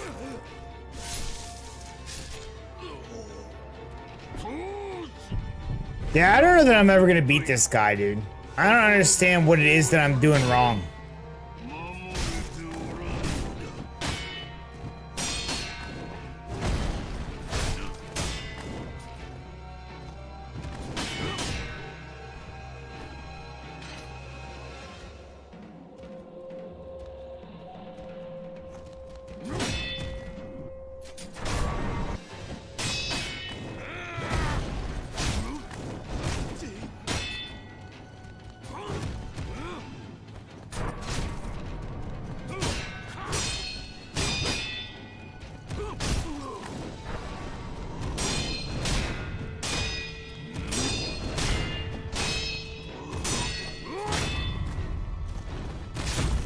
Dude, I was dodging, you piece of crap!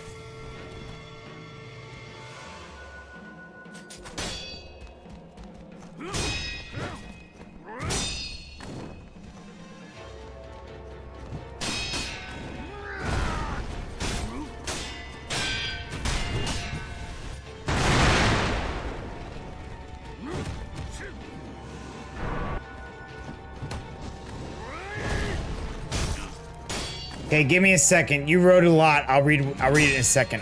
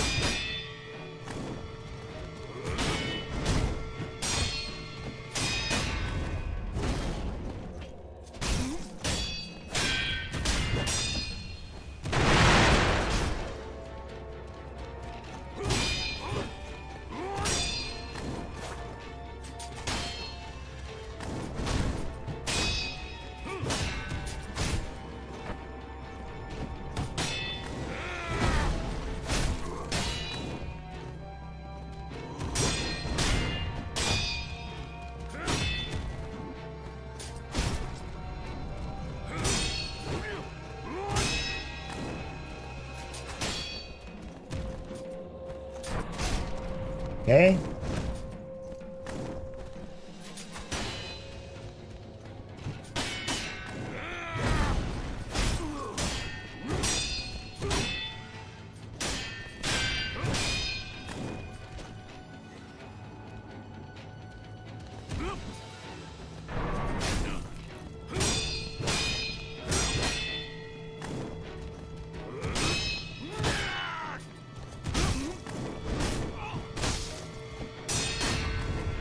No!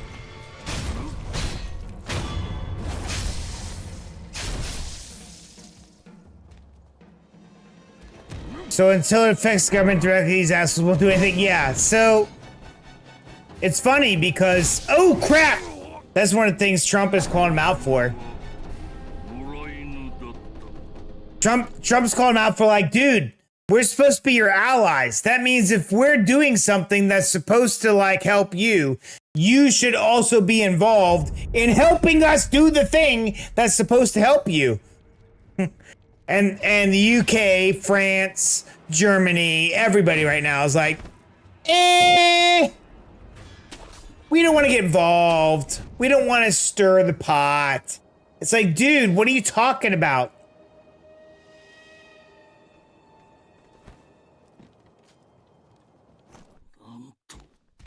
I mean, I get it. You don't want to get involved in things. I don't want to get involved in things. I don't want to be involved in every damn thing that comes down the pike, right?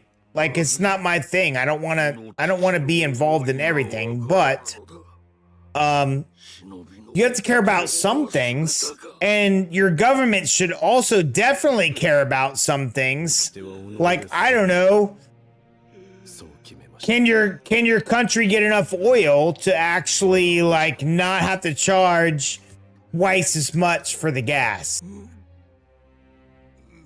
And instead they'll just blame the US for it. And it's like, hold on, we're not the ones to blame. We're not the ones blocking the strait.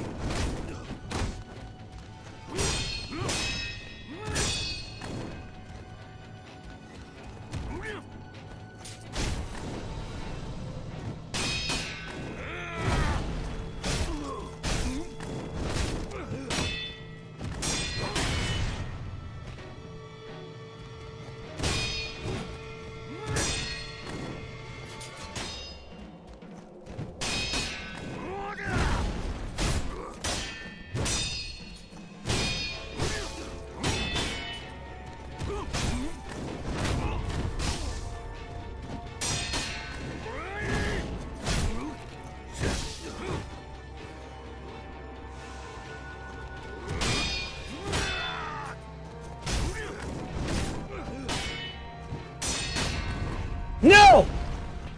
Dude, I thought he was gonna slash me.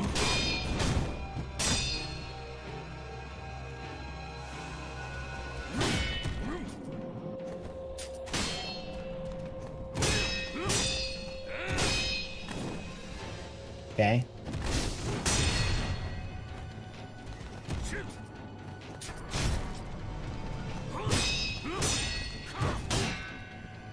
The funny thing is, governments don't tend to do...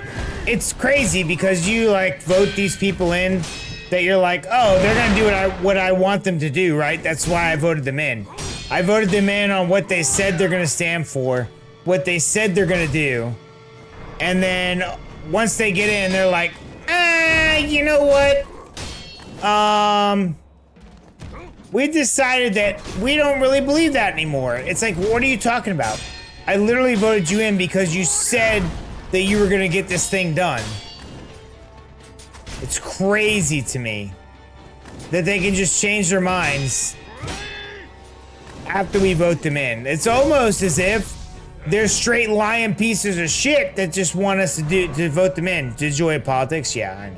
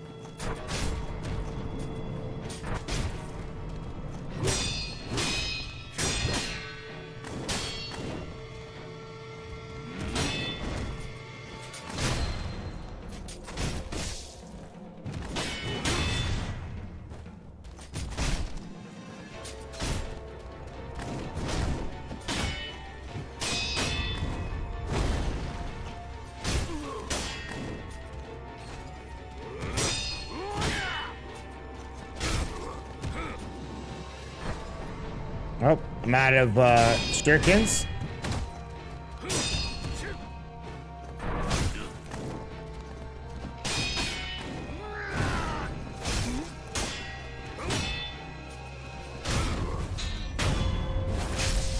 Woo! All right.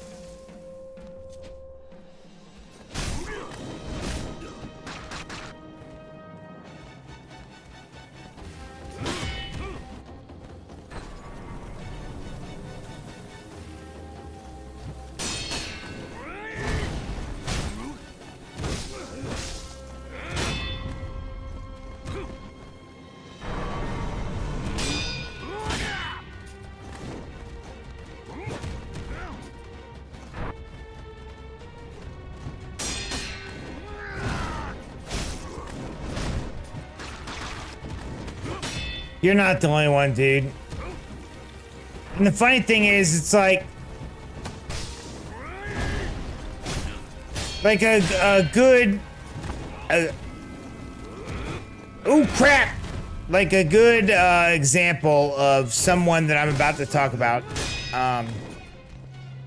A politician type that I'm about to talk about is Dan Crenshaw, which, by the way, was a congressman out of Texas. So he went in, he was a special forces dude.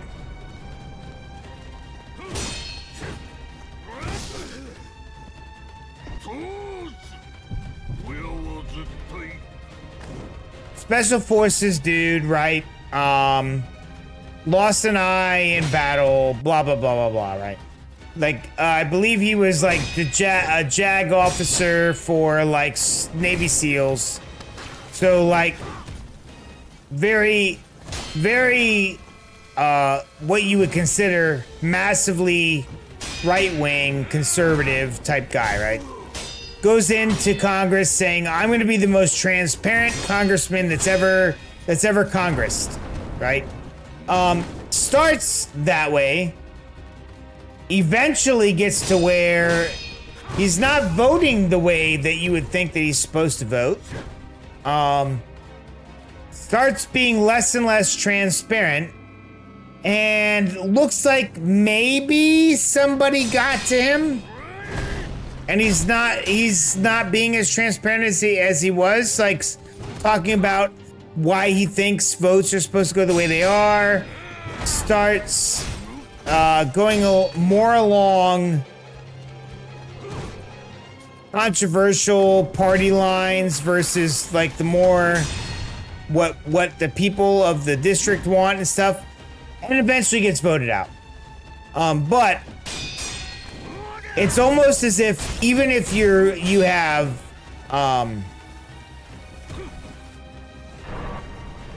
good intentions, right? It's like eventually the system gets to you.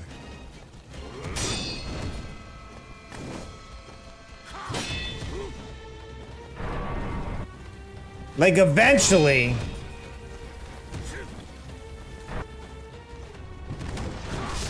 like somebody gets to you and gives you enough money that you vote the way they tell you to. And it's like corruption eventually gets even the best of them. It's horse crap. You're let's see. I'm curious on your thoughts. What happened with Trump and Venezuela? Oh, hold on. Your politicians are two-faced liars, scumbags who freely and publicly break laws that make themselves. Yeah, it's the same thing over here, dude. And it's like they're above the law. It's horse crap. We'll start. So you're curious about my thoughts with Trump and Venezuela? That's very easy. The bigger question is, what is my thoughts on UE bacon versus US non-bacon? What does that mean, US non-bacon?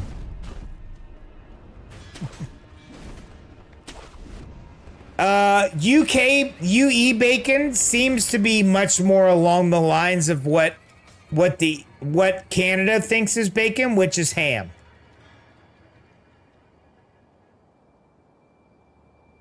Yeah, no. EU bacon is not turkey bacon. It's still technically ham. Think of it as more like Canadian bacon, where US bacon is pork belly that's been smoked, sliced, and cooked.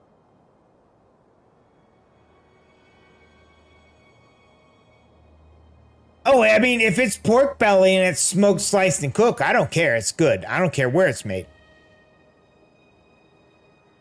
When we talk about Canadian bacon, it's usually like cooked ham. Now, ham is pork, usually smoked, seasoned, aged, all of that stuff, but then sliced and cooked, like sliced thin. But when it comes to US bacon, what we consider bacon in the US, it's pork belly, seasoned, aged, smoked, and then you cut it, slice it to a 1/4 inch or less, then cook it on a skillet in other bacon grease, and that's what makes bacon in the US.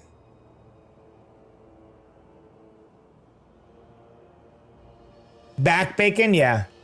They use leg bacon, yeah. So you're just using different parts of the pig. The US uses pork belly. Now, what do I think on Trump versus Venezuela? It's much along the lines of what I think versus Trump when it comes to Iran. So, for the last, we'll say 20, 30 years. So that encompasses 4 different presidents, maybe? 4 different presidents, right? Have said Venezuela cannot continue to run this way. There's a dictator in charge. This guy's sending drugs over here. This is bad, this is bad, this is bad, right? Each, so we'll say starting at like Clinton. Clinton said that, which was Democrat. Bush Jr. said that, which was a Democrat. No, a Republican. Then the next person after him was Obama, who said the same thing. And then Biden said the same thing. Democrat. Then Trump said, you know what? This guy's broken a crap ton of our laws. We're going to go in, take him out, and we're going to tell the next person in charge, if you don't do what the U.S. wants you to do, we'll take you out as well. If you continue to send drugs and all this other crap over here, we're going to do the same thing. So what happened was 30 years of presidents, our politicians saying, we can't take this with Venezuela. This is bad, this is bad, this is bad. And then Trump goes and does something, and then everybody freaks out. Just because of the person that did it. Had any of those other people done it, they wouldn't have freaked out as bad. It's going to be the same with Iran. That's my same thoughts with Iran. The entire world is like, no. Iran having a nuclear bomb is bad. This isn't good. We need to take them out. Nobody does anything. Then Israel and the US decides to do something under Trump, and all of a sudden, everybody freaks out.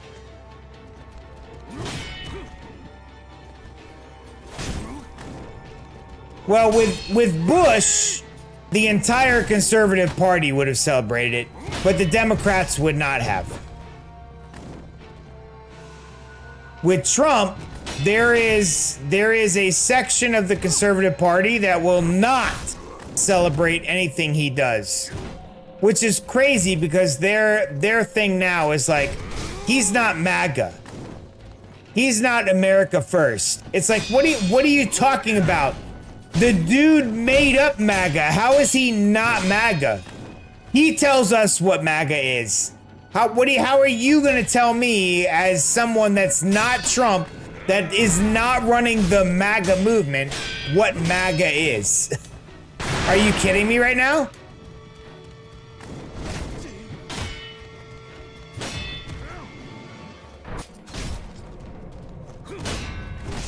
It's just from the back, not the belly. Yeah. The belly has more fat and it just tastes better.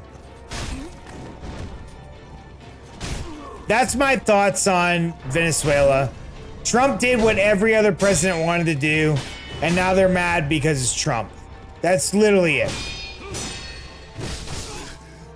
That's the only thing. Had it been any other president, they'd been fine with it.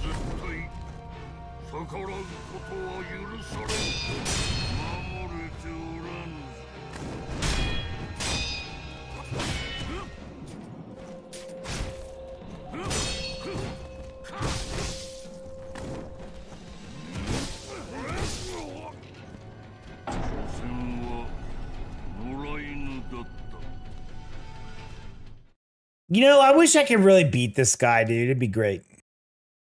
Does that answer does that answer both of your questions, Lone Wolf?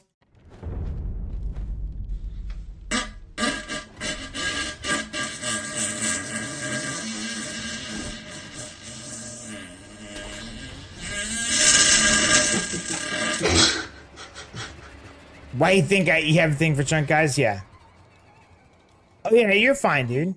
Dude, I don't mind. I will talk serious and I will talk non-serious. I don't care. Never cared.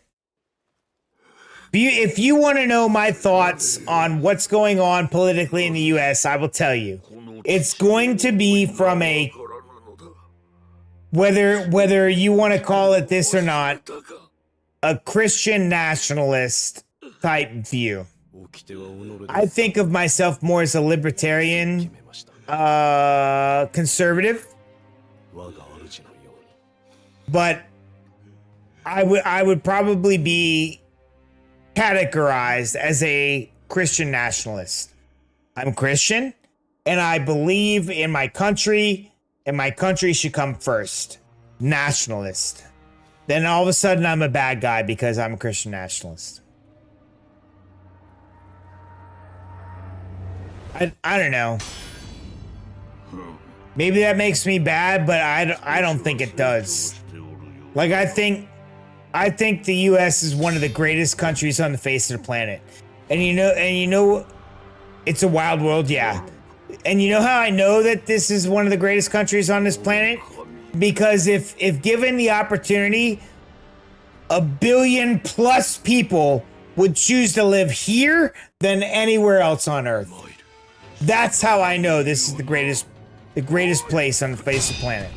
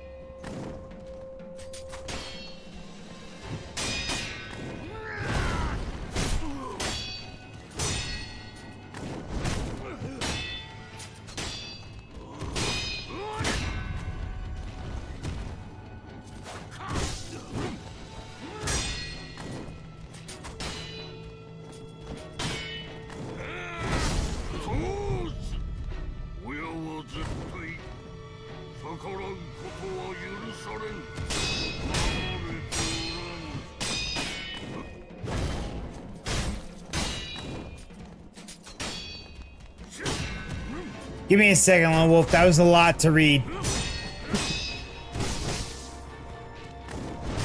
I'm stuck.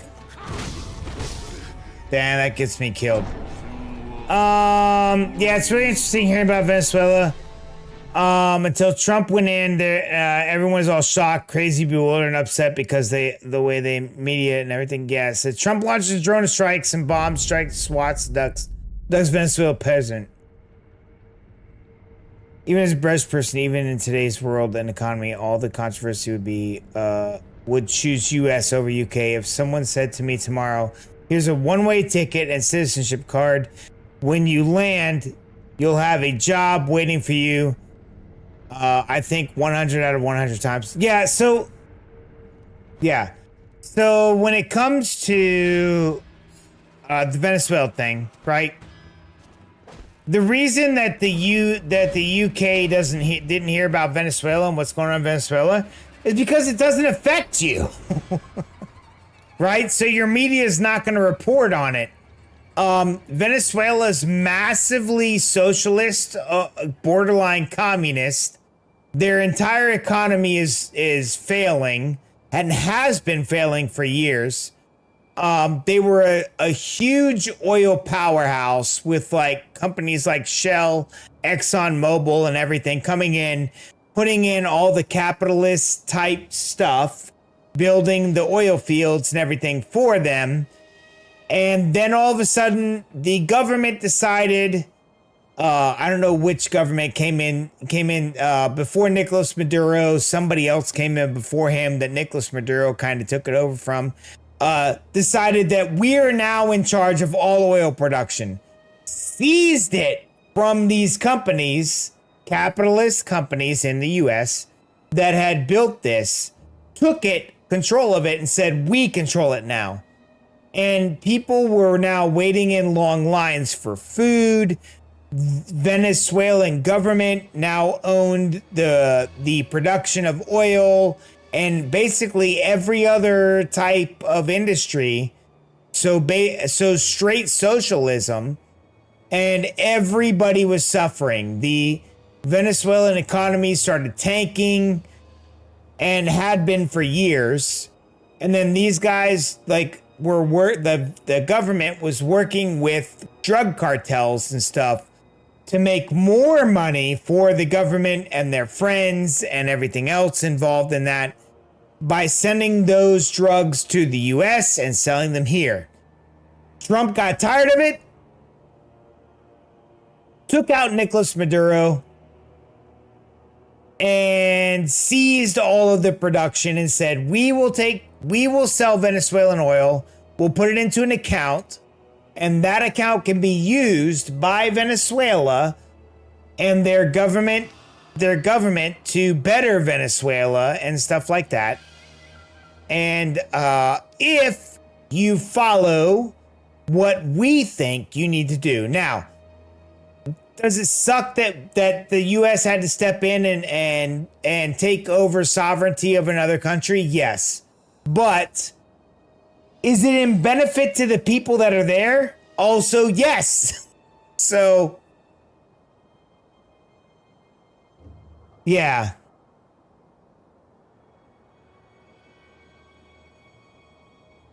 Trump breaches numerous UN legislations. Well, they like to say, yeah. I think at this point, everywhere outside the U.S. just enjoys painting the U.S. as a villain. Yeah, it's what we like to call here Trump derangement syndrome. So it is a thing where whatever Trump stands for, the media and a very loud proportion of Twitter and social media goes against. If Trump says gays are good, if Trump decided that gays are good, and he said gays are good, they would literally have a portion of Twitter that would say gays are bad. Only because Trump said gays are good.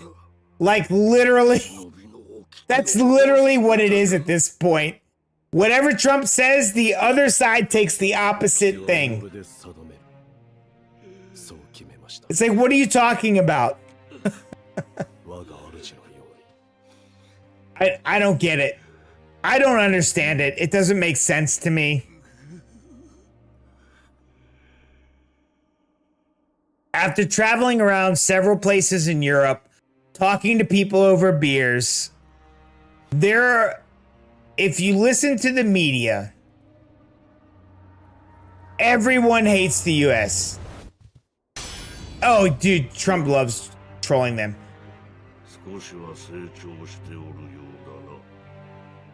Yes, Lone Wolf, that's exactly right. So, after, like, I've literally traveled around. I've talked to people over drinks in the Netherlands, in Germany, in Belgium. And, like, I am a world traveler, right? I am very, again, libertarian conservative. So, what people would say, massively right wing. Right? Even though libertarian is much more middle of the road, but whatever. I died. I want to talk. Oh yeah. So I am what is now considered super right wing. The massive, the most right wing, even though I'm not. There's a lot of stuff I'm in the middle on. And I will say, after talking to people in Japan, several places in Europe, to include Germany, Netherlands, Belgium, now talking to people in London on this stream, and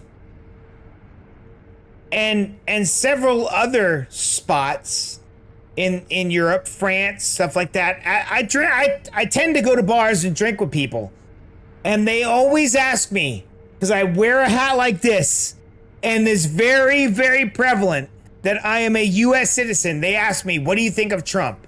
And my answer is always, I agree with a lot of what he does, but I don't agree with everything. For the most part, I like the guy. And you would not believe how many people I hear that say, I think he's the best thing that's happened to America in the last 20 to 30 years.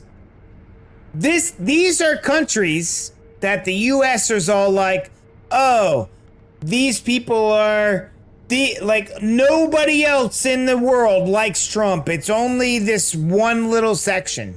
And it's not the case. That doesn't seem to be the case at all.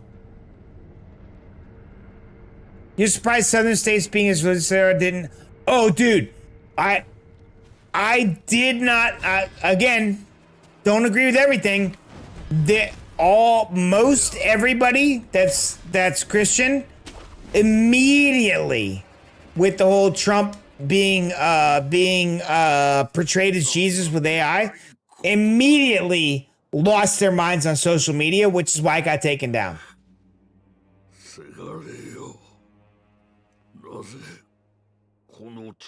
Dude, you know, Lone Wolf, what you don't hear in the media is Trump actually is a big gay supporter. So one of his cabinet members during the first term,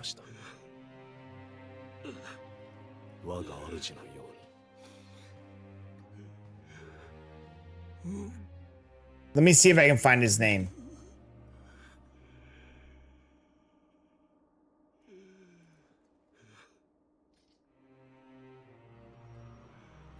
It's going to be hard because I'm putting this in. It's like,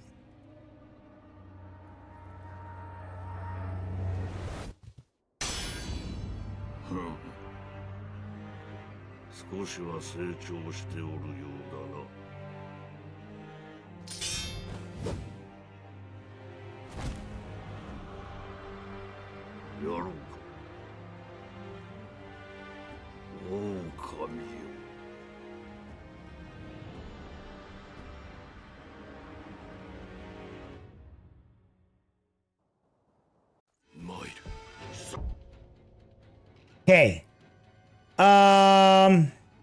One of his cabinet members in the first term was like going around the world and like fighting for like gay rights. Let's see. it's really hard to find good stuff on Trump when it comes to gay rights because the mainstream media and most media like AP News, Trump faces backlash over LGBTQ plus policies. Trump's anti-LGBTQ cabinet. But then when you go to a different site, it says Trump's cabinet has multiple LGBTQ individuals. Where he's appointed people like, say, Bill White, a top Trump fundraiser who's been appointed as the U.S. ambassador to Belgium, emphasizes that Trump's decisions are based solely on merit, not on identity. But that guy's gay. So it's like he appoints people. Doesn't matter if they're LGBTQ, right? He appoints them on merit. And if you think about what Trump stands for, like when it comes to like Iran or Hamas or any of that, yeah. So when it comes to Hamas or any of that, like these are people, terrorists, governments that are literally throwing. They will throw like. Their ideology is that people that are gay are bad, and they will throw them off of buildings. And Trump and the politics that are there now are literally going against that stuff by supporting Israel, which everybody seems to somehow think is bad, and being like, look, you can't say that women can't do these things. You can't say that women and gays can't exist and that they need to be killed. That's bad.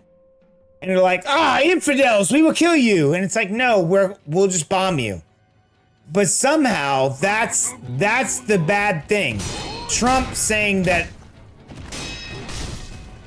Oh wow, I got one shot by this guy. Trump saying that we need to protect these rights, these gay rights, and the women rights in other countries, and then it's like, well, that's not what you need to know. Yeah, so I mean, when it comes to stuff like that, yeah, all the infidel and Hamas BS, like Iran, when it comes to LGBT, bro, they will straight behead you. So and Hamas is the same way. So it's really crazy to me that here in the US we have like these protests that are like gays for Hamas. It's like, are you kidding me right now? If you went over to Hamas in Gaza, they would murder you for being gay. What are you talking about? It's crazy. I don't understand it.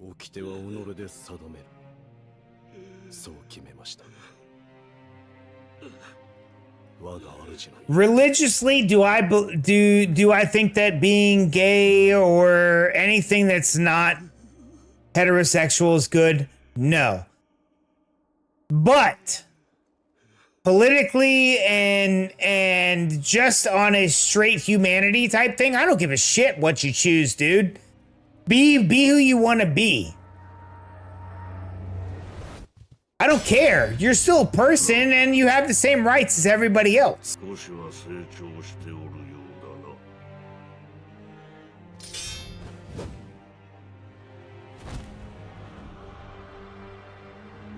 Yeah, I will say Amanda has been kind of worried about that. She has been worried about that.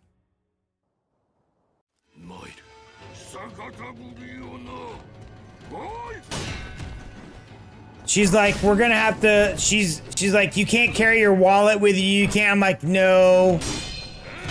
I'm like, babe, I know how to carry my wallet around immigrants in other countries.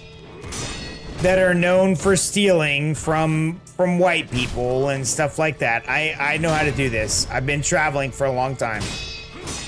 I told her, though, that maybe she should have a crossbody bag that is one of those, like, theft-proof ones that, like, locks up on her or whatever.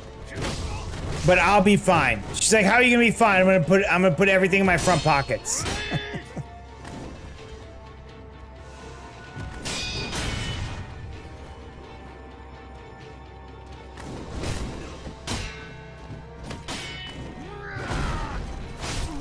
Dude, the craziest thing was when I heard, like, when they were telling Americans in France not to chase down pickpockets and beat them up. I'm like, what are you talking about? Like, do you not know how Americans are? You don't get to steal from Americans and not get beat up. Have you lost your damn minds? I will, dude, if someone snatches my stuff, like if I'm using my phone or a camera to like video, and you run up and snatch it from behind me, I am literally chasing you down and beating the living crap out of you till you give me back what it is. They were telling American tourists in France, please don't chase down our pickpockets because, basically, they are immigrants that we want to protect, and they don't know better because it's their culture to steal. I was like, have you what? It was literally an entire thing that I was basically told when traveling. I'm like, no.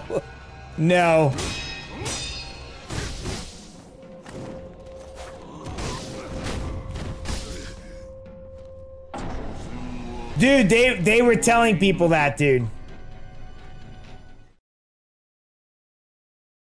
Dude, there was reports of like that. It had to be the funniest thing I've ever heard of.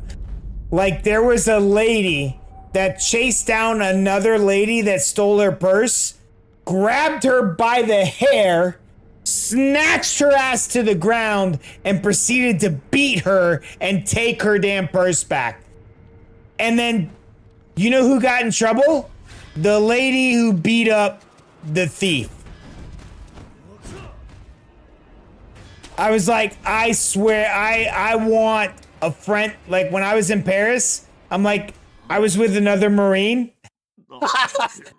Could you imagine two retired or veteran type Marines having their stuff stolen? We will literally chase you down at a sprinting speed, tackle you, and beat the shit out of you. And then if someone came up to try and arrest us, dude, I would have thrown a French policeman into the damn river. I don't give a shit. What are you talking about right now? Random everyday people getting sprayed with acid by teens. Yeah, it's crazy, dude. Yeah, and yeah, so the US recently has called out like, bro, massive immigration is bad, it's not good. Like look at Poland. Dude, I don't disagree, but there was literally news articles, Lone Wolf, that were being written that says, please don't beat up our pickpockets. They don't know better. And I'm like, you know how they're gonna know better? As soon as I snatch their ass up and body slam them, that's when they're gonna know better. If you don't punish them, they're not gonna know better, dude.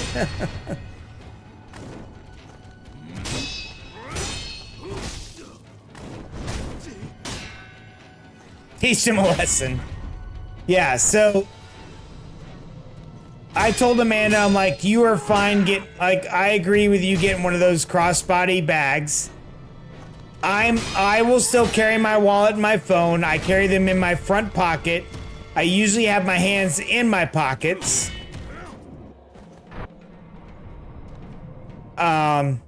and I check my pockets frequently. I think it's just a military type thing. I've always done it ever since being in the Marine Corps. Continually check my pockets to make sure my stuff that I brought with me is still there. Anytime I'm traveling. I don't care where I'm at, dude.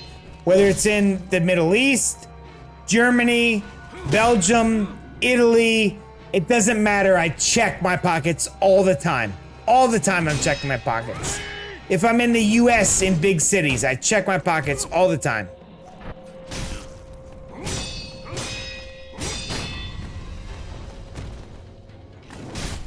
Yo, what's up?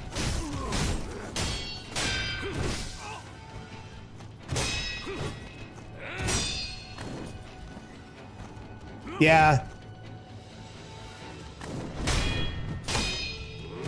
Yeah, I told Amanda, feel free to get a crossbody bag that's like theft proof. That's fine.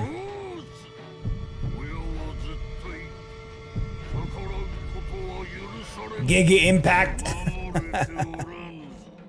Dude, I'll straight become a champ. What are you talking about, bro? Whoever snatches from me and gets chased down will think that I have 4 arms. I'm beating them so bad. Maybe a good day, it may be. I still haven't beaten this guy. It's been 3 streams.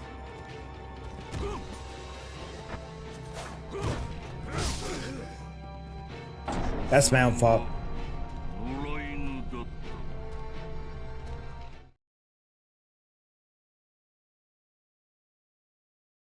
Yeah, Amanda's looking at something. She's afraid they're gonna like we don't. When you're, I don't know how to explain it. We don't have. You're from Malaysia? Oh, I have not been there. That's one place I have not been, and I would actually like to go. Cool. Yeah, we don't have that issue. I'm not saying we don't have that issue in the US. We don't have that issue in Oklahoma. Maybe that's the thing. So, like, I walk around here and all my stuff's in my back pockets. I don't think anybody's gonna pocket snatch me or any of that stuff.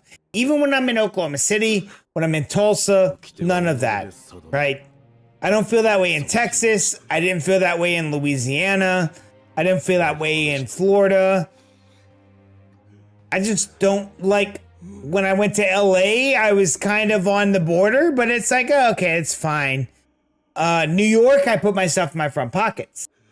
I think it just depends on where you're at.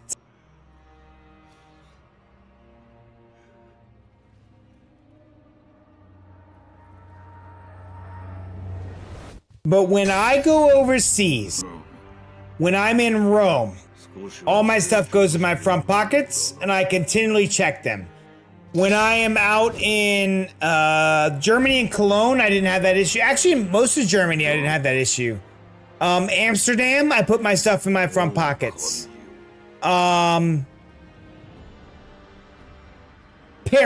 I put my stuff in my front pockets. I think that I feel like I can, like, read the room, basically.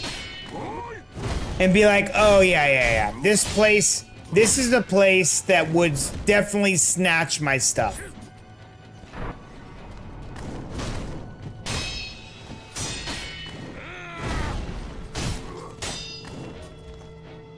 I know you're from Malaysia.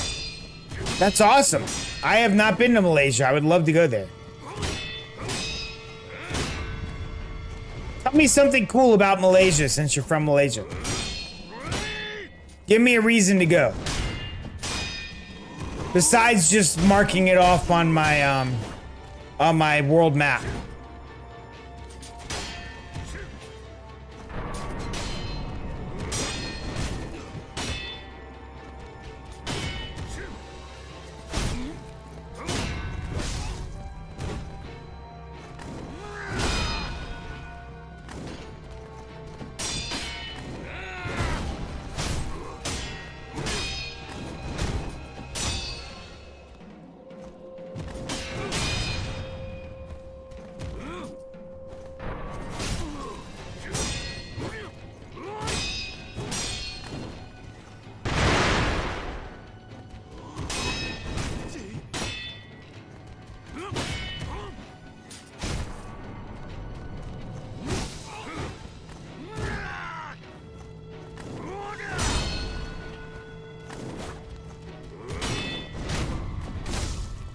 That didn't work.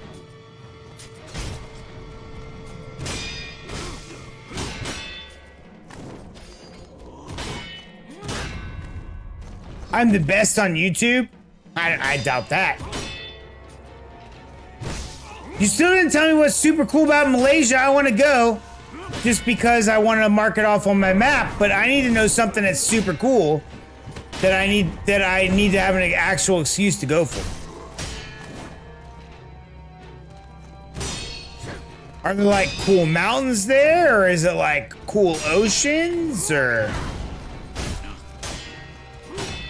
temple, like religious temples that I need to see? What? Tell me. Tell me something cool about Malaysia.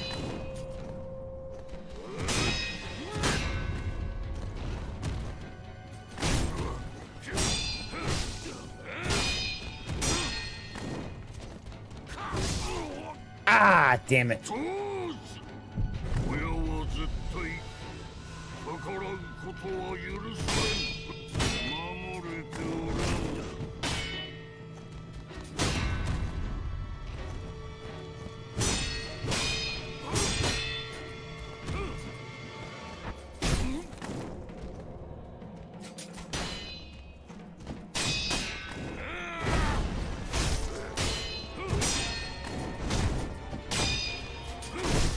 Ooh, crap. Should have blocked that.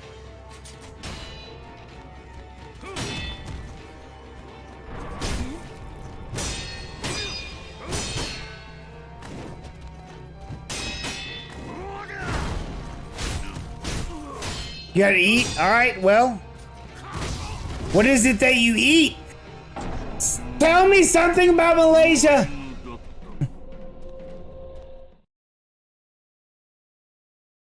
My doctor told me I was going deaf. The news was hard for me to hear. Oh, Housespot. I love you.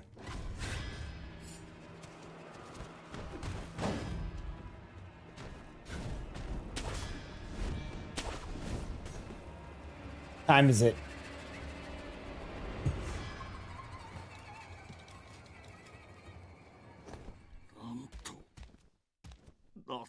Sometimes I feel I've got to run away. I've got to get away from the things you drive into the heart of me. The love we share seems to go nowhere.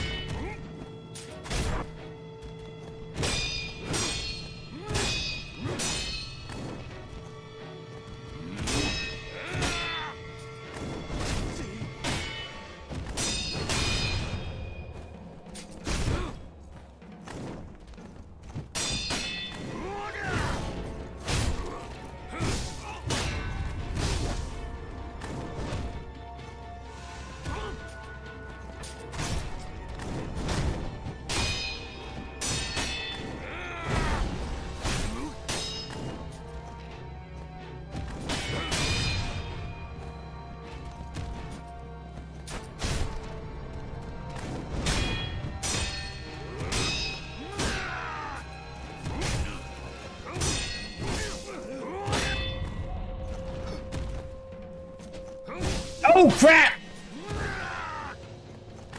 No! Son of a bitch.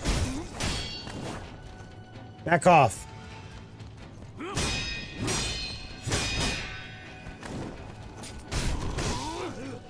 My own fault for dodging backwards instead of blocking.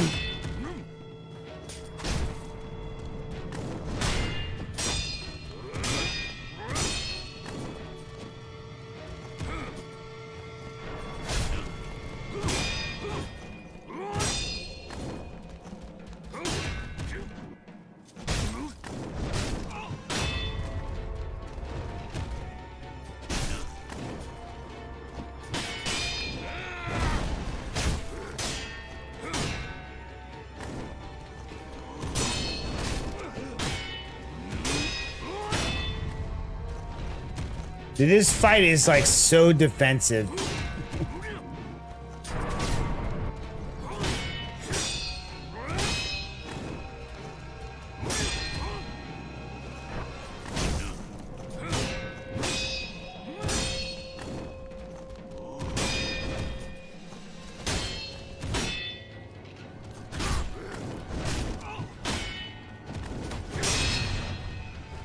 That's the worst one, dude. Because if I miss that, that one-shots me.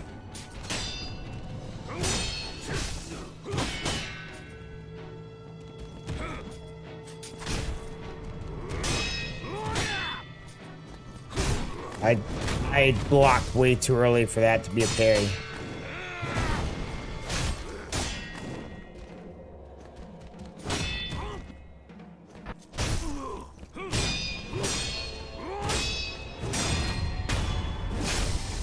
Woo! All right.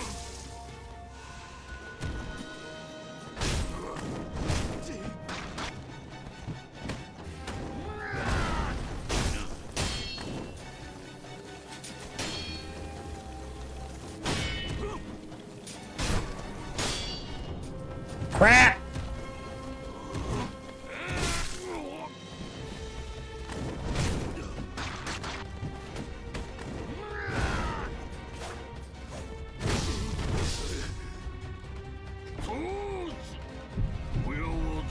Horse crap. Crap baskets!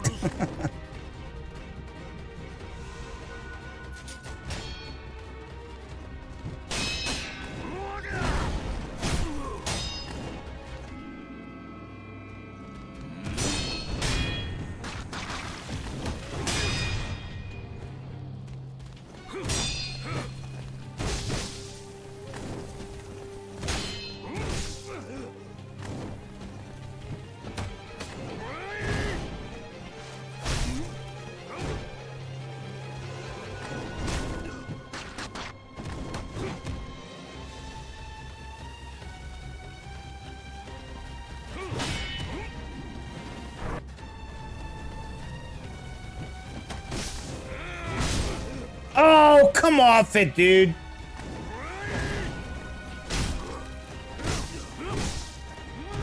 How can I not dodge that? Oh! What? I wish when I was out of heals that he wouldn't try to continually drink something that doesn't exist. Like he just shake his head no or something.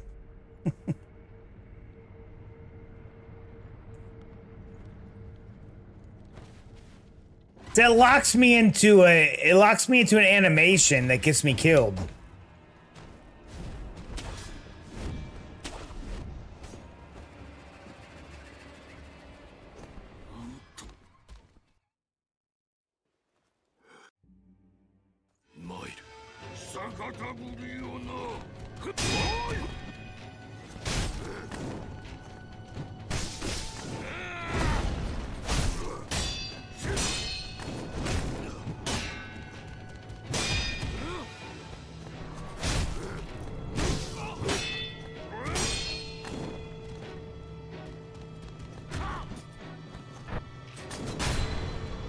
Ah, damn it! Ah.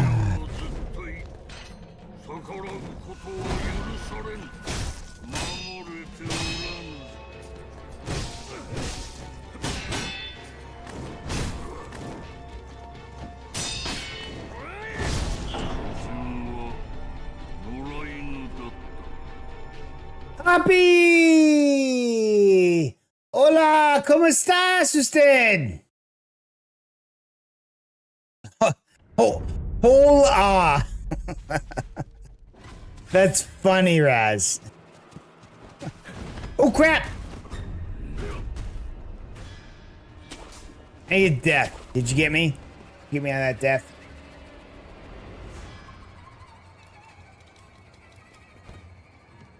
Thank you.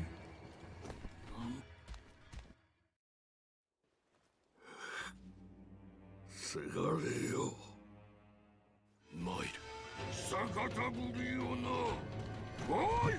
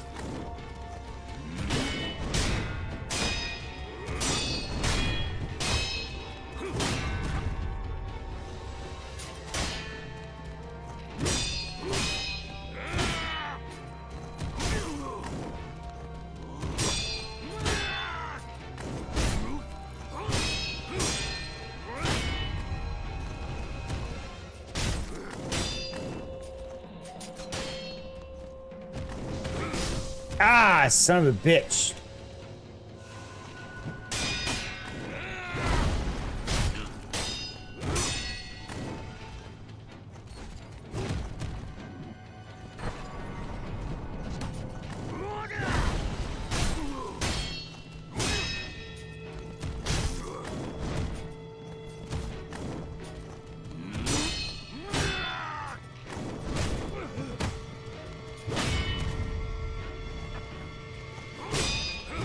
I don't have any more shurikens.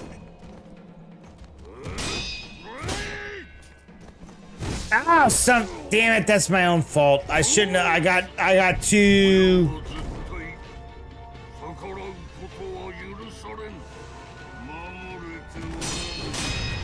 I got too cocksure.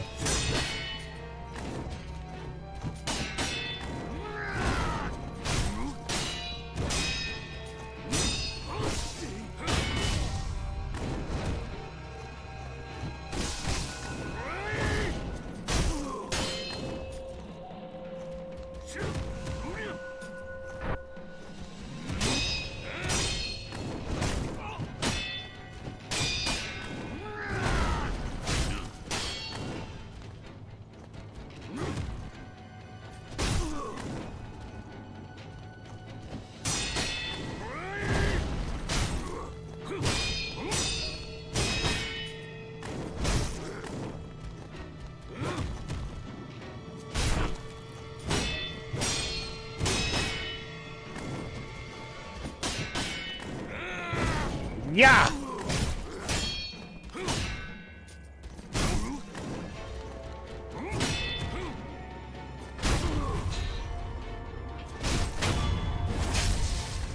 Okay. There you go.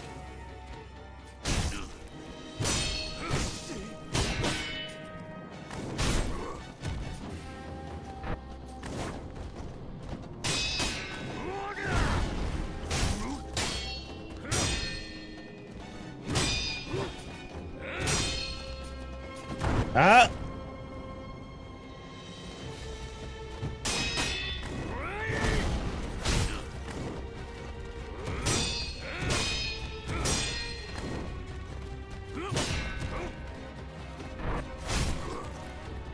Okay.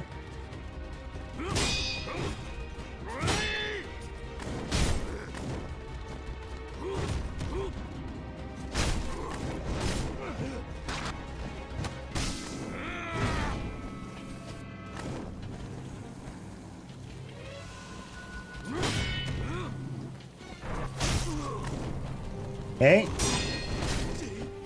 Ooh, crap, I can't block that.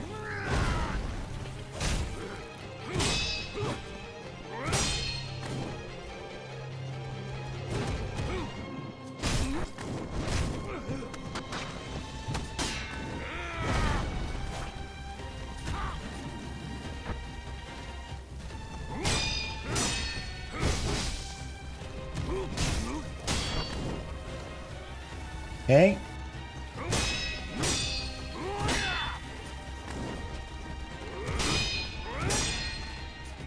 Nope. Crap, crap, crap, crap. Okay.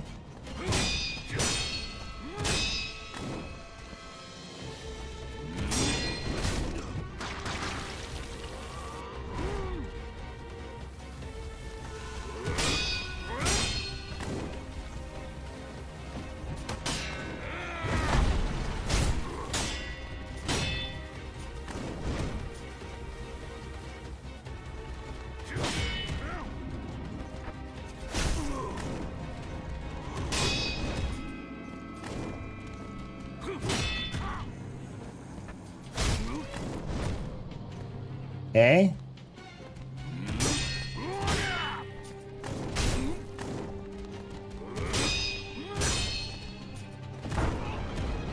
Clenched in butt cheeks, bro. You have no idea.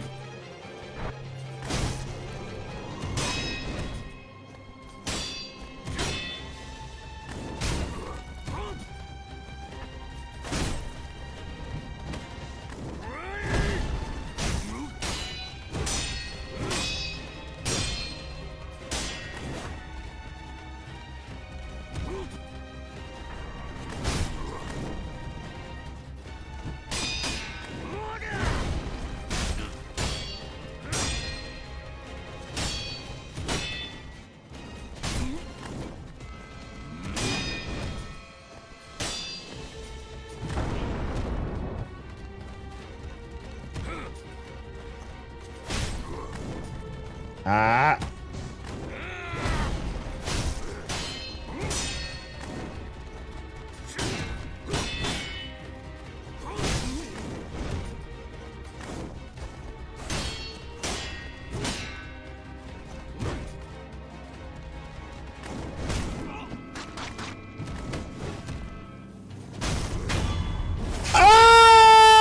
You dirty son of a bitch! I finally beat you! It's been 3 streams!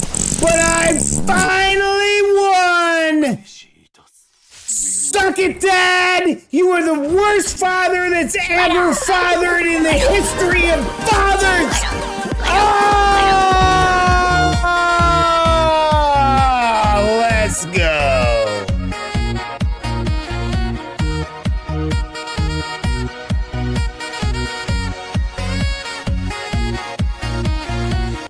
I had to lock in so hard for that. I had to lock in so hard.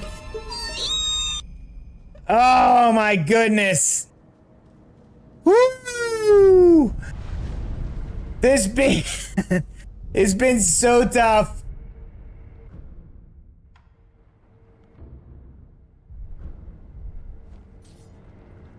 Clip. Oh.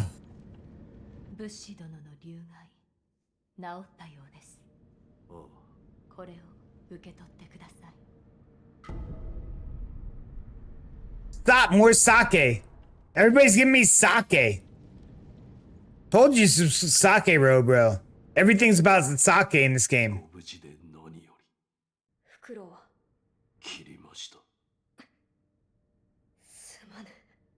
クロウ様、すまぬ。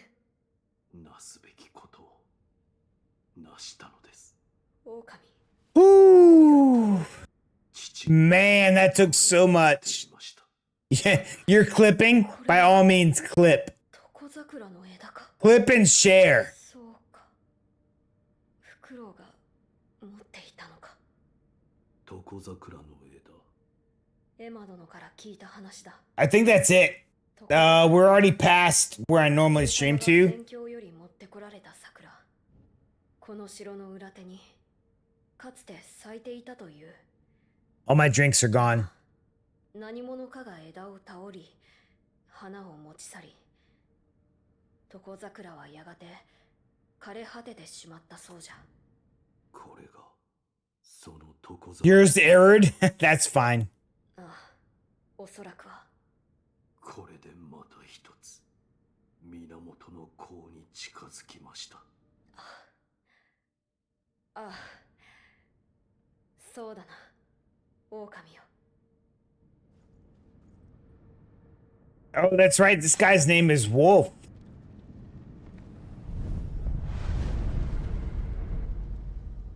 Ooh, let's see. Dragon Rot Restoration. There's no Dragon Rot. Reflection of whatever. There we go. I get more strength. Oh my god, we can actually play the game again. Look, listen here, sir.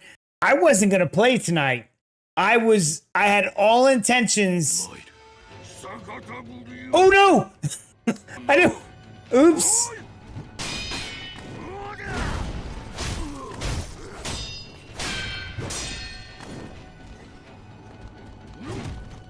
I had all intentions of playing Elden Ring.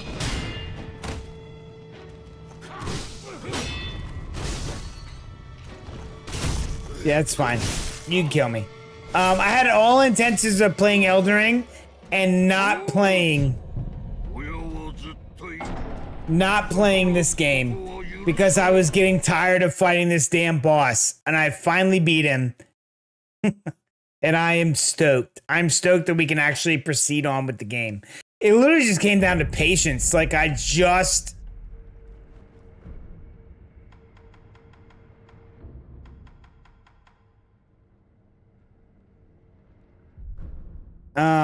Oh, here we go. That's the one I wanted. In enhanced attack power. It literally just came down to, like, sitting there and block, block, block, block, attack, block, block, block, attack, block, attack, block, block, block. Like, is that the entirety of Sekiro? Because I feel like no other other FromSoft game is like that except this one, and I feel like that's what this is. Anyways, that's it. We beat him. We beat my dad. He was a jerk. I hated every bit of it. And we're finally going to proceed on with the game after this. Let's save. Yes. And that's it for tonight. We'll be back Monday. We're going to do Code Vein. We're going to do some more. I still have a full stream week next week. We're getting close to when I have to go overseas. And then we will be, I think, be switching to Tears of the Kingdom. But next week is a regular full stream week. Anything tomorrow? Yes. I will have the Power World server open tomorrow. For those of you that are in the Discord, want to play Power World with us, where we just get on at 2 p.m., I will open it up. I will be going to watch the movies with my kids, but I will have the computer on running Power World while I'm doing that, and then come back, edit a video, and then I will still have it up and then actually play with everybody. I'll only play probably for a couple hours, but I'll have the Power World server up and ready to go. I'm going to get out of here. Thank you guys very much. We finally beat the owl. And we'll see you next time on House Jacobs. Good night, everybody. The stream is now ending. Thank you for watching. If you enjoyed the stream, do not forget to follow House of Jacobs on Twitch and subscribe to the YouTube channel. Also, turn on your notifications so you know when the stream goes live. To know when House of Jacobs will be streaming again, check either Twitter, YouTube posts, Twitch schedules section, or the announcement area of the Discord. If you would like to hang out with the community, you are more than welcome to join the Discord, where I moderate as the community chats, shares memes, and even games. There are several ways to support the channel. 1. Become a subscriber on Twitch. 2. Become a YouTube channel member. Twitch subscribers and YouTube members get first spots for playing community games on stream. 3. Use our Amazon Associate link when you make your Amazon purchase. Amazon Associate link costs you nothing and the channel gets a small percentage of your purchase price. Also, sharing the channel with your family and friends is one of the best ways to support. We appreciate you being here and hope you have a good rest of your day. See you next time on the House of Jacobs.